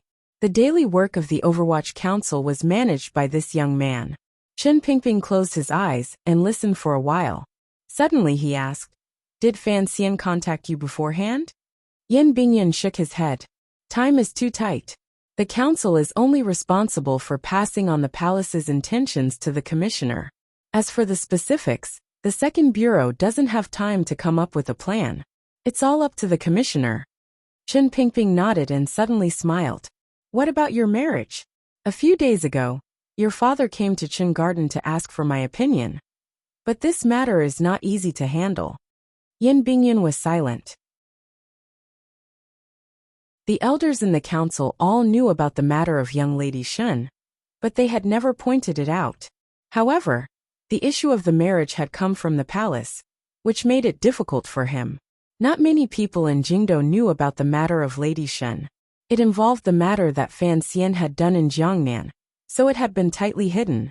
Even if this matter were to be exposed in the future, for the sake of the good relationship between Qing and Northern Qi, Yin Bingyun would not be able to openly marry Lady Shun into his manor. Let's stall for a bit. Chen Pingping half closed his eyes and said, Go ask that person from the prince's family for her opinion on this matter. Ask her to help delay it. The person from the prince's family was the great imperial concubine, the great princess who had married in from Northern Qi. Ever since this great princess married into the Qing kingdom, she had been gentle and virtuous. She had the air of a great family, and was very liked by the Empress Dowager in the palace. She was completely different from the discrimination the great prince received. Yen Bingyun's expression remained calm, but he was slightly moved in the depths of his heart. The old director probably couldn't even be bothered to care about the Jiaozhou matters, yet he was willing to give advice on the marriage of someone like him. This kind of care for a subordinate was truly. When Fan Xian returns to the capital, let's see how he handles it. Chen Pingping suddenly laughed in a sharp voice. This kid is very experienced as a matchmaker in breaking up marriages. These words were indeed true. In recent years, the palace had appointed 4 marriages. 2 of them were related to the Fan manor. Fan Xian himself had married Lin Wanner, but he had forcefully taken a roundabout route and caused a commotion that shocked the world. He had created a certain situation, but it was all for the sake of allowing his sister to escape from the appointed marriage. Every time he thought of this matter, even Chen Pingping couldn't help but feel a glimmer of admiration for that kid. He was truly a troublesome and stubborn person. Only now did Yin Bingyun find the time to bow to Fei Jia. At the same time he expressed his gratitude. During this year of healing, Fei Jia had helped him a great deal. In the end, Chen Pingping coldly said, At the beginning, the plan was for you and Fan Xian to switch places and let you handle the first bureau first. However, looking at the recent situation, you have to be mentally prepared. Yin Bingyun was slightly startled. He didn't know what to prepare. Fan Xian can't let council affairs hold him up too much, Chen Pingping lightly said. Chen Pingping said lightly, after Wang Qinian returns to the capital, if he's not at the first bureau, then he'll stick to Fan Xian's side. Find a capable person from the 4th bureau to take over your position. Yen Bingyun vaguely guessed something, but he was not excited. He only nodded. I'll step back. You have to help Fan Xian hold his position steady. Chen Pingping's voice appeared a bit tired. It was as if he was entrusting an orphan. Even if he becomes the director, I'm afraid he won't have the patience to do these details. Wait until you become commissioner. You have to help him handle it well. Yen Bingyun silently knelt on one knee and raised his hands in a salute. Yes. Chen Pingping looked at him. Fei Jia also looked at him from the side. A moment later, the old cripple quietly said, Everyone under heaven thinks Fan Xian is the first commissioner since the founding of the council. However, your Yin family has always worked in the council. Of course, you know there was one before. You will be the 3rd commissioner since the founding of the Overwatch Council. Remember this. This is an honorable but dangerous position. Yen Bingyun felt a pressure on his shoulders, making it impossible for him to move. That day will come very quickly. I want you to listen carefully to what I'm about to say next. Yes, the appearance of the Overwatch Council's first commissioner is to supervise me, Chen Pingping said lightly without a trace of unhappiness. Of course he has that ability, thus his commissioner status is the most detached. Normally he doesn't care much. However, although he doesn't care about council affairs now, if you have the opportunity to see him in the future, no matter what he orders, just do it. Yen Bingyun didn't immediately agree. Instead, he was silent for a moment and said, Even if it goes against the edict? Chen Pingping opened his eyes. The light in them was like that of an eagle on a cliff, incomparably sharp. After a long time he coldly said, "Yes." Yan Bingyan took 2 deep breaths and suppressed the glimmer of doubt and unease in his heart. He did his best to calm down and asked, "How do I know who he is?" "The commissioner's token is on Sir Fan Jr." Chen Pingping smiled. "We all call him Sir Fifth, of course. There are people who call him Lao Fifth. But you don't have the right to call him that. As long as he's in front of you, you'll know who he is. This is a very simple question." Seeing him and knowing he was him was a difficult and mysterious way of saying it, but Yan Bingyan cleverly understood. "His existence is the Overwatch Council's greatest secret," Chen Pingping coldly said. Chen Pingping said coldly, "His Majesty once gave a strict order regarding this, so you must know how to keep it a secret. As long as the 5 masters are here, no matter how much the situation changes in the future, at least this broken courtyard of ours, this abnormal existence, will be able to struggle at death's door." Yan Bingyan knelt with his head down. He understood what the director meant. The Overwatch Council was the Emperor's Special Forces organization, but it was not limited to that. It was a sharp sword that stretched across the officialdom of the Qing court. The Emperor was the hand that held the sword. If that hand suddenly disappeared, the Overwatch Council, this sword, would certainly become an object that everyone anxiously wanted to cut off. However, he didn't know who that Sir Five was to have a power similar to the Emperor's. Chen Pingping raised a second finger and coldly said, "Fan Xian is the second commissioner of the council. However, you also know his identity. Thus, the Overwatch Council can only be a part of his journey and cannot forever confine him here. And you will be the 3rd commissioner of the council. The things you need to do are different from the previous 2. Chen Pingping sighed tiredly. "Your mission is, if one day I die and Fan Xian goes crazy, you have to silently endure it no matter what. Even if you have to endure humiliation to survive and suffer for the sake of the overall situation, you have to protect this council. Even if you can't protect it on the surface, you have to keep the network we've always hidden in the shadows." Yan Bingyan finally could no longer pretend to be calm. He looked at the old man in the wheelchair with a face full of shock, because the old man's words about the 3 commissioners clearly conflicted in some areas, particularly the Sir Five and his mission. If Sir Five did not die, the Overwatch Council would not fall. Then his mission? Furthermore, the old man said it so seriously and sorrowfully. There was only one possibility. The director had predicted that in the near future, either Sir Five would die, or a power that the Overwatch Council could not contend with would descend from the heavens. For example, the hand holding this sword easily let go, and let the sword of the Overwatch Council fall into the yellow mud. However, why would the Emperor oppose the Overwatch Council? Why did the director seem to be entrusting an orphan to him? Yan Bingyan had always been intelligent and calm. However, at this moment, he couldn't help but be thrown into confusion. He didn't dare to think deeply about this question, and didn't dare to ask further. He didn't know what the old man in the wheelchair would do. He also didn't know what kind of major event would happen, or how it would affect everyone's lives. "Why do you think there is an Overwatch Council in this world?" Chen Pingping's words seemed to be asking Yan Bingyan, but also like he was asking himself. Yan Bingyan's brows were furrowed tightly. His mind was actually still stuck in the shock from earlier. No one had ever doubted the director's loyalty to the Emperor. The Emperor's favor toward the director was an honor that had never been seen before. Why? Why was it like this? For the Emperor, Yan Bingyan unconsciously opened his mouth to say, but immediately closed it. "I hope that the people of the Qing Kingdom can all become uninhibited people. When abused by others, they have a heart that does not yield.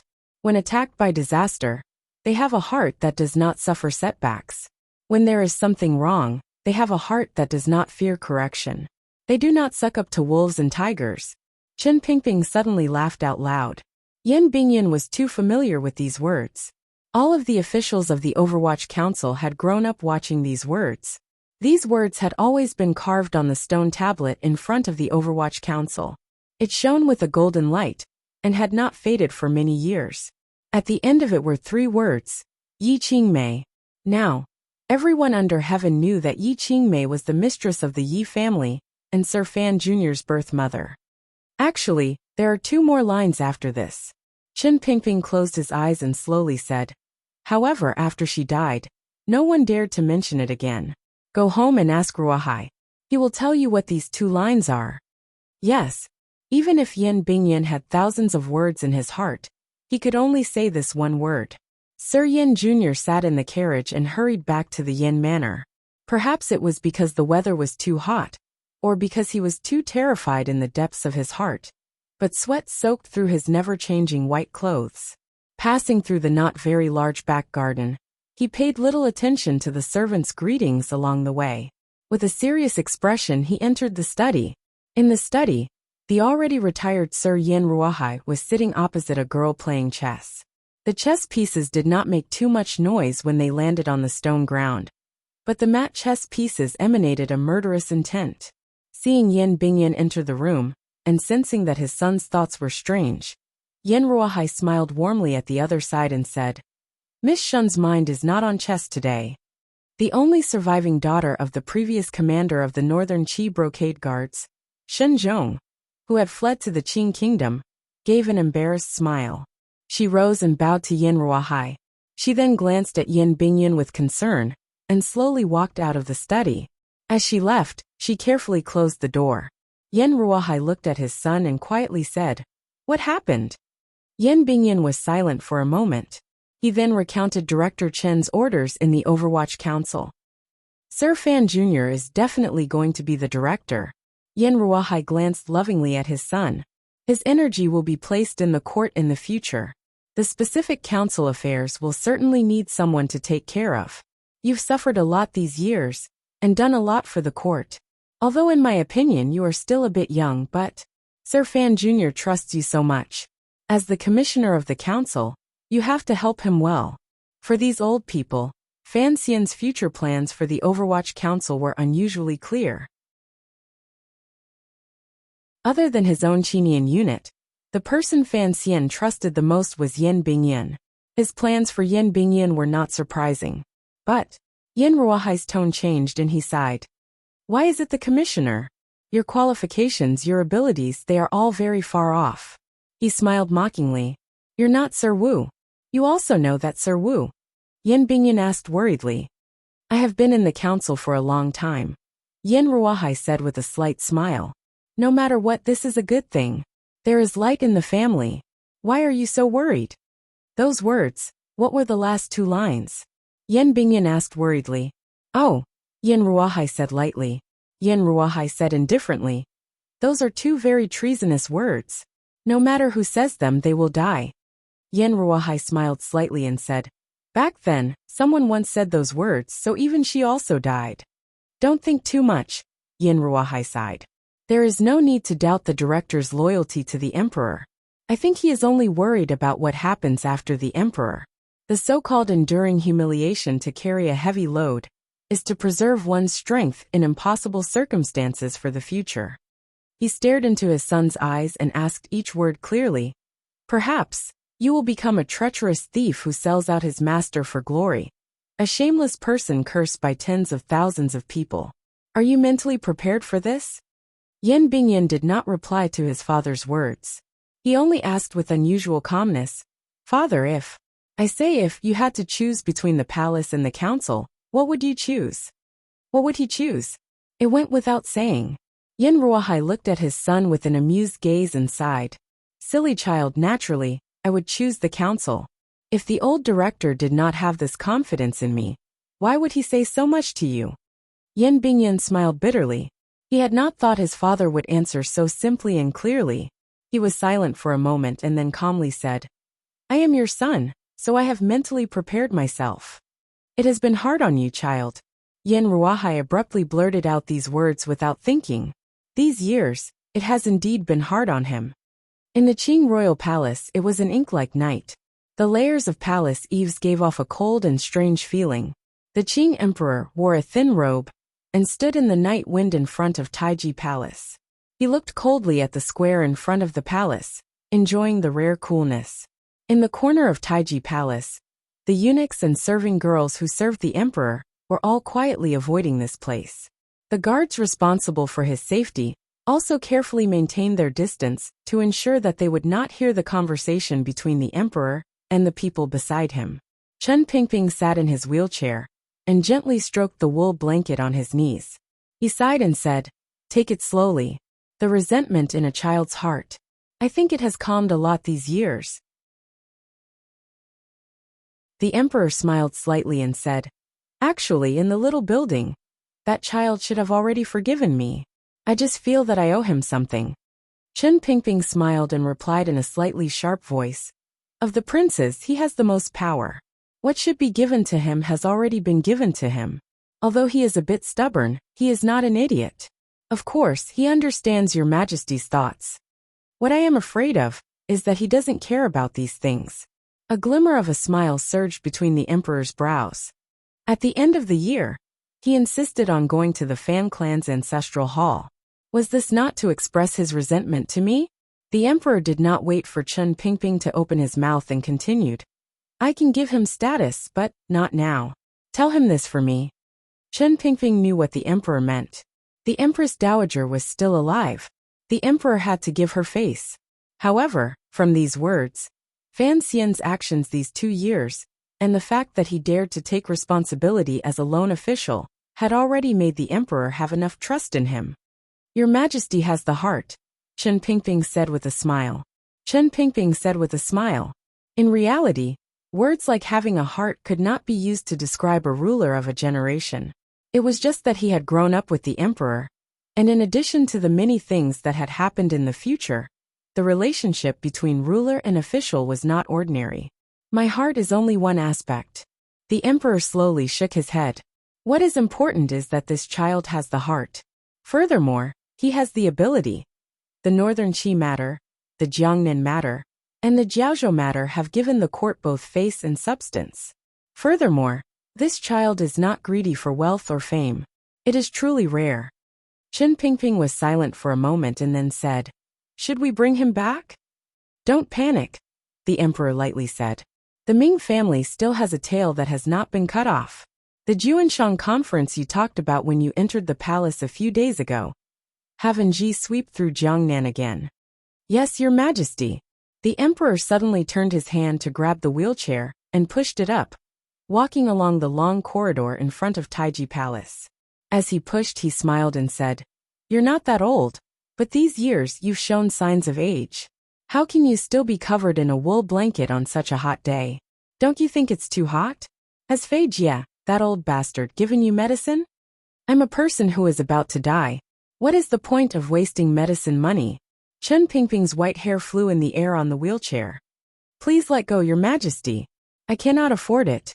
Only when the two of them were alone would Chen Pingping refer to himself as an old servant.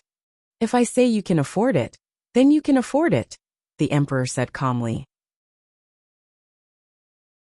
"Thinking back to when we were in King Cheng's manor, you were a little eunuch the palace sent over. Ever since then you served me every day.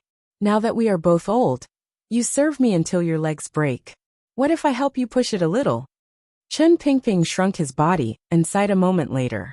"Sometimes when I think back, it seems like everything from yesterday is still before my eyes. I seem to still be accompanying Your Majesty, fighting with King Jing and Minister Fan." The emperor was silent for a moment. He then sighed and said, "Yes, a few days ago, I was still thinking that it would be great if I could go back to Danzhou to see." The emperor going on an inspection was not such a simple matter. Thus, Chen Pingping didn't even think and directly said, "No." The emperor smiled slightly and said, "What are you worried about?" Chen Pingping knew that there must be some big move hidden behind the emperor's trip to Danzhou. In a raspy voice he slowly said, "Have you made up your mind?" The emperor thought for a moment, and then shook his head. "Not yet." Without waiting for Chen Pingping to speak, the most powerful person in the world coldly said, "You and I are both people who crawled out of a pile of dead people. These small fights and clowns are not enough for me to want to deal with them. However, sometimes I am very greedy.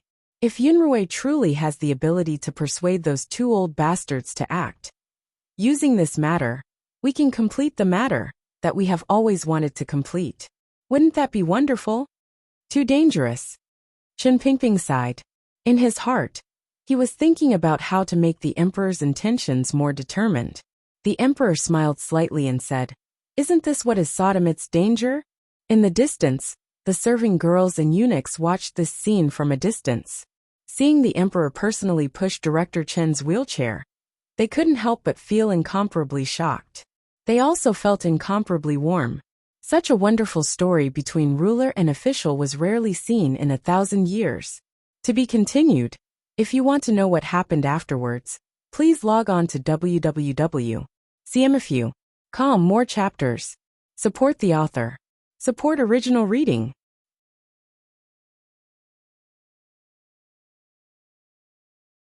Chapter 430. Actually, there is no other meaning to going to Danzhou. The emperor pushed his wheelchair to the corner of Taiji Palace. The railing in front of him reflected a faint white light in the night. There was a drop of a few feet from the square in front of him. It made the ruler and official, who had worked together the longest and most terrifying in Qin Kingdom, and even in the world, sigh at the same time. Although the palace walls were tall, compared to the vast square, they did not seem so tall. In the distance, specks of starlight spilled down from the night sky in the south. "I just want to go take a look," the emperor said casually. "It's been a long time since I've been there. I don't know if it's still the same as it was in the past, and there are so many fish." If I remember correctly, when the emperor went to Danzhou, it could not completely be considered a province under the jurisdiction of the Qin Kingdom. Yes, it seems closer to Danzhou by boat from Dongyi. If there was not such a large forest to the north of Danzhou that would eat people to the death without spitting out their bones, presumably Sigejian would not have given up on such a good port. Fortunately, there was that forest, Chen Pingping said with a slight smile. That is why she would take the boat, and why we would meet her on the sea. The emperor fell silent. It was clear he did not want to continue this memory. Thus, Chen Pingping sighed and changed the subject. "Your Majesty stands higher than everyone else, and sees further than everyone else. I do not dare to doubt your judgment and decision.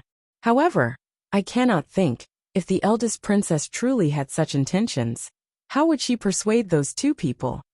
The emperor did not think and straightforwardly said, "There is no need to persuade them.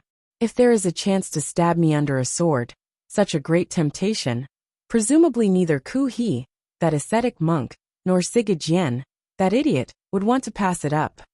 If Fan Xian was listening at the side, he would certainly sigh in admiration at how the emperor's analysis was so consistent with the analysis of the old prime minister in Wuzhou.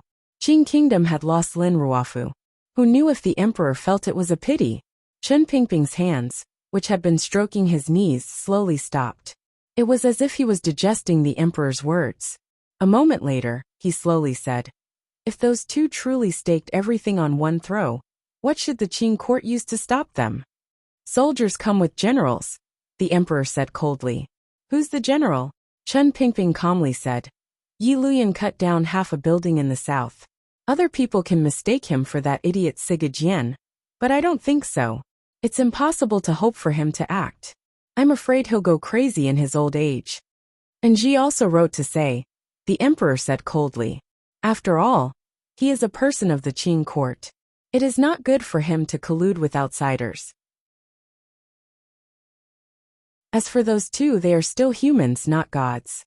I have the world in my hands, so why should I fear two ignorant people? As for the question of generals," the emperor lightly said, "Lao Wu is the foremost killing general in the present world." Very calm words, very strong confidence. However, an elusive smile hung at the corners of Chen Pingping's lips. However, he was sitting in front of the emperor, so the emperor could not see that strange smile. "I will give Yunrui a chance," the emperor said coldly. Chen Pingping was silent. He thought to himself, "I'm afraid the emperor is only giving me a chance to convince the Empress Dowager and even myself." Up until now, Chen Pingping still did not know where the emperor's powerful confidence came from. Although he had been working hard to get as close to the truth as possible, because of Fan Xian's interference in the Hanging Temple, the show he wanted Wu Zhu to see had not finished. "Your Majesty, speak. I want to know what your plans are for the future." Chen Pingping sighed and asked a question he would never ask again. The emperor seemed to be slightly surprised. Shortly after, he smiled slightly. The beard on his chin slowly floated in the night wind.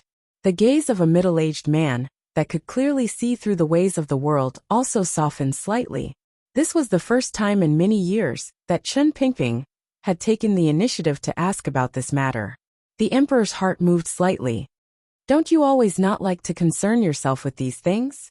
The emperor mockingly said. "Even when I asked for your opinion in the past, you were like an old rabbit, running as far as you could." Chen Pingping pursed his lips and said, "A group of children's matters, but in the end, they are your children." The emperor understood the meaning in these words. After thinking for a moment, he said in a calm and firm tone, "I haven't thought it through." This time, it was Chen Pingping's turn to be surprised. He couldn't help but shake his head and sigh like an old man in the countryside. The emperor slowly said, "Chengqian is too weak. The eldest is too pure and kind. The second," he furrowed his brows. "The third is too young." Chen Pingping sighed again. The emperor suddenly smiled and released his hands from the back of the wheelchair. Placing them behind his back, he walked in front of Chen Pingping. Separated by the white marble railings, he looked at the spacious square in the deep and quiet royal palace.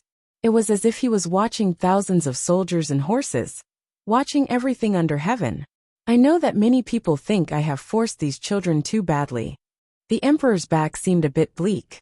"Once, Xu Wu drank some wine and even said it in front of me." Speaking of this, the emperor's tone finally carried a glimmer of hidden anger. "But the emperor, is it something that anyone can become?"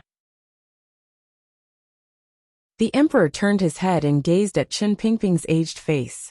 It was as if he was asking him, but it was also as if he was asking himself, or perhaps he was asking his restless sons inside and outside the palace. The serving girls and eunuchs in the distance watched from a distance. They could not hear what the emperor and Director Chen were talking about. They also did not know that the conversation between the emperor and Director Chen involved the ownership of the dragon chair many years later. As an emperor, one cannot be emotionless or sentimental. The emperor turned his face away. "To those around you who are emotionless, to those under heaven, the world will fall into chaos. To those around you who are sentimental, they will suffer. The world will lose its master and fall into chaos.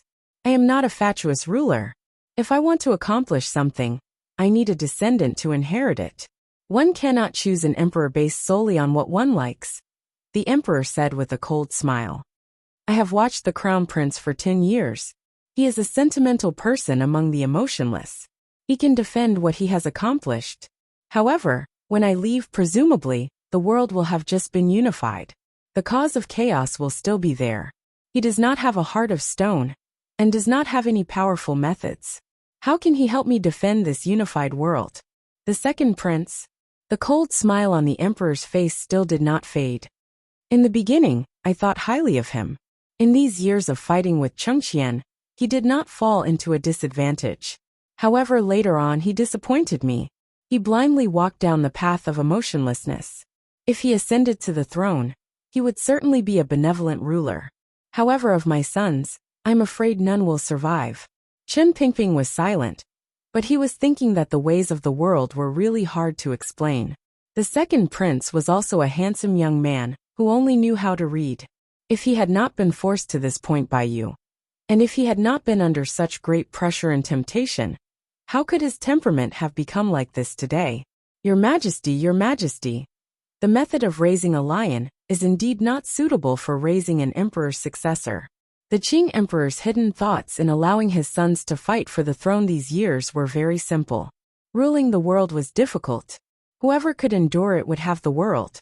However, he had never thought that not all young people were like him, used to standing in the ink-like river and admiring the scenery by it.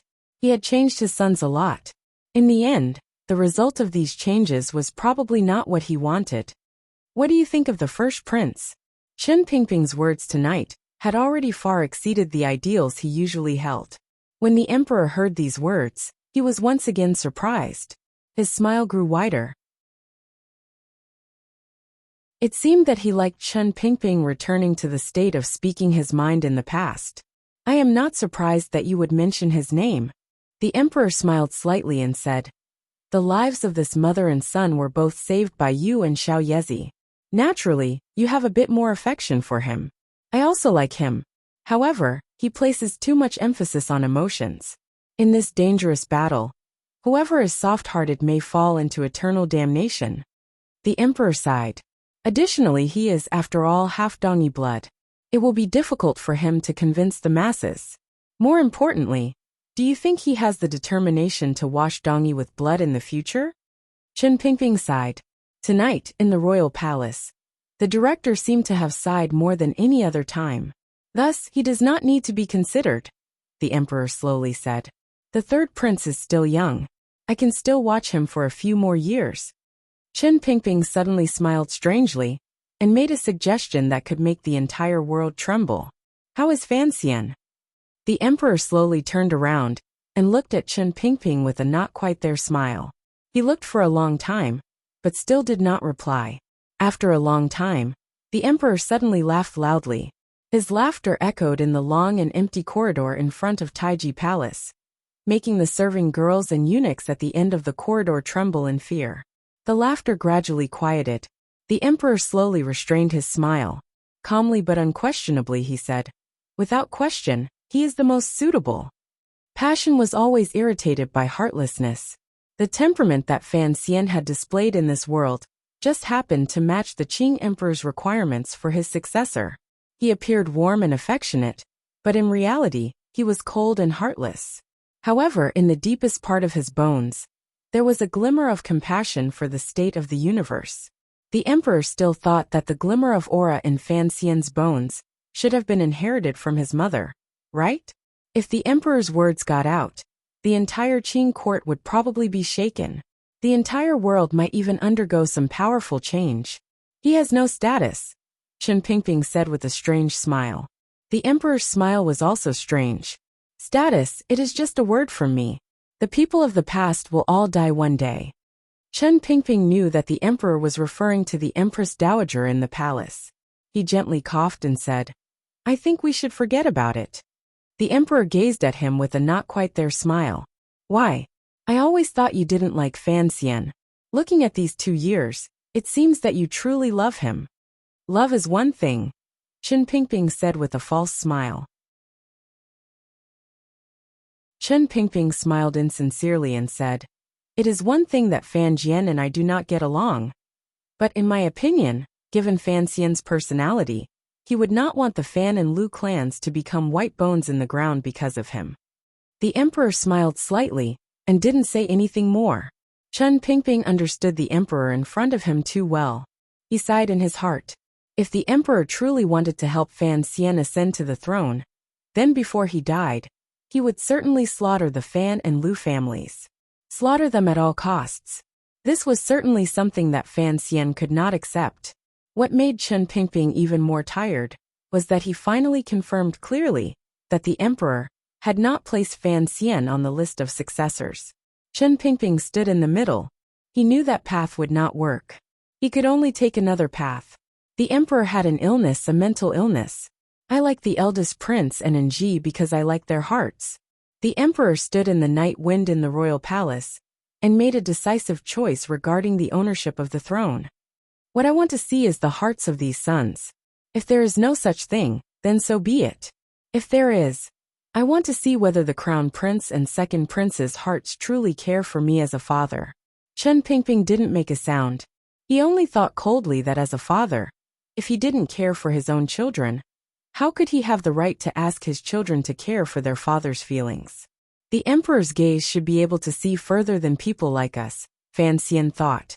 Fan Xian thought like this. At this moment, he was like a monkey climbing up a tall mast and looking at the rising sun to his right. Welcoming the slightly damp and slightly salty sea breeze, he called out loudly and happily. What a contented life it was to travel on the sea. He didn't have to worry about the dirty water in Jingdo, didn't have to worry about the troubles in officialdom, and didn't have to look at those dead people's heads in Jiaozhou. Fan Xian seemed to have returned to the image of an active youth in Danzhou. Every day, he climbed up and down the boat. Finally, he climbed to the highest mast of the entire ship. He put up a shade and looked at the red and warm patches of color in the distance. He thought to himself that he had already seen far enough. However, he still wasn't sure just how far the emperor had seen. The boat came from Jiaozhou and slowly headed north along the winding coastline of the Qing kingdom toward Fan Xian's hometown. Jia hasn't read the reviews for 2 days. I'm really sorry. Last night, I had a good time reading Rome. Only child, only child. If you want to know what happens next, please log on to www.cmfu.com. There are more chapters. Support the author and support the original reading. You're tuning in to the Li Mei Sword of Destiny YouTube channel. We're so grateful for your support. And don't forget to subscribe to join us on this incredible journey through captivating stories. Your generosity through donations truly makes a world of difference, as it's the primary source of revenue that allows me to expand and enhance this channel for you. Thank you from the bottom of my heart for being a part of this adventure.